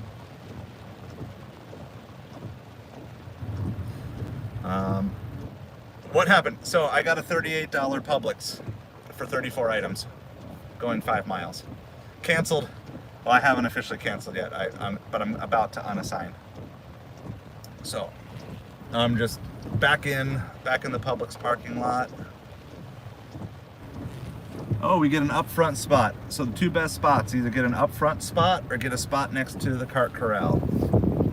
I know, sorry. Everybody put your raincoats on. What's my unassigned reason? I don't want to say anything that's going to actually get me in trouble. Alright, and then we just turned down an offer for Mr. Beast Burger on Uber, but I'm actually, when I do Instacart, I usually will turn everything off. Not worth the time. Yeah, that's probably the way to do it. Order not worth my pay. I got that. Confirm that. I like that. If you're coming down to Florida in August, you're probably gonna get rained on. I give them a thumbs up. I'm very satisfied. Give all the props, right? So make sure you tell support that they did a good job. All right, so we haven't done many Instacarts, so I'm going to tell you what I do. I have a custom message saved. So one of our orders is 28 items. The other one of our orders is 6 items. Okay? So I'm going to talk through. There's going to be some things, you don't have to agree with them or like them, but I'll just tell you some of my strategies. So the first thing I do, and I'll do this before I even go into the store, is I have a custom greeting. All right, and this is my custom greeting. Sometimes I'll edit it if I know, but it says, "Hello, I'm about to shop for you. I'll reach out with any questions or updates. Have a great day."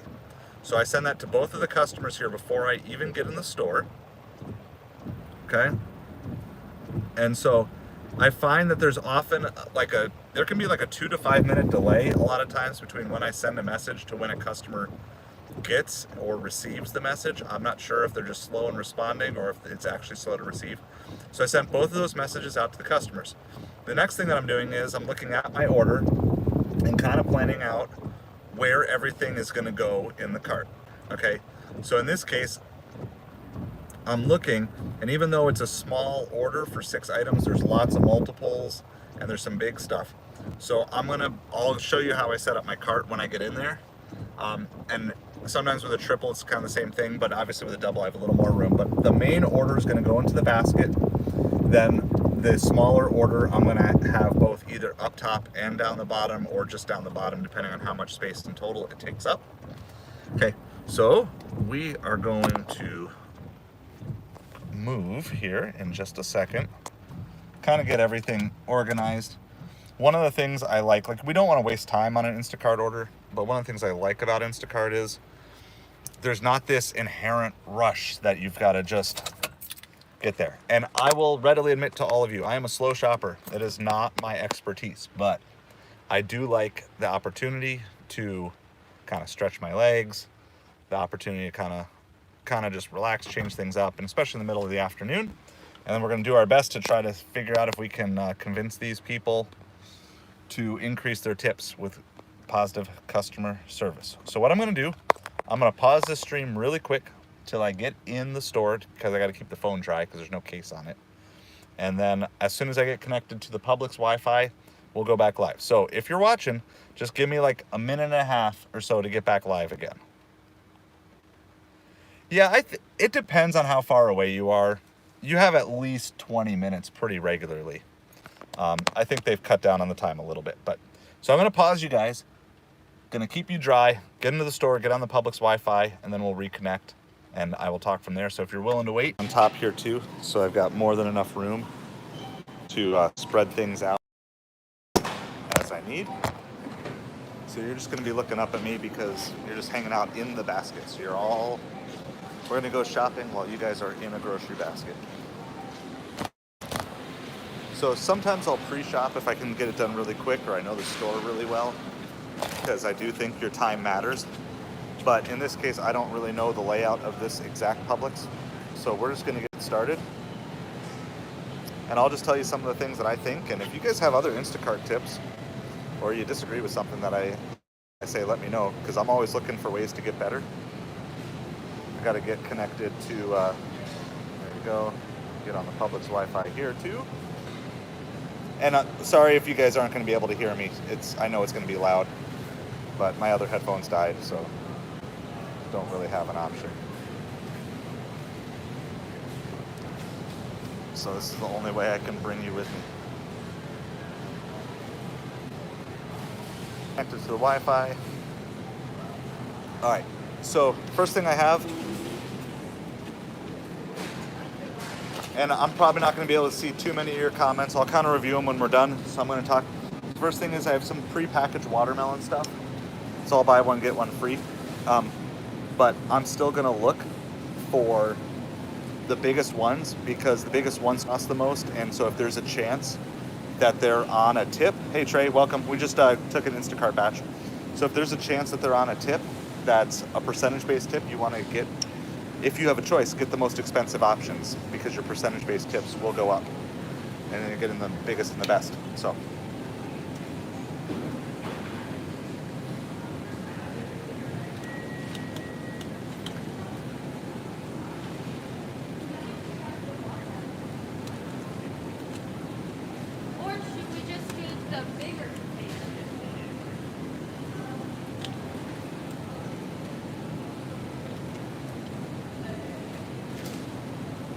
They have a lot of them here today, so I'm just looking for the biggest ones. I'm also, since they're both ordered the watermelon, I'm going to assume the majority of the tip comes from the larger order. Don't know it for sure, but I'm just going to take that guess. So that's order A is the larger order, so I'm going to put the biggest ones on there, because we're always just hoping to maximize our opportunities to get as big of a tip as possible, without manipulating, without, hurting the customer, but still just getting the biggest, best options that work. So that all adds up to 2.44. So we got that. Now I gotta find two more.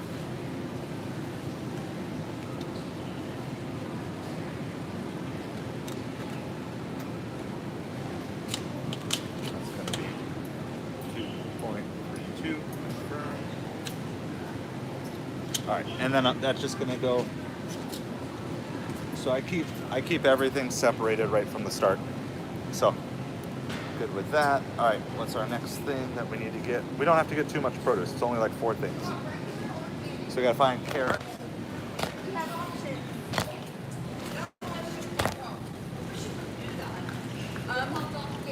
Yeah. and you guys all talk amongst yourselves too. We're just doing a Costco.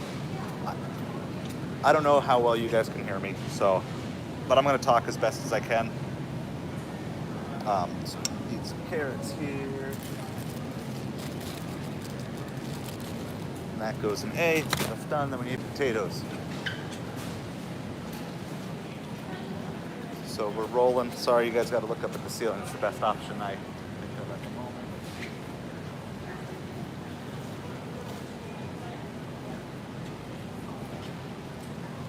And B. So everything A is in the main part of the basket. Everything B is underneath. And then if I need overflow, it'll be up in the upper part of the basket for whichever one needs it. Of course, if it's 3, then I'm doing an A, B, and a C.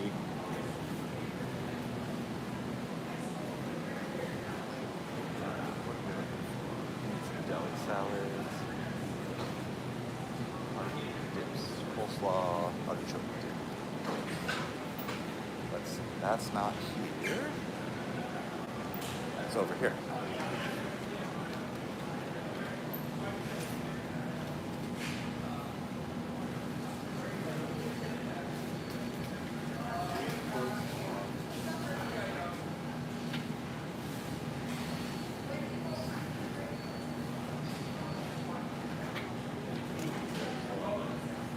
Got it. All right. Thank you guys again for hanging out with us. I'm gonna find the artichoke dip. They also want a fresh chicken breast from the deli. I'm gonna come back for that at the end. Either I haven't seen if there's frozen or not yet. Either right after I get or right before I get the frozen, depending on what the frozen items are. Because if they want hot food, they probably want hot food hot. So we're gonna save it to the end in a case like that where it's just a single item. Gotta find this artichoke dip.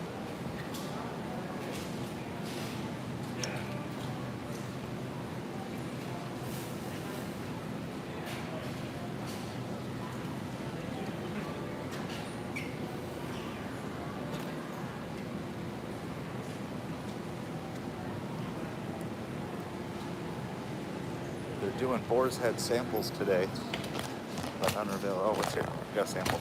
Got to take the sample, right? Sugar kiss melon sample. Free food is free food. That's why it's dangerous for me to shop in Costco, but Publix is doing samples today.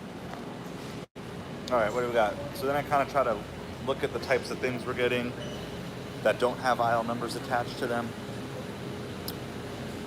So, coffee creamer, cheese, nuts, okay. And then, it's backwards today, but we got aisle 1. All right, how are you doing? Absolutely. Thank you so much.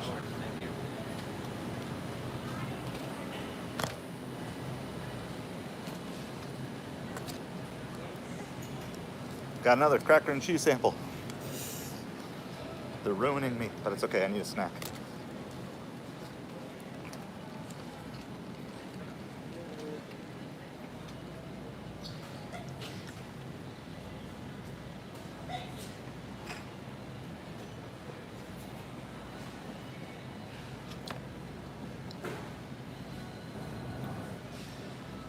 Barcode not found. You should find that barcode. There we go. Stacking the sample cups, crackers and cheese and melon.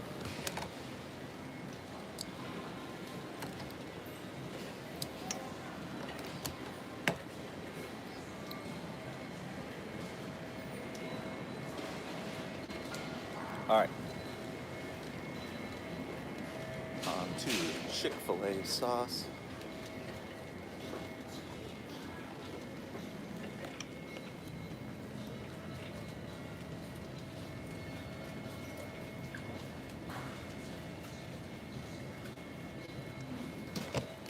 Sorry if there's cracker crumbs all over you guys. All right, now we're headed. Like, again, I don't consider myself super fast. I'm not racing through the aisles, but just try to logistically make sure I'm not missing anything. It's better to go a little slower and not have to double back than constantly be running back and forth throughout the store. Now we already know we have to go back for that chicken at the end, but that's solely to provide a better service experience. All right, we need bagged ice, which we obviously won't get. We got lots of different chips and nuts here we're grabbing.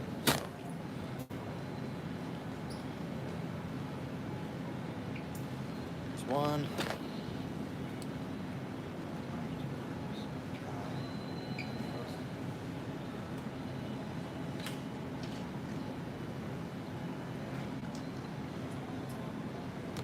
There's that. All right, keep going down. Chip aisle.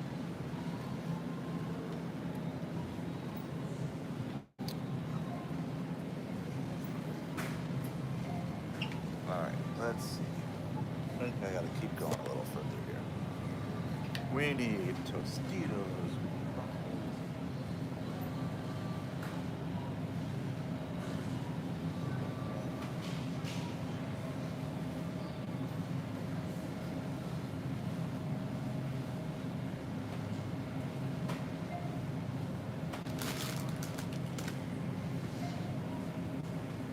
Okay. Chip one.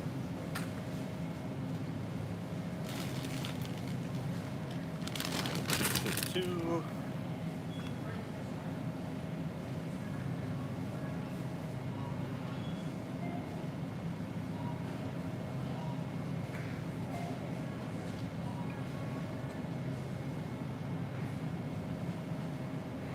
All right, I see him. I see the other chips. We're gonna turn around.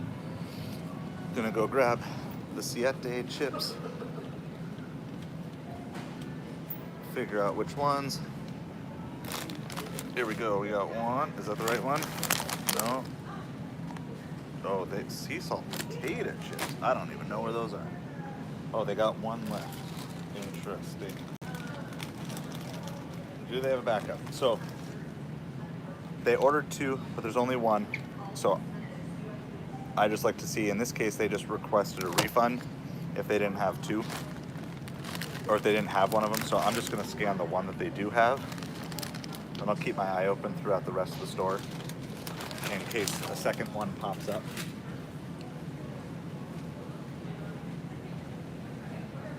Double checking. Yeah, all they have, they don't have any more of those. So got the one that was available. But if they have a replacement and they order two and only one of the originals available, then most every time I get one of the originals and then one of the replacements. Let's see, what aisle are we on? Aisle 8. Here we go. Cookie and candy aisle. I'd love to figure out a... Oh, is that a better angle? That's probably a slightly better angle. You can see a little more of me. I don't know if that's a good thing or not, but... Velveeta. Not Velveeta, Belvita. I feel like those should be right about here. The right one. And when I grab two of something off the shelf, obviously you don't have to scan each one, but I always double check the barcodes to make sure they're both the same. Just because I know sometimes stock gets mixed up on shelves. You can't always guarantee that just because they're two on the same shelf right next to each other that they're actually the same item. So, all right, Nutella, biscuits. I don't know where those are. I see Nutella here. Nutella? Is it Nutella or Nutella? It's probably Nutella.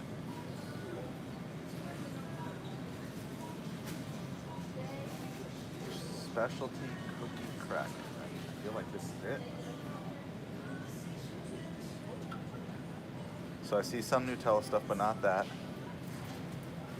So then I check to see if they have any replacements that are quick and easy to get. In this case, they want a refund if they don't have it. So I'm gonna spread out my search a little wider in case I'm just missing it. Sometimes you get too close to the items and your tunnel vision looking at something really up close and you step back, then your eyes can match what it is. So that's what I'm gonna do in this case, since I don't know exactly where these are.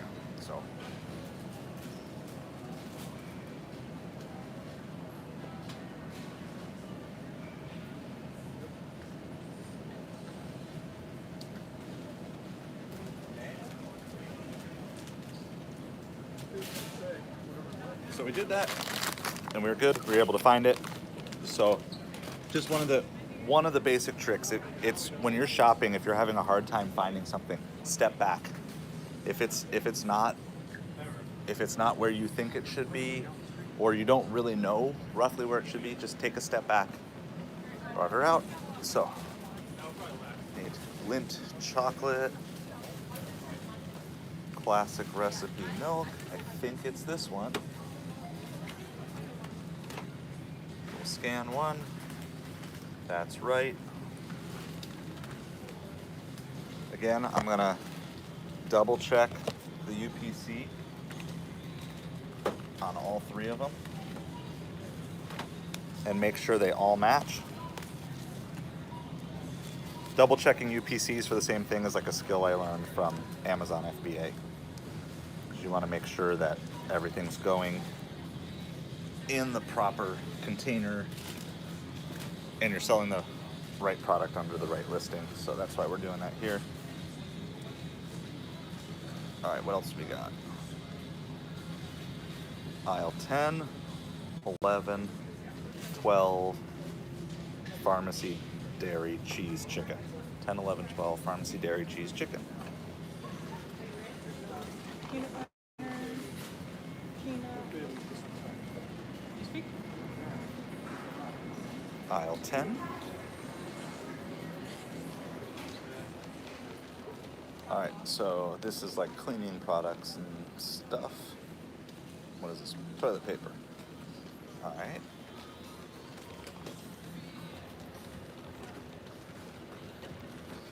So we were given 44 minutes to shop. We're about halfway done, 15 minutes in, and that's with me describing things. So hopefully that's a pretty good pace for the rest of the way.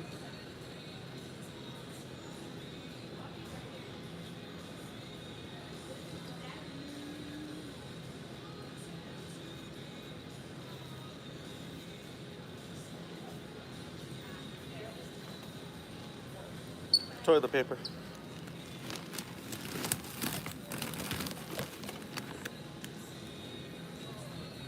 All right, that was it for 10. Now we go to 11. More cleaning supplies in 11.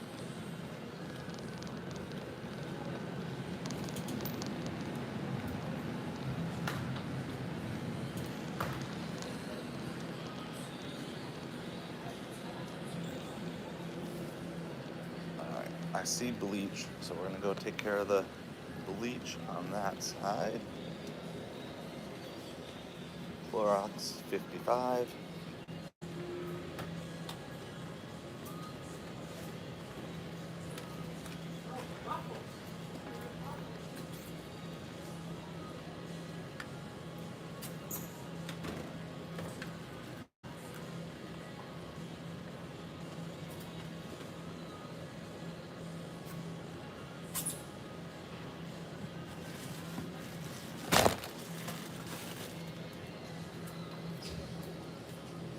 Alright, and we need soap dispensing scrub brush.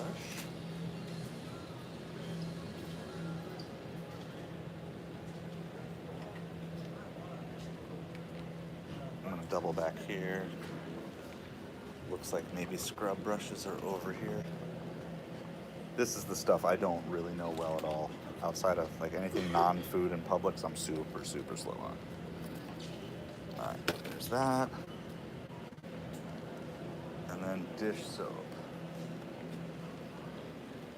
Dawn Easy Squeeze dish soap.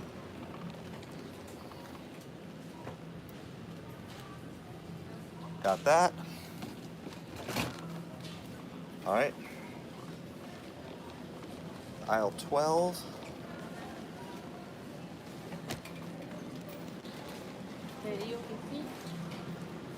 Got soda, water, sparkling water is what we're getting here.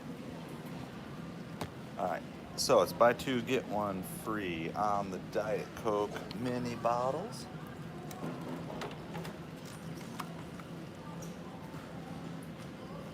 See if I can find a barcode to scan on these. There we go. And let me just give you guys a little tip here in case you didn't know it.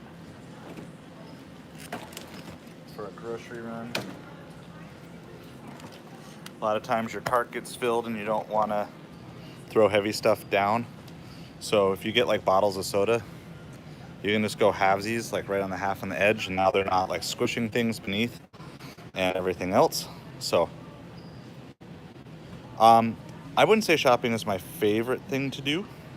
And I know I can't answer every one of these questions, but when I've been sitting in a car a lot, I definitely like to, I like the opportunity to just get out, stretch the legs. I also feel like Instacart is it's a much more service-oriented thing. And if you do a good job, you have better chances of getting increased tips on Instacart versus any other app. I mean, we did get a bump in a tip on Doordash earlier today, but I just feel you're much more likely to get an increase in tips on Instacart for providing top-of-the-line customer service. So.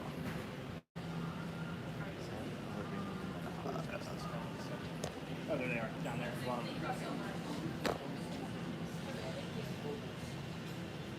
Topo Chico. ¿Qué es lo que está bueno? San Pellegrino Limonada. San Pellegrino de Oresta.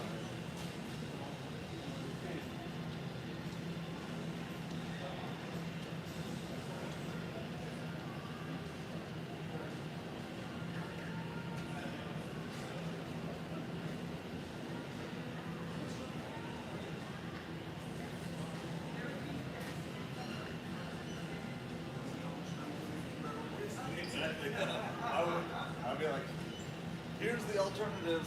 What do you want? That's not what we want to do. Thank you. Appreciate it. All right, but you have a good weekend.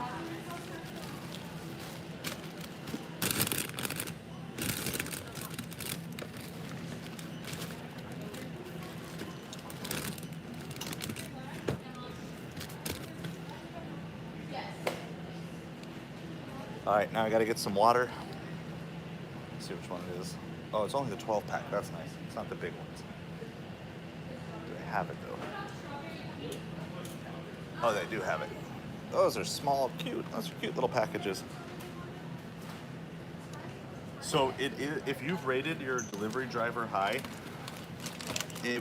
or you're in a small market, it would be very likely that you would tend to see the same delivery driver, especially on Instacart, on a regular basis.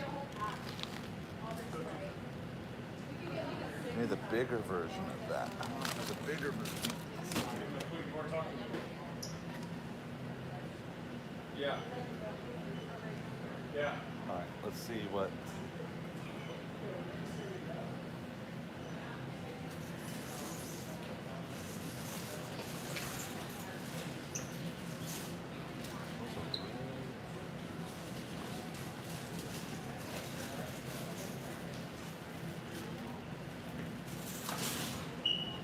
Oh, I see him.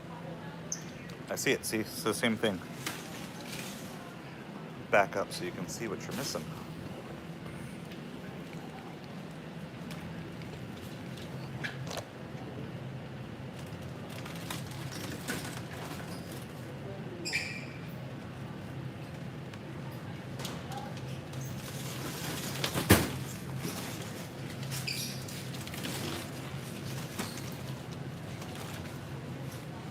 All right, so even though those are from order A, I just put them down beneath for now. So everything we have left is dairy and pharmacy and frozen hot. So I'm going to try to knock out all the dairy stuff here really quick.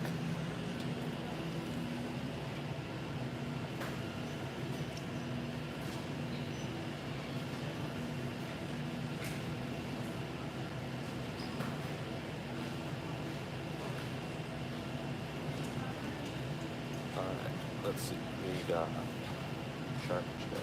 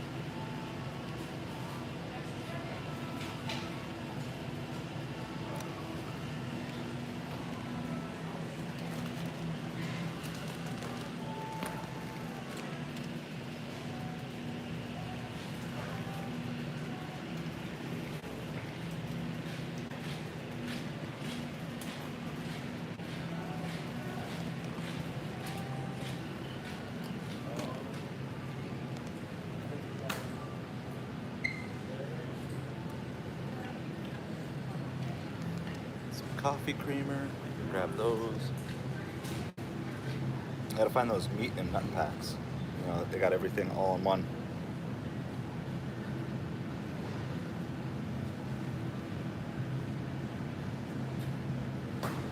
That's not good. That's just a driver who, they would know that though before they went, so they shouldn't have accepted in the first place. I would 100% report them in that situation, but that's just me. Coffee mate, Italian sweet cream. There's that one. And then we gotta find Starbucks. Is it right there? Starbucks 0. And sorry if I'm not catching everybody's questions and comments. It's really tough to do because I do want to get this shopped as quick as possible. So we have one pharmacy thing, ice, and then these meat and cheese packs. I don't know where they all are, so I'm going to find them here. They're going to be over by like, oh yeah, I found them. They're over by like Lunchables, kind of the end of yogurt. So we got like 2 of a bunch of different ones to find. Five different kinds. So cheddar, cashew, Jamaican. Say the flavors. Just look at pictures.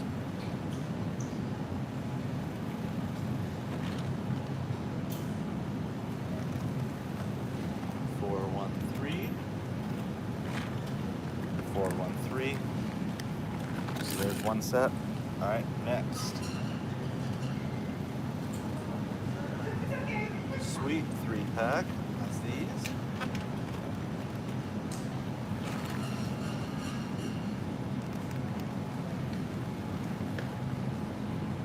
Oh, that's not the same. Something. Oh, it's a different one. Different sweet 3-pack. 680, 680. Yes, we know it's over there.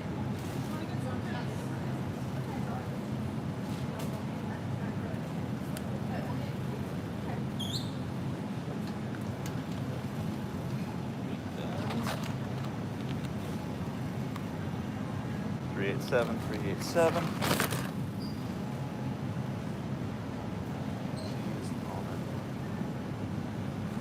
Cheese peanut cranberry. Oh, cheese almond cranberry. Close.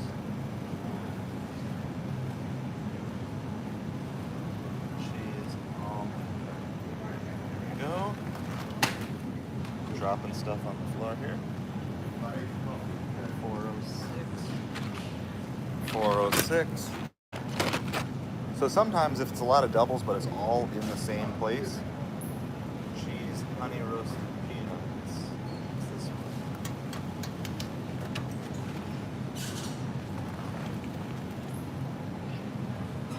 122, 122. All right. So then we got pharmacy, ice, chicken. Now, so now I'm down to the final 3. So here's what I'm going to do. One shopper I'm already done. So then I have a note.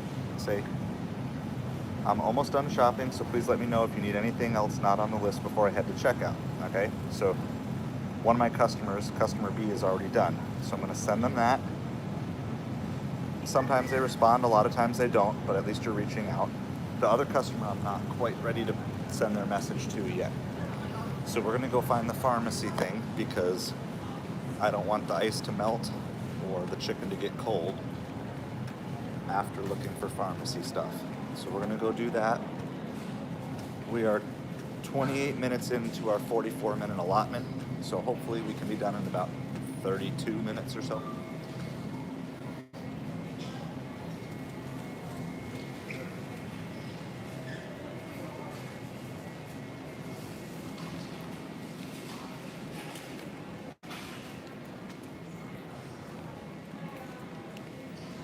So I'm gonna go get our one. Hopefully I can find this quick, because this is always a slow down section for me, is pharmacy section. And it just always seems like there's one or two items in every order that I just don't really know where it is. So, but I'm gonna do my best. Try to find it quick. Just kind of got to find the section and then go from there.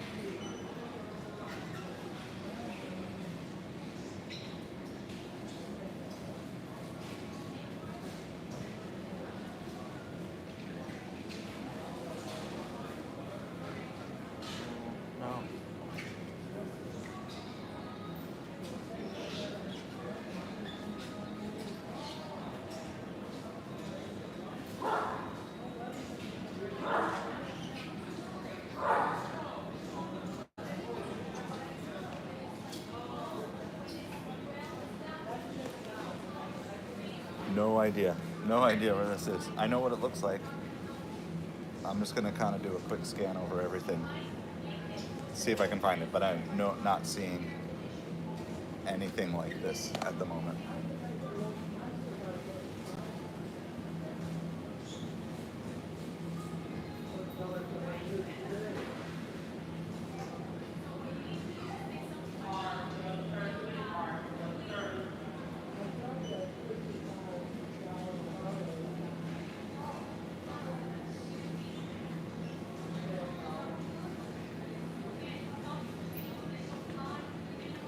All right, we found it. They changed the packaging. So that's one thing that gets me when they change packaging from what shows in the app. Then I'm just looking for the wrong thing. All right, we're gonna go, since it's ice, we're gonna go get the chicken first. I can't do both of these perfectly. Obviously, prefer to keep hot and cold as long as you can, but I think melting ice is a bigger issue than keeping chicken hot. And also, the wait at the deli can be long sometimes, so.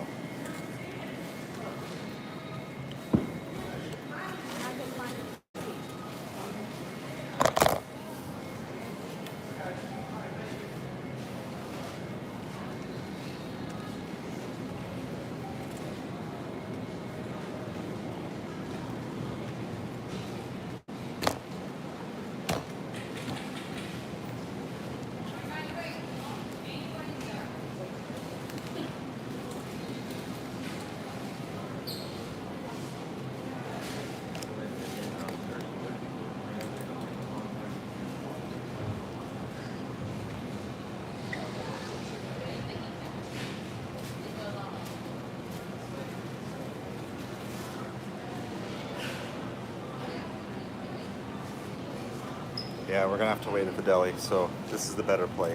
Get the waiting out of the way.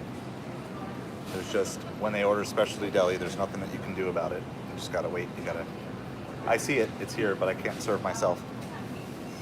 It's the nature of the beast, I guess. Yeah, could I get one fried chicken breast, please?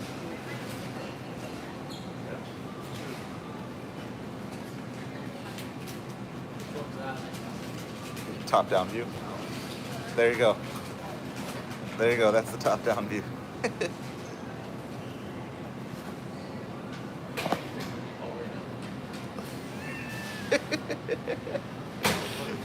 Is that better than the top-up view? that the meatball that I ordered online? Is that the meatball I ordered online? No? Yeah. Let's do that. Okay. Yeah. There's one more she was working on it, sorry. Is that mine? Meatball. Yeah. Okay, you make that one. Huh? No, that is it. Thank you so much. Have a great day. All right. All right. So, I know the ice is aisle 7.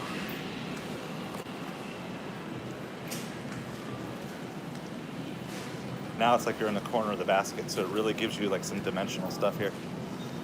I remember ice was aisle 7 when I went by because I knew I'd have to go back and get it. Yeah, I mean, I've thought about bringing hot bags in, but I think sometimes they just become more of an inconvenience anyway. So in this case, it's only one item, and we have one frozen item. And so I'm going to send my message to my other customer. It's basically the same, but I'm almost done shopping. Let me know if you need anything other than your frozen items. So, and again, I haven't heard anything from either of these customers. But it doesn't matter if they communicate with me. It's my job to provide good customer service to them. Yeah, or well, thermal. Yeah, I guess either way. Maybe we mean I just call them a hot bag. Not that they actually keep things hot, but they just are insulated bags or whatever.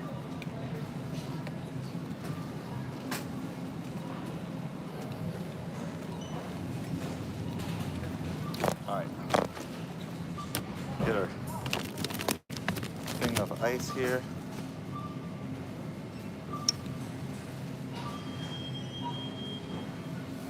It's specialty ice.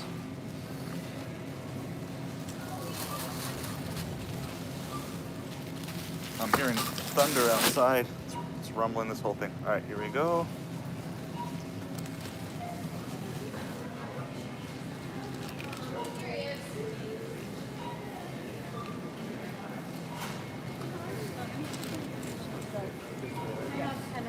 Oh, you're a 10 or under. Okay. All right, I'm gonna do that.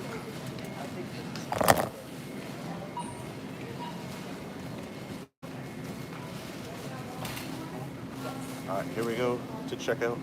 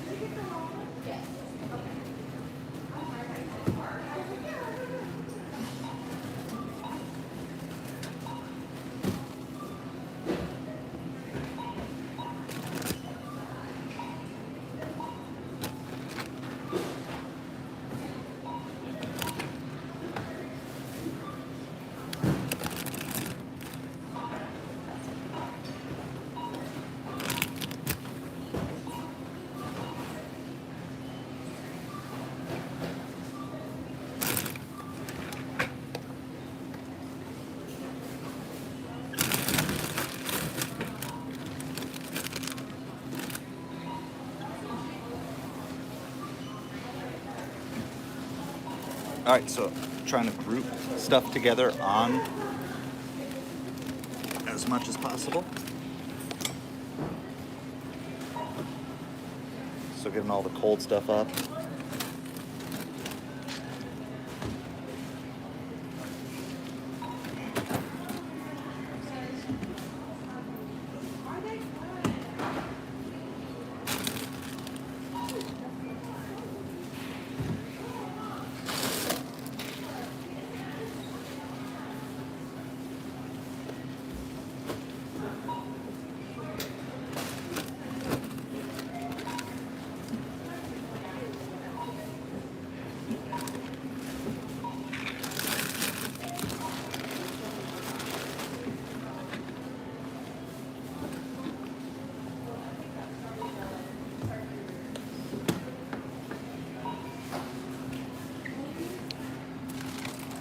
All right, here we go.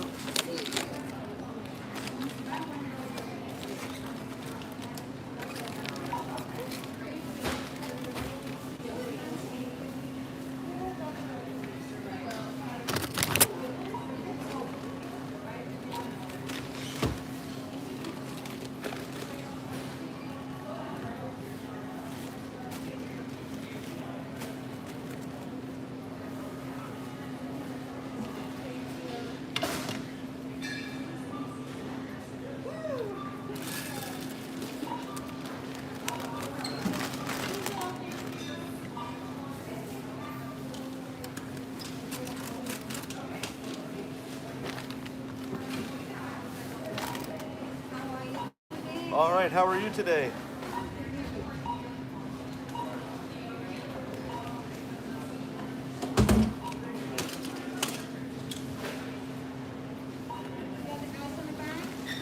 Yes, please.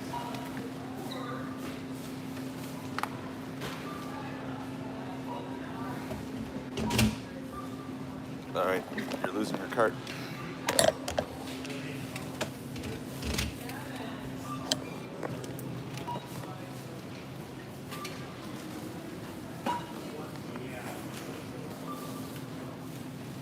So you can kind of trying to organize it as best as you can. Make it as easy on the cashiers as possible. There's no dividers, so I can't put an extra one at the end. I'm just gonna, normally I double check too that, oh. Next weekend. I need to take one item off of this, the Starbucks, All the Starbucks. the one Starbucks creamer. Starbucks. Sorry, that got on the wrong one. This one. Let's just go. Yeah, I think so. I think that's the only one. Yep. No, it's just going second order. Yeah, I just got in the wrong order. So. And that, friends, is why we always double check our orders. Keep everybody happy.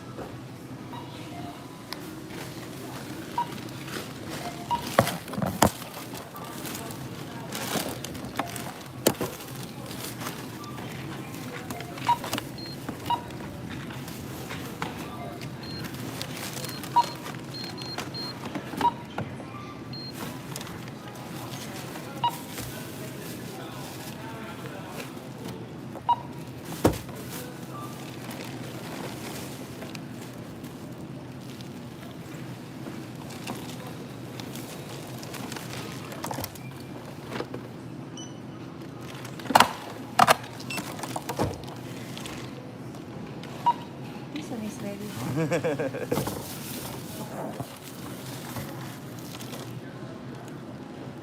Trying to get everybody the stuff they need. So. Good job. I hope so. We'll see. They'll let me know in an hour if I did a good job. Can I get this one in paper, please? Sure.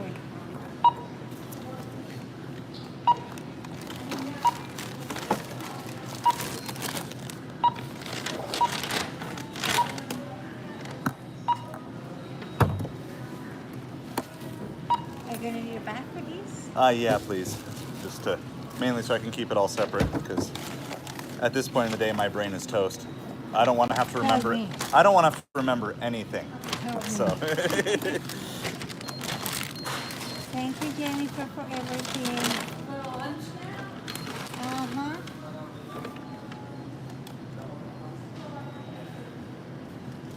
Awesome. Thank you so much. Thank you for coming.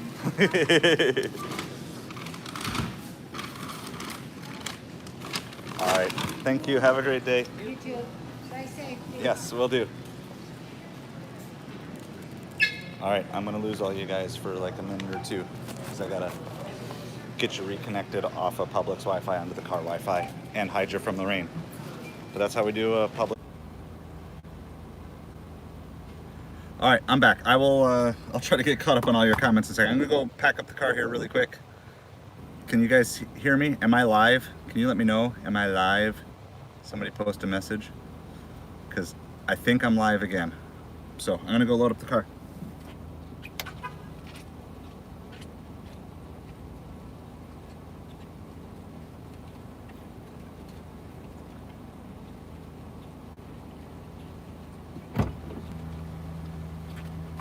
All right, so the smaller order I'm just gonna put right up front.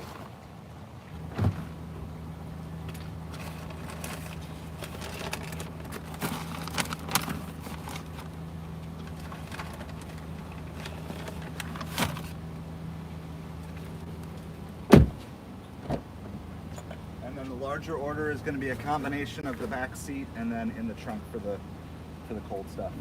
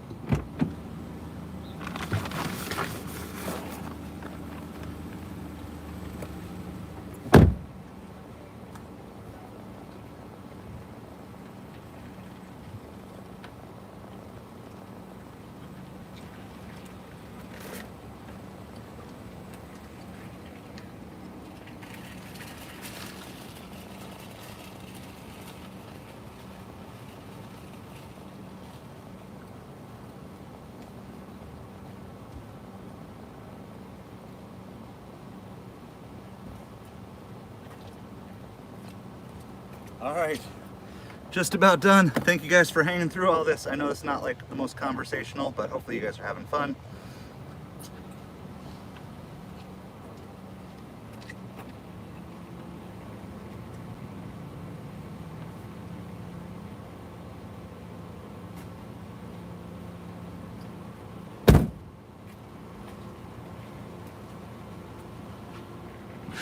All right, and then in this case, I got one of the customers' items or a bunch of their stuff in a cooler, so I let them know that. Again, the primary goal here is we want to humanize ourselves. And especially in this case where I've had 2 customers that have not contacted me at all throughout this entire shop. Like there hasn't been one message, one thank you, one anything. Sometimes I find that that cooler message is like the one that puts it over the edge because they're not used to receiving their cold items in a cooler.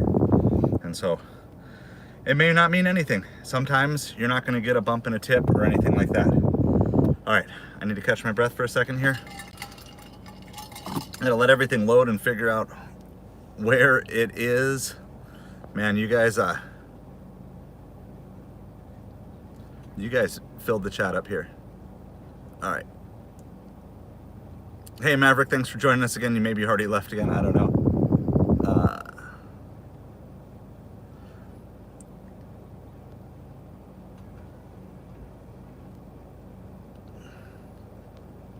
So Caleb, do customers get a sales price at the store? It depends on the item. So my understanding is certain promos are good within the Instacart app and certain items are not. Eli, we were shopping in Publix doing an Instacart there. Oh, Trey, you answered that question. Good. Caleb, yeah, so I'm saying drivers don't understand how many bad deliveries customers have had. And it's why it's important to just bring that level up of customer service. Can you do this with yeah, so Caleb, there are rules, like whoever is the shopper needs to be the one who does the shopping, does the checkout, does the delivery, but we've done it as a family before. I just make sure that I'm the point person of everything because it's my account. So,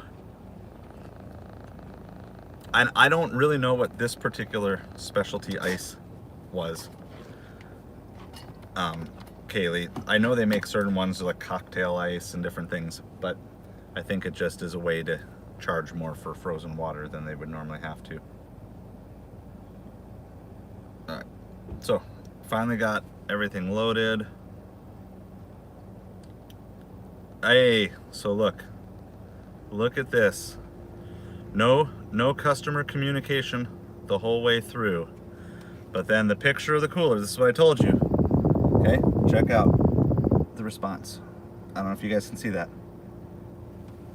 Wow, Craig, you're appreciated. So what have I done? I have achieved the goal that I have here of making sure I'm humanized, right? Because now I'm no longer her shopper, now I am Craig, okay?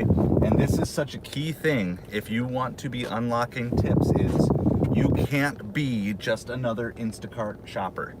You have to figure out a way to differentiate yourself from the 90% of other experiences they've had. Now, this may or may not lead to an increased tip. That's not the point. Okay, the point is that now I've opened up a dialogue. Now she sees me as Craig, not as an Instacart shopper, right? And so I'm like really glad that happened in real time. There was no communication. I reached out to her multiple times in the shop. No communication. But when I did something that is above and beyond what 90% of the other shoppers in my market do, I get a wow, I get addressed by name. You know, it makes a huge difference. Now, will it make a huge difference every single time? No, it's not. That's not how this goes. There's gonna be people who, doesn't matter what you do, they're just gonna look at you as just whatever. You're just someone doing a job for them. There's nothing personal. But I've found more often than not, maybe not more often than not, but more often than if I do nothing, doing things like this is what leads to these things. Now, whether or not we get an increased tip here, obviously we won't know for an hour a lot of times. Sometimes you find out right away. But And customer A is our big order, which is where it's most likely that the majority of our big tip is coming from here too. So this is all we try to do: provide the best customer service, better than 90% of your market as your baseline. And then when you go above and beyond, then you're going to be in the top 1% of your market. And it just makes a huge difference. So I'm really glad that you guys got to see that in real time. Like, ignore. Wow, Craig, thank you so much, right? And the goal always is to, as much as possible, and sometimes there's no opportunity to do so, but as much as possible, humanize yourself as a delivery driver. So that way they see you as a real person, not just as someone who's doing a job or a chore for them. And so the more you can unlock the humanization of yourself, I think both the better ratings you're going to get, which that matters just as much, right? As well as the better chance at increased tips. And also setting up with Instacart. I mean, you can get paired. If you have a good customer interaction, you're more likely to get that customer again sometime in the future. So hopefully it'll also lead to an increase, right? We always want to maximize the money, but even if we don't, we've still achieved the goal that we can control to the best of our ability. Because I can't control whether or not she clicks that button and adds that, or she brings out cash tip or something like that. I can't control any of those things, but I can control my customer service for her. So loving it. All right, so we've got about a 5-mile drive here. It's kind of funny because I think we're going to be a lot closer to another Publix than the one we just shopped at, but we needed it. We needed just a good break. So thank you guys for all hanging out. Sorry I couldn't really talk much until, and maybe there is a way, but if there was a way to have like text to voice when you guys commented while I was shopping, that would be really cool, because then I could actually hear it, have a conversation. But because I'm so slow with groceries, I try to minimize, just talk and explain as I'm going, but not really read all those comments. So we have been going for over 5 hours straight. This is our highest order of the day. I forget what it was. Does anyone remember? It was like 30, it was like 38. I think it was like $38 was the original offer. And I don't think I had to replace one item. Oh, we were just one short, right? There was one bag of chips that they only had one of, but we got everything else that was requested exactly as it was. So pretty happy with how that turned out. It's also, by the time we're done dropping everything off, it's going to be 4:30. I don't know if it'll quite be supper time, but you know, at least we kind of got through, at least we made it through the afternoon. Okay, I will take a look, Lisa. I don't know if I do enough Instacart orders where that would be worth it, but I will at least research. I need to start going to Walmart soon anyway for Amazon FBA and doing some retail arbitrage. So when I get to doing that, I'll just start fishing section, right? So.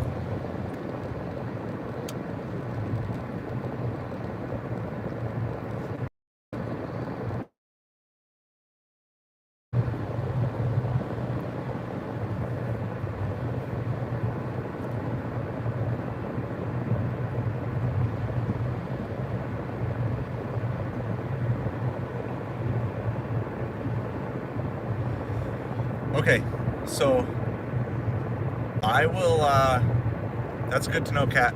I will research to see if there's a way to do that.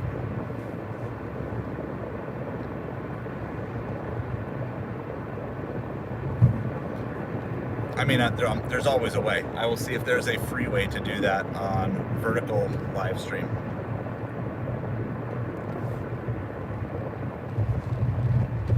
Yeah, so Instacart is nice here around Thanksgiving, Christmas, you know, all the in-season holidays. Instacart is amazing because you have lots of older people who don't really want to go shopping, and it slows down. It does start to pick up. I remember last year it was really slow in the summer, and then about a week or two before school it really started to pick up, because you could see there were just bunches of families that were, you they're just kind of busy because they're getting ready for all the school stuff. So they're like, okay, well, we got to get food. And I know a lot of kids buy lunch at school, but there's also lots of kids that still pack lunch from home. Like the school where my kids are going this year, they don't have a cafeteria. It's a smaller private school, but it's not small. I mean, there's 40, 50 kids per grade, and everybody brings their own lunch from home. It's all, then they don't have to staff a whole cafeteria and deal with all that. Just bring your own food from home. Cut expenses. So it's making it through July and early August out here, and by mid-August we're back in the school swing of things. I haven't been in a retail store recently, but I'm pretty sure that back to school stuff will be out right about now. The guy behind me is flashing his lights because I'm in the right lane. The passing lane is the left lane. There you go. You pass in the left lane. You don't flash the lights at the person behind you. People are nuts.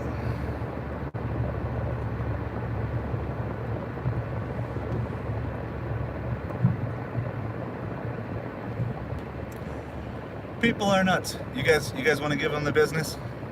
I honk. You give the bad drivers a business that are flashing lights when I'm in the right lane.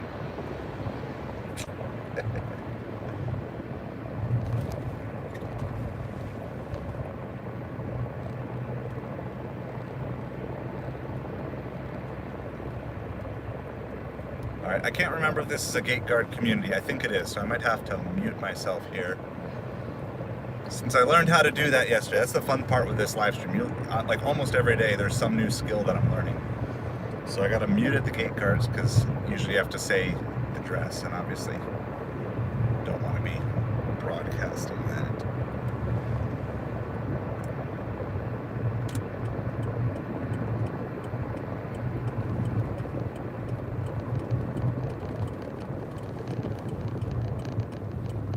All right, here we go. Let's see.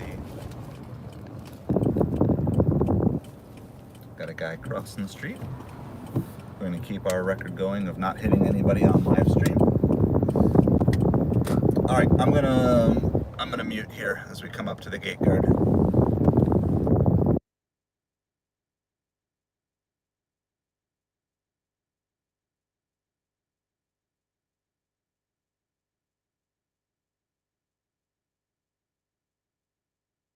Well, I don't have to mute quite yet. There's another car in front of me.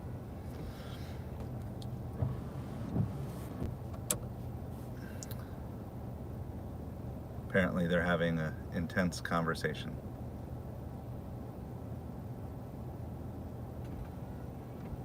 This gate guard does not look happy with the car in front of me.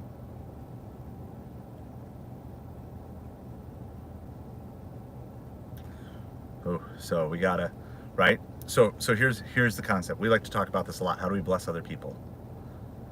I'm just reading the body language the best I can of this gate guard. He looks frustrated. He looks annoyed. His gestures are like, you're wasting my time. Okay. Now, I might not be right, but I'm just going to do my best with reading body language that he's not letting this guy go in or anything like that. He's got like a resigned look on his face. He's finally letting him go in, but he's kind of, so we're going to try our best to, he's shaking his head. Yeah. Body language is good. So I'll have to mute, but hello, sir. How are you today? Making it through? All right, I've got an Instacart to 44. Hold on 1 second. I gotta.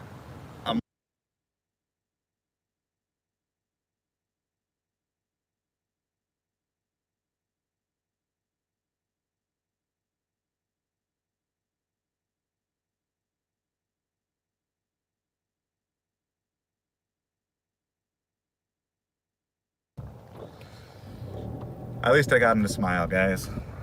You can't win everything, but I mean, I could just read the body language. I could read everything that he was just not in a good place, and so you could tell that he was whatever. It was a rough conversation he was having with the person in front of you. So this is why we just have to constantly and this isn't just gig delivery. This is like, if you're going to start your own business, if you're going to be interacting with just people in the real world, you have to constantly check out of yourself and just observe people around you. And you're not going to catch every single opportunity, but there are going to be opportunities like this all the time. And the guy goes from having an intense conversation, instead of me just being all business-like, and go in, read the situation, put a smile on his face, right? It's like, I have a 15-second interaction with the guy. Am I gonna be able to change his whole world? No. But can I change that moment? I can change that moment. I can do that. And how he receives it then is up to him, right? That's not up to me how he receives it, but I can at least do my best and at least give him a breather, give him permission. It's okay that you felt frustrated. I'm gonna do my best to give you good, clear, concise answers. So, right, people, objects, obstacles, opportunities. That is it playing out in real life. And so, I don't know what the situation was before me, but to the person in front of me, he was either an object or an obstacle. And because of that, that sets it up that that gate guard becomes an opportunity for me to try to bless him. So it's like, this is the real world. This is real people in real time. And it's not a video game. Life isn't a video game. People's hearts, people's minds, people's lives, they're not video games. And you can use people and manipulate people to get what you want, but if you do that, you're missing out on really the heart of what being human is really meant to be, I believe. So, but you have to take a step back, right? In the store, I don't know if you guys could hear me that well in the store, but in the store, when I couldn't find something, I couldn't find what I was looking for, I had to take a step back, and 2 or 3 times it worked on that trip. Took a step back, and I could see more of the shelf than when I was up close looking. And when I took a step back, I saw what I needed to see. Same thing when you interact with people. If you take a step back, take a breath, observe, read the body language, you're going to see more. You're going to see what you need to see to figure out how to interact with them in a way to bless them. And sometimes you're going to try and it's still going to fail. And then it's not on you because you just gave it the shot. And then you don't beat yourself up on it. You just say, okay, hey, if you didn't want that blessing, I'll just send it to the next person, right? Double the blessing, give it to the next. If they don't receive it. But if they do receive it, there's hurting people everywhere. Hurting people everywhere. Of every and all economic class. There are hurting people who tip big. There are hurting people who tip poor. There's hurting people who just do it. Find ways to bless people as you get opportunities. The milkshake yesterday was good.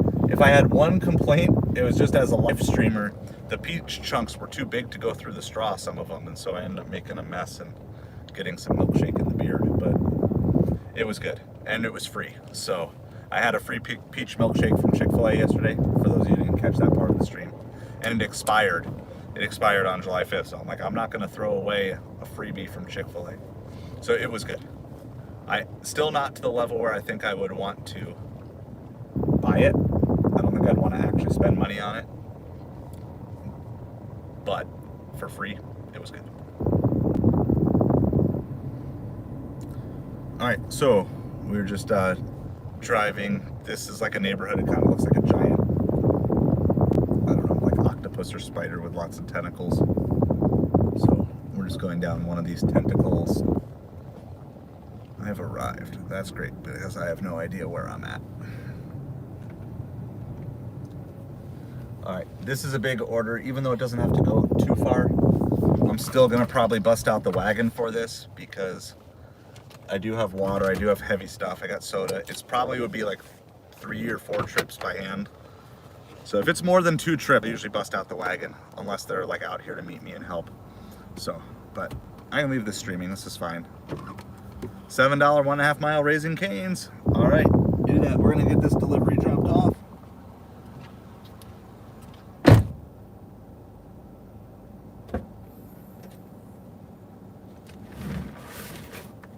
So I don't know how well you can see it, but here's the cart. It's a fold-up, collapsible wagon.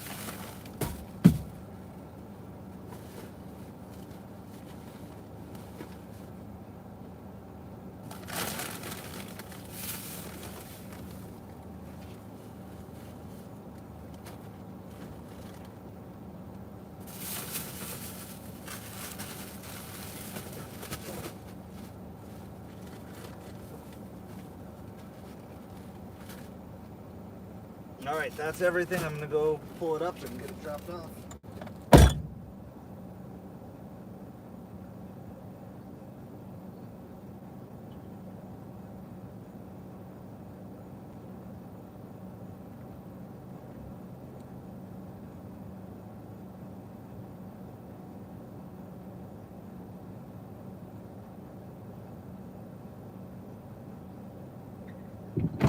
I just realized I'm one house over. I just got to go to the driveway right next door. I misread the signs, but I'm coming back.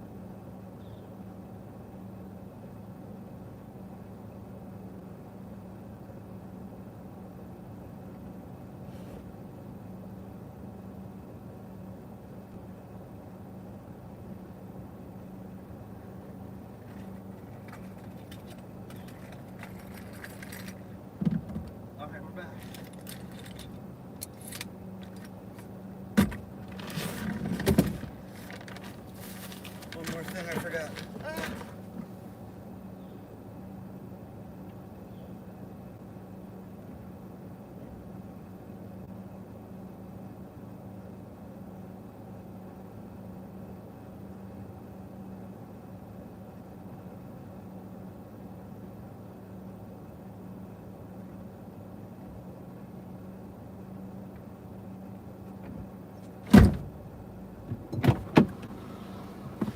Y'all are frying my brain.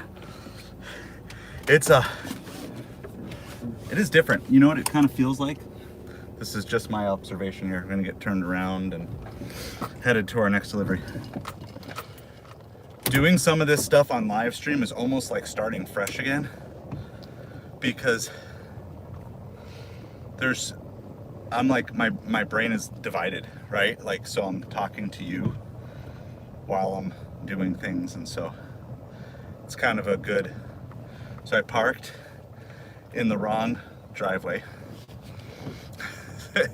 and then I had forgotten the chicken in the hot pack, so I went back and did that. So everything's good, but there's definitely a level of,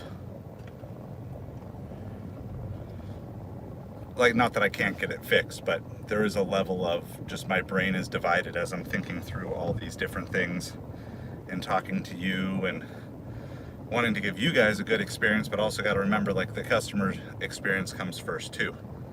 So there's definitely like a learning curve to doing this, especially with Instacart. I think much more so than everything else, because everything else you just pick it up, put it in a bag, drive there, drop it off. That's different. But when you're dealing with multiple customers' orders and things spread out in different places,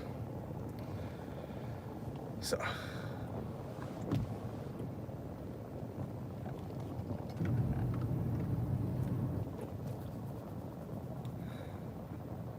I have had a few. Kaylee has, you're asking if so I've never been tip baited on Instacart.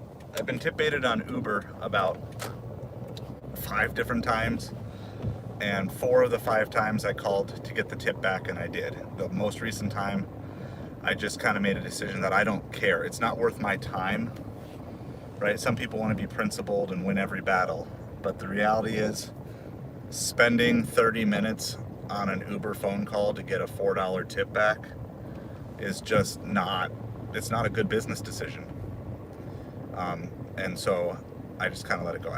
But I've never been tip baited on Instacart. And from what I've heard, there's no chance of getting that tip back. At least Uber's been good with that. Though you have to be on hold for like 45 minutes. So it's just not worth it time-wise. It's doable if you care about the principle of it, but I'm trying to move beyond standing up for the principle of every little wrong that's ever been done to me, and instead just focus on what's the best business decision. And to spend 45 minutes on the phone to recover a $4 tip is not a good business decision in my mind. So I'm not doing that anymore. If it was a $25 tip, then I would probably do it. So, but I have had random items reported, like when I first started especially. It was like eggs. Someone reported their eggs were broken or a particular item was missing.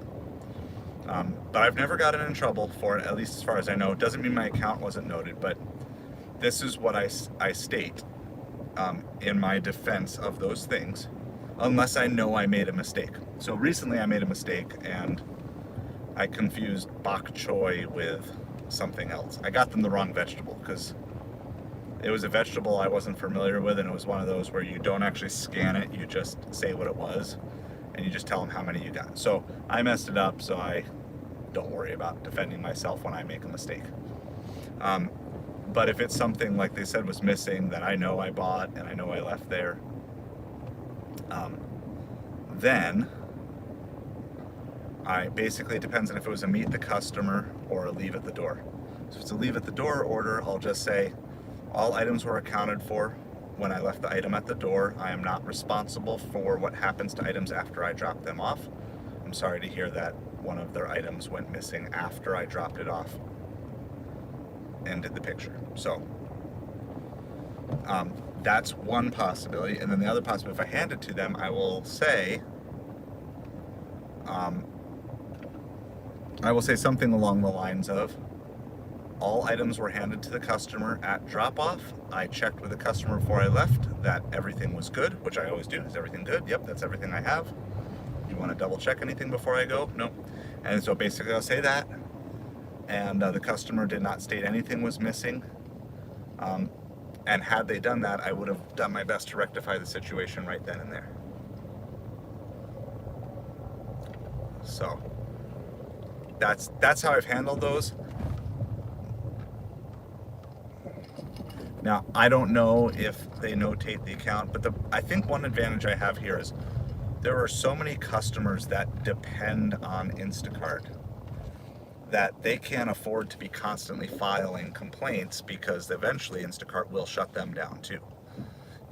So I think Instacart just kind of looks at kind of a whole weights and balances thing, and they just see, okay, this customer over their last 10 drivers has complained about something being wrong about 8 of them. And of those 8, 7 of them have no complaints in the last 100 orders. It's pretty easy then for the computer to tell, okay, this is more of a customer issue.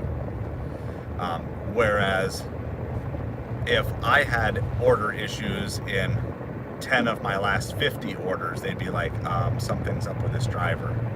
We don't need him. So it doesn't mean you can't get things falsely reported. It doesn't mean your account would never get reviewed. I'm not saying that, but I think Instacart does not want shoppers scamming them, but similar to Amazon, they're going to give them a pass every now and then. They're going to just give them a pass because it's the customer acquisition isn't worth it. But if there's a pattern of repeatedly doing that, and Instacart will even say that they will, if there's a customer that repeatedly gives 1-star ratings, they will just remove them because the customer has a pattern of doing that. Now, I would prefer that they would discipline the customer in a different way than just removing the rating, but I am thankful that they provided that. All right. So this drop off is just 2 bags. We've had no communication with this customer number 2 at all the entire time. I'm not expecting there to be a significant tip, if any, on this order. I'm okay with that. It's fine. It's just after 4:30, so I'm not sure exactly what I'll do. Obviously, well, why not? Let's see. Let me see where things are. I gotta see where all my ratings and everything is at while I'm trying to find where I'm going. We got a lot of stuff going on here. Okay, so I gotta go one more building.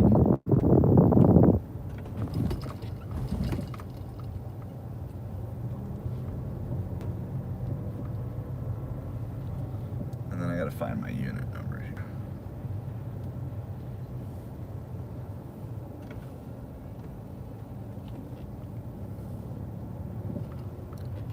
Alright. So I think I can just park right here. I don't think, there's no signs that any of these are reserved parking spots. I'll turn you around so you can look at some shrubbery.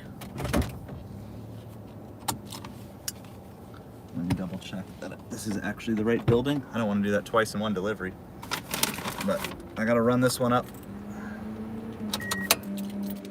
No, the only interaction I had with either of the customers was after I let them know that the first customer know that their items were in a cooler.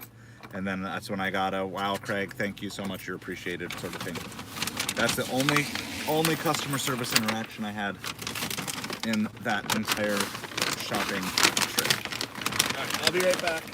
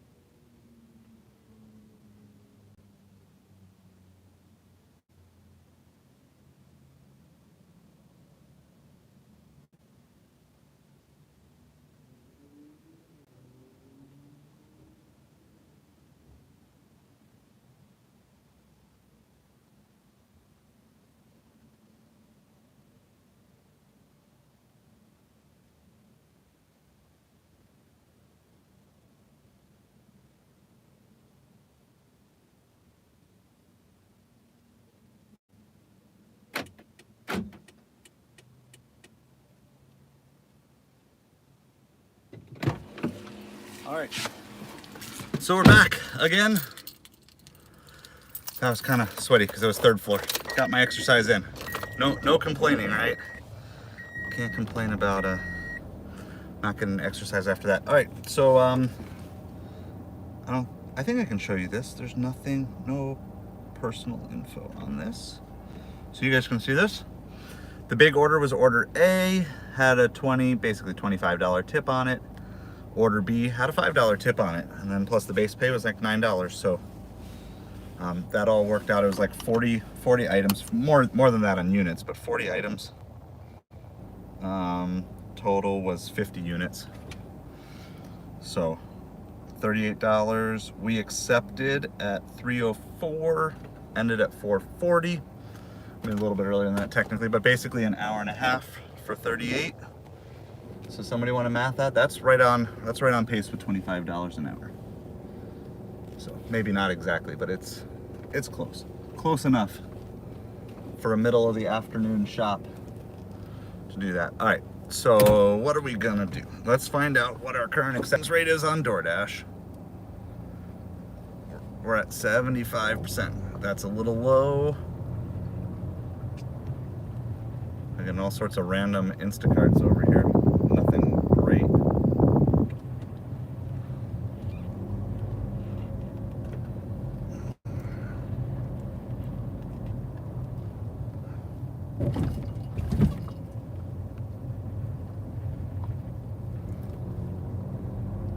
By the way, our tips came in for our Uber while we were shopping. The 2 tips that we had, and they both were what was expected. So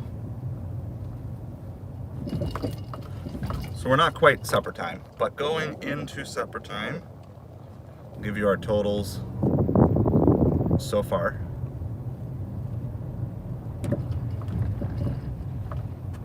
So we're like 32 on Doordash, 38 on Instacart. So that's 70, and then 25 on Uber. So we're at 95. So I would say our goal is not out of the realm of possibility yet, because from 5:30 to 10:30 yesterday I did 150. But we are definitely gonna need a good supper to make this work. So what I think the most important thing to do is positioning. And I'm a firm believer that sometimes you need to sacrifice a little bit of delivery time to get to where you want to be. So now the question is where do I want to be? Right? It's 4:42. I do have Uber, Grubhub, and Instacart on. I have Doordash off because I've got a 75% acceptance rating.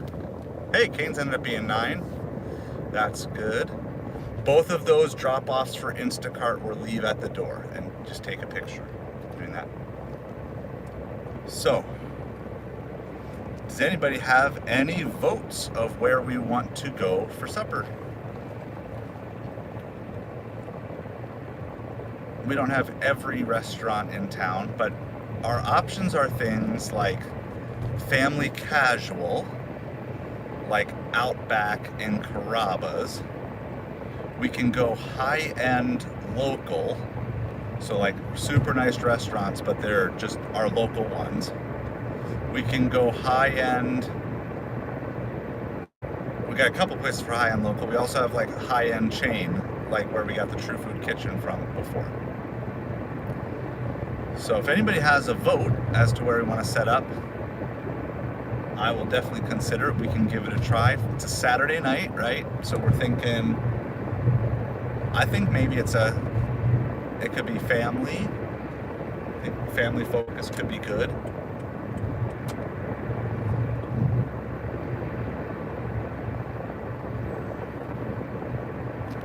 So comment down below. Let me know if there's like a restaurant or a type of restaurant you want me to head towards.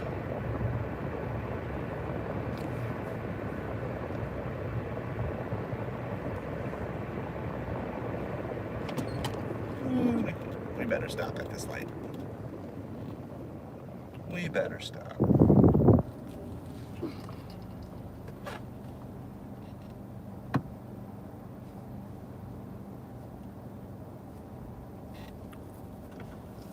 So let me know.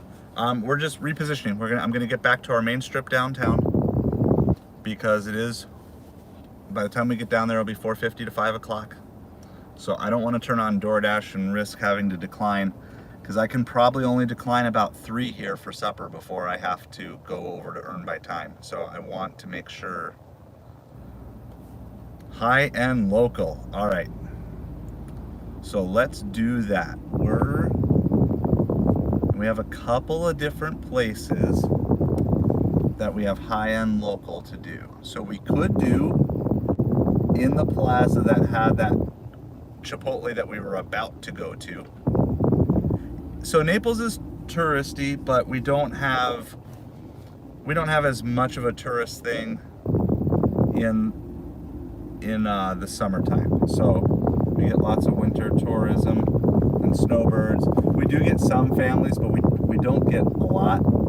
Families will go more like Fort Myers, or Orlando, of course, gets families galore. So we get tourists and we get families, but not a massive amount. Like, not anything that's a really significant bump to the economy that I know of.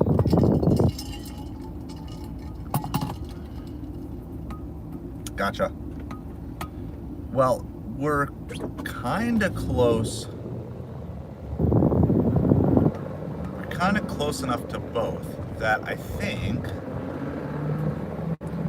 I can be within basically a mile or two of both.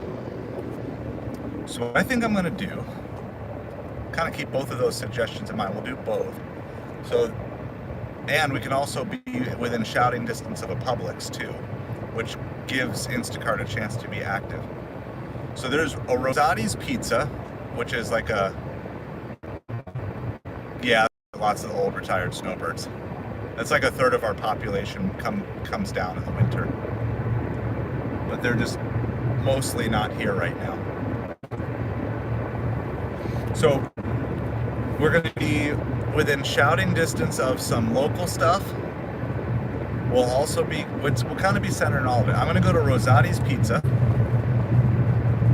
There's also a couple other restaurants in there I occasionally get stuff from. It's immediately across the street from a Publix. It's almost across another street from Outback. It's within shouting distance of Fresh Market, and not a lot of people camp out at Fresh Market. And then it's also close to like True Food Kitchen, some of those other things, as well as some of our other local places. Yeah, I haven't been to Disney. We did Disney Springs as a family a few years ago, but I haven't been to Disney World. And I don't know if I've been there since I've been an adult. I don't think I have. I think I was like 14 or 15 was the last time I went to Disney. The actual Walt Disney World. I got a notification that one of my car doors is partly open. Better go fix that when we get parked here. So I'm gonna park at Rosati's. Outback I know is on Grubhub, Doordash, Ubereats. But I like tucking in at Rosati's because sometimes they have really good pizza orders and not a lot of people are parked there. And they like me. They're one of the few places that always likes that I bring a pizza bag in when I pick up pizza.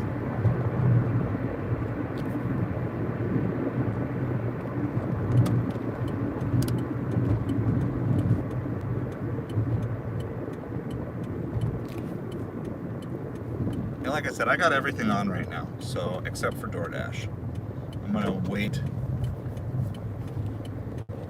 I mean, there is definitely a chance that when you're trying to keep your acceptance rate up on DoorDash,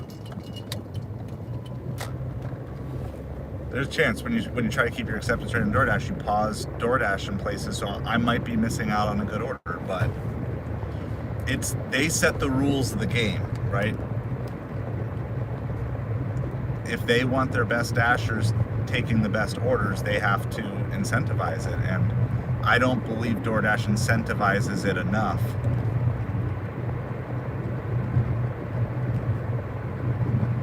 And basically they just say, look, we don't really care who takes the best orders. We'll give you perks, but basically everybody plays by the same rules. you could argue maybe the catering is different, but it doesn't really seem like that to me.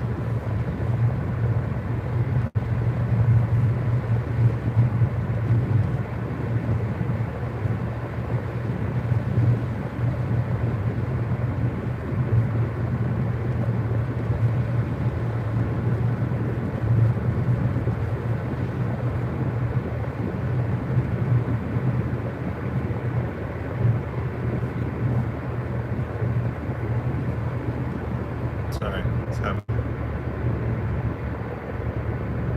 some funky internet things. What's new, right? Alright, well this is the $11 for 12 mile true food that we're not going to take.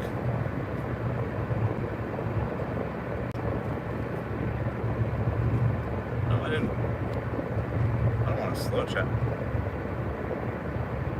Yeah, I mean, but that's exactly it. The question is, Trey, is do they actually even want good drivers?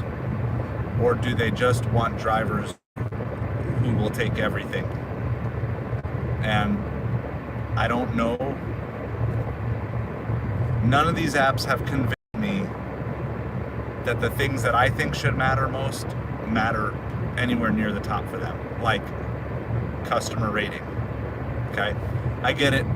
Customers aren't perfect, but every dasher, like, I don't think it should be your specific customer rating. I just think it just should be your customer rating relative to other drivers in your area. That should be the number one determining factor for most of their decisions. But they only use it as if your customer rating goes to this level, we can deactivate you. That doesn't sound like someone who really cares about you having a high customer rating. They just care about you not being a total moron. You know, I'm nowhere near a perfect DoorDash driver, and yet I got a 4.97 on DoorDash. Of my last 100 ratings, 99 are 5-star and 1 is 2-star. And I make mistakes all the time. Like, to get down to a 4.2, I mean, you'd have to try. It would be so hard. So few people rate, and they only, like, a lot of people only rate if there's something bad. Like, you have to try so hard to get down to a 4.2 rating.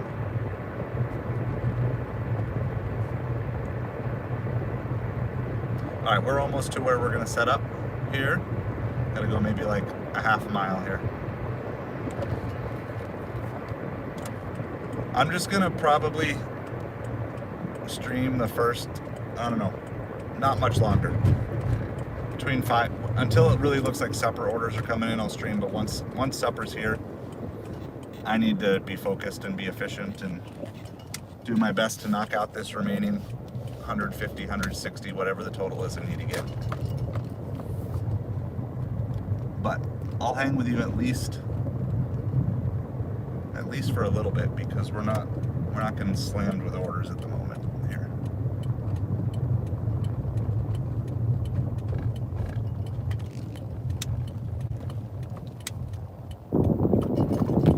So I'm gonna park on the restaurant parking lot side, but if we had turned right, I'd be turning into a Publix parking lot. And I'm gonna park relatively close, and I think I can get all the way up here, and I can back in. I don't always back in. I back in when it seems feasible. Sometimes you spend as much time backing in as you ever do backing out. So, and sometimes if you take the time to back in, you just frustrate and annoy more people. It's worth it. All right. So I'll give you a little context here where we're at. I'm a little nervous to turn on DoorDash, but I also feel like, man, I could be missing stuff. We are red, so if I accept everything, acceptance rate doesn't matter, but we'll see. Let's go, I'll just pick 9 o'clock for now.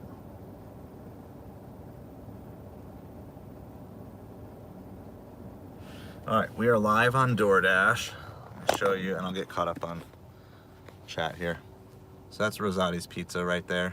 There's somebody coming, but so that's part of the play.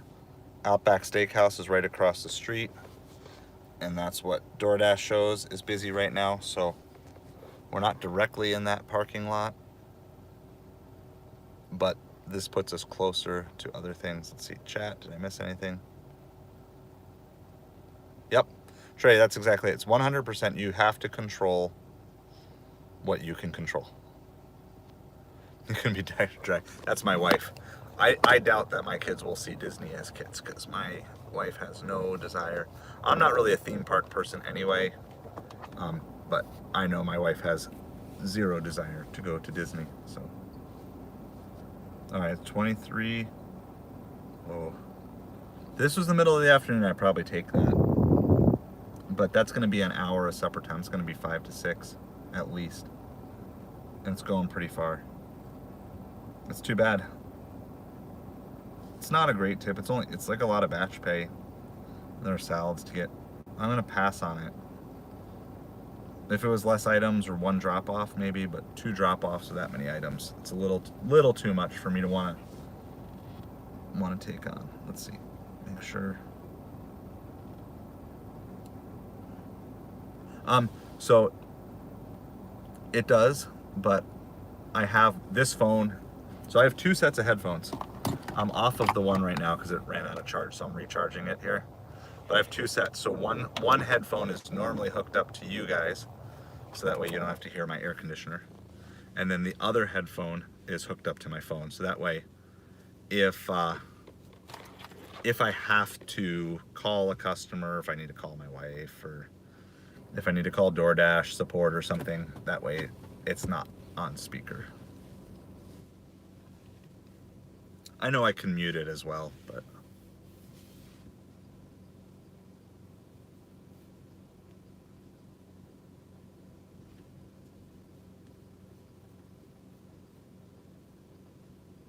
oh wow. I would not wish walking around Disney on anyone 6 months pregnant. Gotcha. Yeah. There's there's a lot of places like I would like to go, but I would not have taken my wife to any of those, a lot of those places when she was 6 months pregnant, because just not worth it.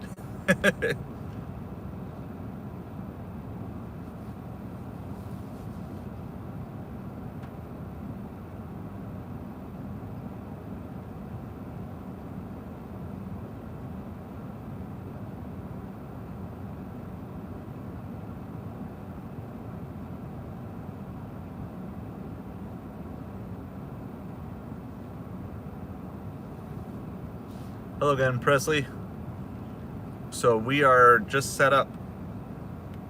I don't know when orders for supper are going to come in, but we're just set up at a Rosati's Pizza. We're near a Publix. We're near an Outback Steakhouse. We're near Fresh Market, another grocery store. We're near Carrabba's. So I'm going to stream.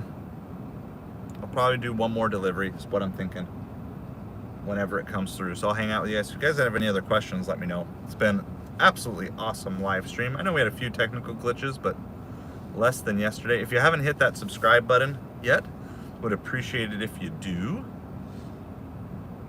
I'm gonna give you some stats though, because this is crazy. Today's stream is nuts. I know it says people come and go, but check this out. We've had over 1,000 views on a live stream and 27.5 watch hours. You guys have spent combined more than a day watching me today. Well, okay, fair enough, Kaylee. And once you're committed, once you bought those tickets, you bought those tickets. I understand that. Once you're in, you're in.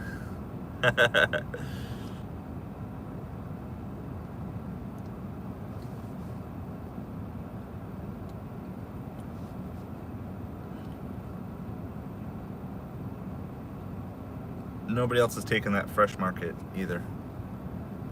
It's close. If it was like 33, I'd probably take that, because I think I could get it done in an hour.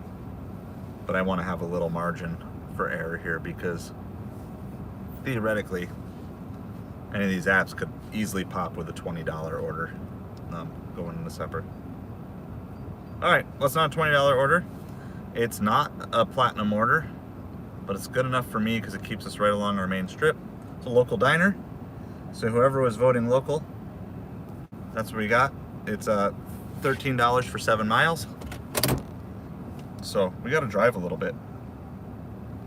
I'm kind of surprised we got this order from where we are. Let's see. Maybe it's not. Maybe it's closer than I think, but I feel like it's a couple miles away. It's over a mile. Drive 100 miles an hour. I'll be there in like 10 seconds. So, but that drop off is fine. So we basically have. I've explained this before, but we have Route 41, which is also known as the Tamiami Trail. Like, wait a second, I just ordered 5 seconds ago. Why is my meal there already? I have gotten that a couple of times. I remember one time I think it was BurgerFi, and they were like, how are you here? And it was just one of those, I guess they just they made the order really quick. I was just there right away. Sorry, you guys are getting all twisted up. New mount next week. That's the goal. New mount next week. So you guys will be flopping around a little bit less. But thank you for over 1,000 views and 27 watch hours on the live stream today. I just appreciate that so much.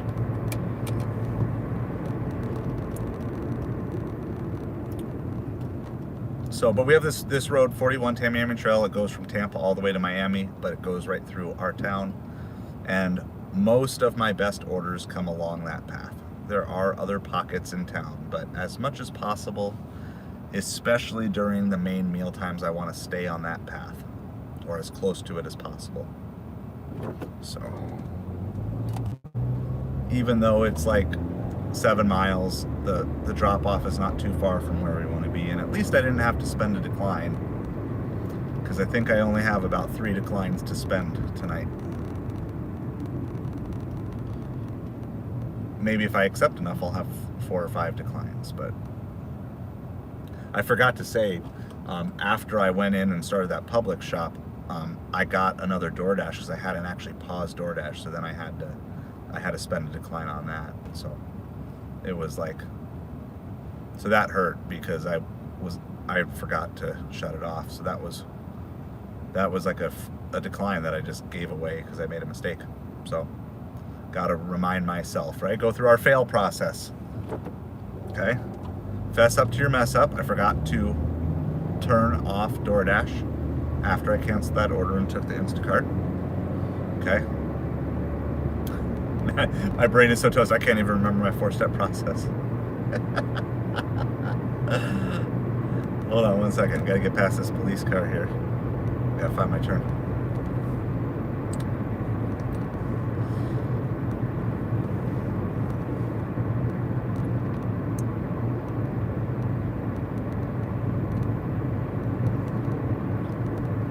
Figure out exactly where I'm going because I gotta make a little U-turn. Alright, right? And then analyze to make me wise. What caused it? I was distracted. That was 100%. Some of the little mess ups I made on that last Instacart delivery, it was just purely distracted. Got a lot of things going on, wasn't sure how to process all of them, so distraction. I know that's why. Okay, internalize. So to internalize, what do I need to do? I need to remind myself that even in the midst of a live stream, I have to make sure that protecting my account and giving good customer service comes first. Like, I'm glad that I can live stream while I do this, but I can't be making decisions that can potentially cost me money down the road just because I'm live streaming with you. And then L, right, is all about finding freedom, liberate your future state. So how do I liberate? Okay, forgive myself. I'm not going to beat myself up over it, and just say, okay, I've got to, as I'm working through this process of live streaming with you, have to still make sure customer service comes first. So with that in mind, I am arrived, and I'm going to go pick up this order. It's probably going to be the last order I do with you guys. So if you have any other questions, ask them now, and I'll get caught up when I come back or when we do drop off. I'll give a little channel update as we go here, but I'm gonna go pick this up. I'll be back.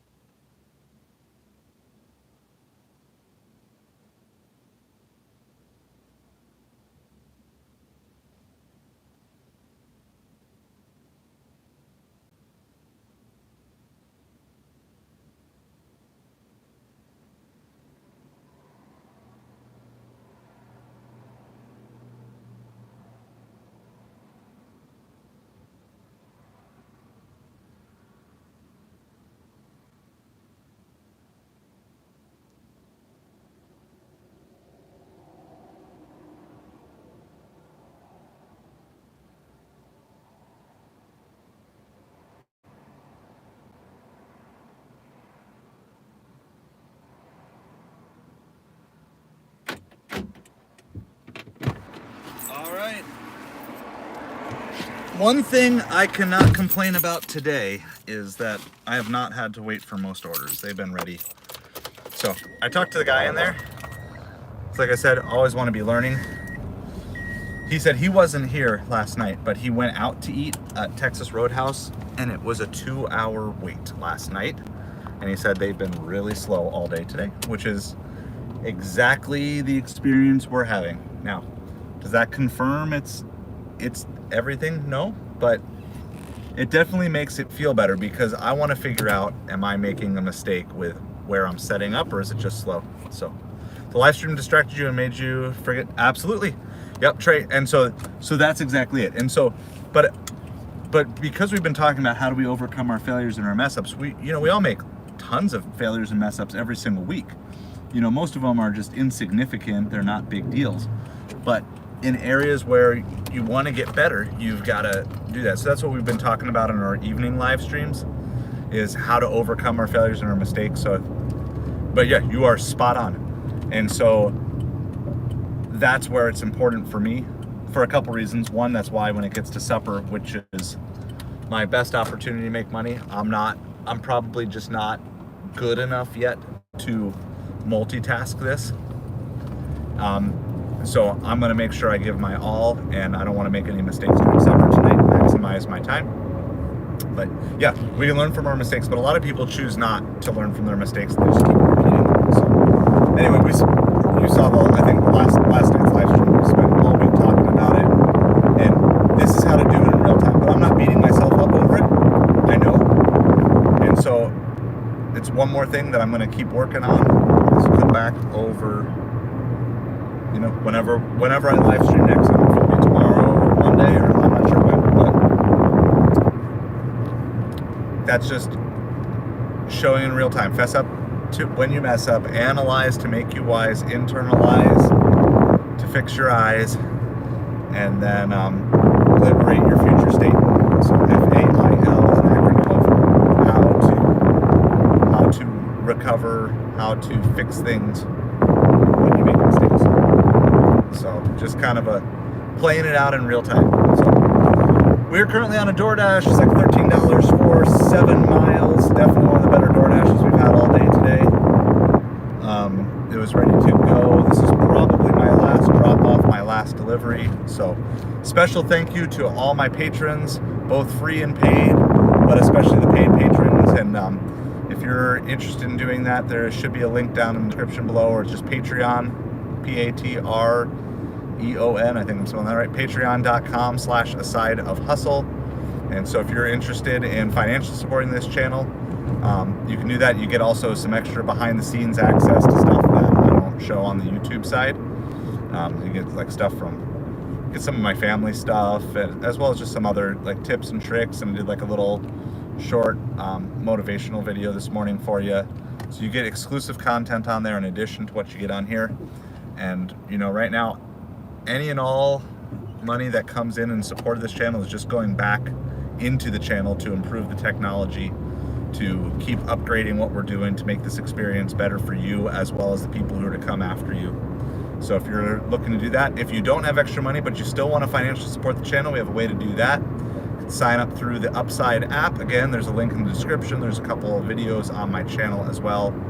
You get cash back when you fill up on gas, and then I also get a small percentage of that as well. And they're running a bonus right now. If you sign up through my affiliate link, you get a bonus $5 cash back on your first gallon. Not per gallon, but on your first gallon. Still nice. Go fill up and get a free $5 bill for putting gas in your car. Money you'd have to spend anyway. There's also all sorts of other links and different things that you can check in the description below. If you want to reach out to us, the easiest way to do it is our brand spanking new email address. It is a Side of Hustle channel. Do make sure you add the word channel, CHANNEL, a Side of Hustle channel at gmail.com. But if you have any questions, prayer requests, sponsorship opportunities, anything like that for the channel, you can just reach out on that. I appreciate each and every one of you, whether you're watching this live or on replay. And yes, believe it or not, some of these live streams are getting replays from people watching afterwards, people catching up.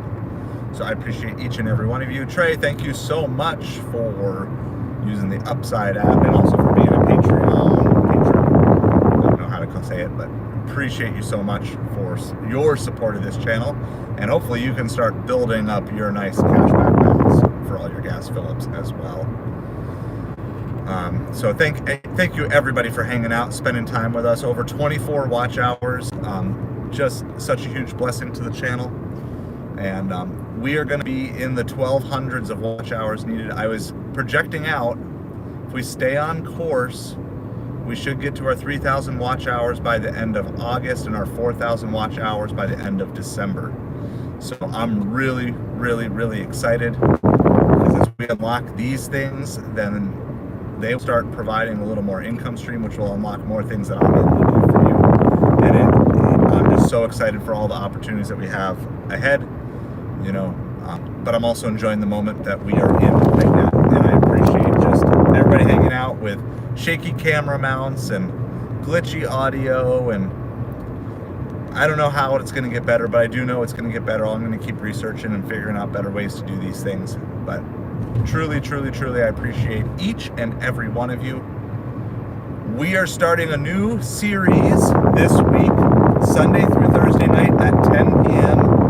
We are going to talk about what does the ultimate gig delivery driver look like? Not in terms of physical features, but mental, emotional features. What characteristics do they have? We're going to talk about maybe some of the supplies that they need to bring. And so we're going to spend time brainstorming it, digging into it, and maybe we can all find one or two areas individually that we can step up our game in, and also give a nice profile, because I know some of you are looking to get into gig delivery work. We can give you a shortcut of maybe some things that we've learned, because we got a lot of experienced drivers on this channel too. We can maybe give you some shortcuts to help you. So instead of making like $15 an hour from the start, maybe you can start out at 18 to 20. So that'll be Sunday to Thursday night at 10 p.m. Eastern time. So I do my absolute best to get on right at 10 o'clock for that, not waste your time. We usually stream just about an hour, sometimes a little shorter, sometimes a little longer, but we usually stream just about an hour. And if you ever miss a stream, they always post afterwards. You can watch them on replay. Usually the first half an hour is talking about the topic, and then the second half an hour is whatever else we need to cover. So we're about 7 minutes away. It's going to be our last delivery of the day. It's going to be come in. Our stream time is at 387 minutes. That's so long. Such the longest stream I think we've ever had. But it's over 6 hours straight of streaming. But I appreciate each and every one of you. And I'll post a community post if I get to the 250. If I don't, I probably won't. But if I get to the 250 by the end of the day, I'll throw a community post up and let you guys know, so you can.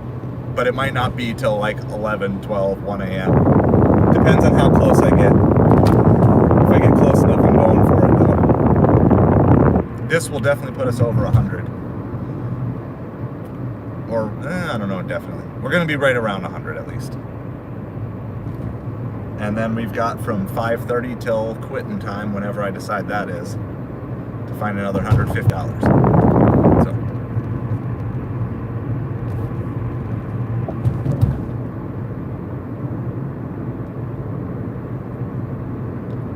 What's my turn? 1.6 miles.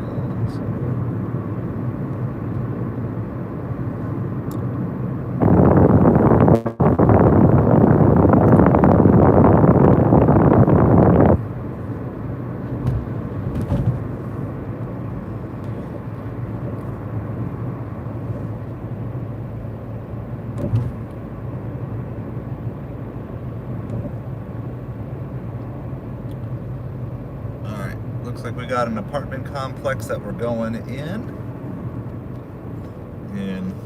just a little bit.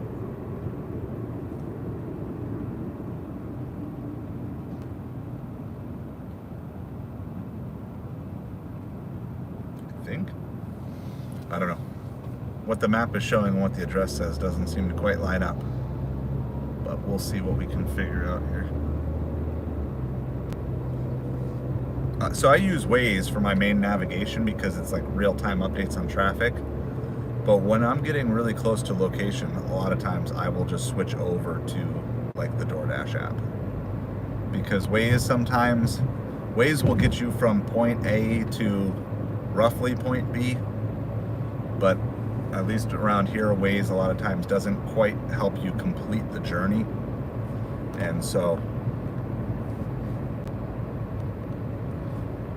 $10 for 20 mile on Uber. Not a chance. Not a chance.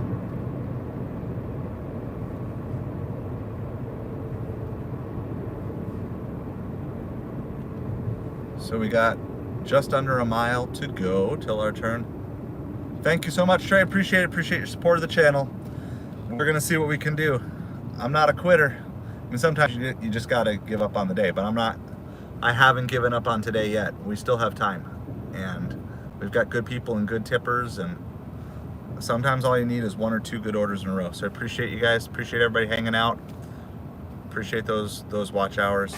So I will see you all back here on Sunday night. Like I said, I'm not cutting off the stream until I get to the drop off, but yeah, appreciate everybody hanging out with us.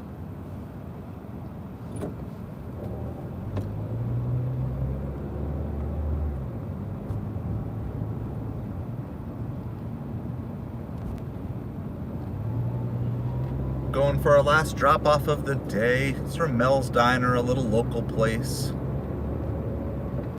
Drop off is a pretty good drop location. I won't hang here. I'll turn around and head right back towards downtown, but there's definitely a chance of getting another order pretty quickly.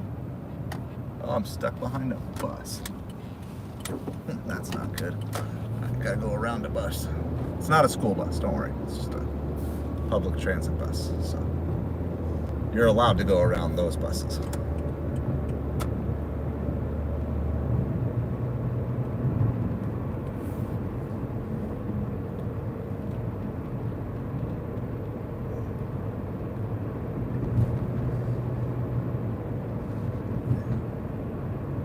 Oh, it's these apartments. I think I know these apartments. Let's see if it's Let's see if this is right. Can I get in this side? Let's see if this is right. Yeah, okay. Only thing is, I don't know if I actually have a gate code.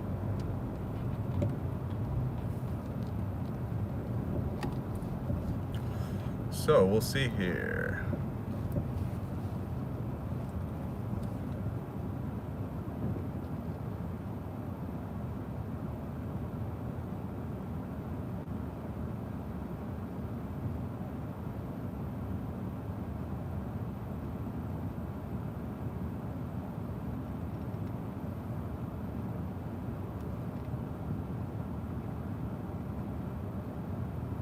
Alright, so we got to get a gate code in order to get in.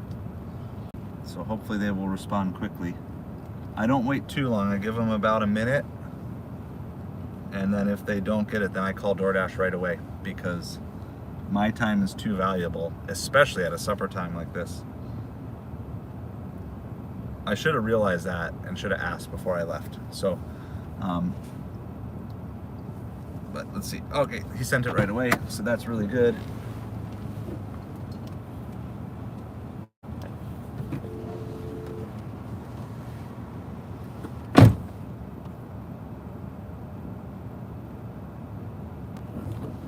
All right, and we are in. So, at least I'm dealing with an attentive customer.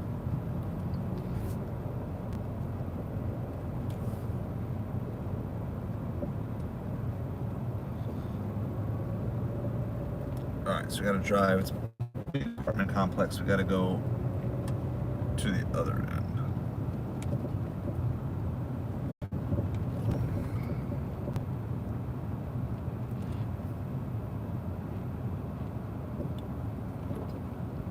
What's the number?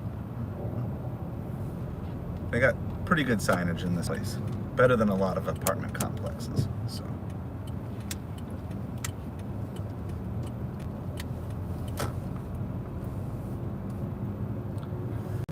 So I think actually, because I gotta park this anyway and go up to like second or third floor. I think what I'm gonna do is I'm gonna cut off live stream here once I park. So thank you again, everybody, for hanging out with us pretty much all afternoon.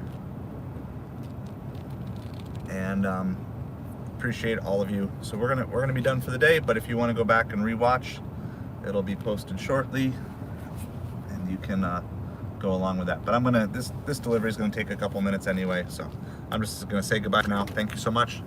Have a great day.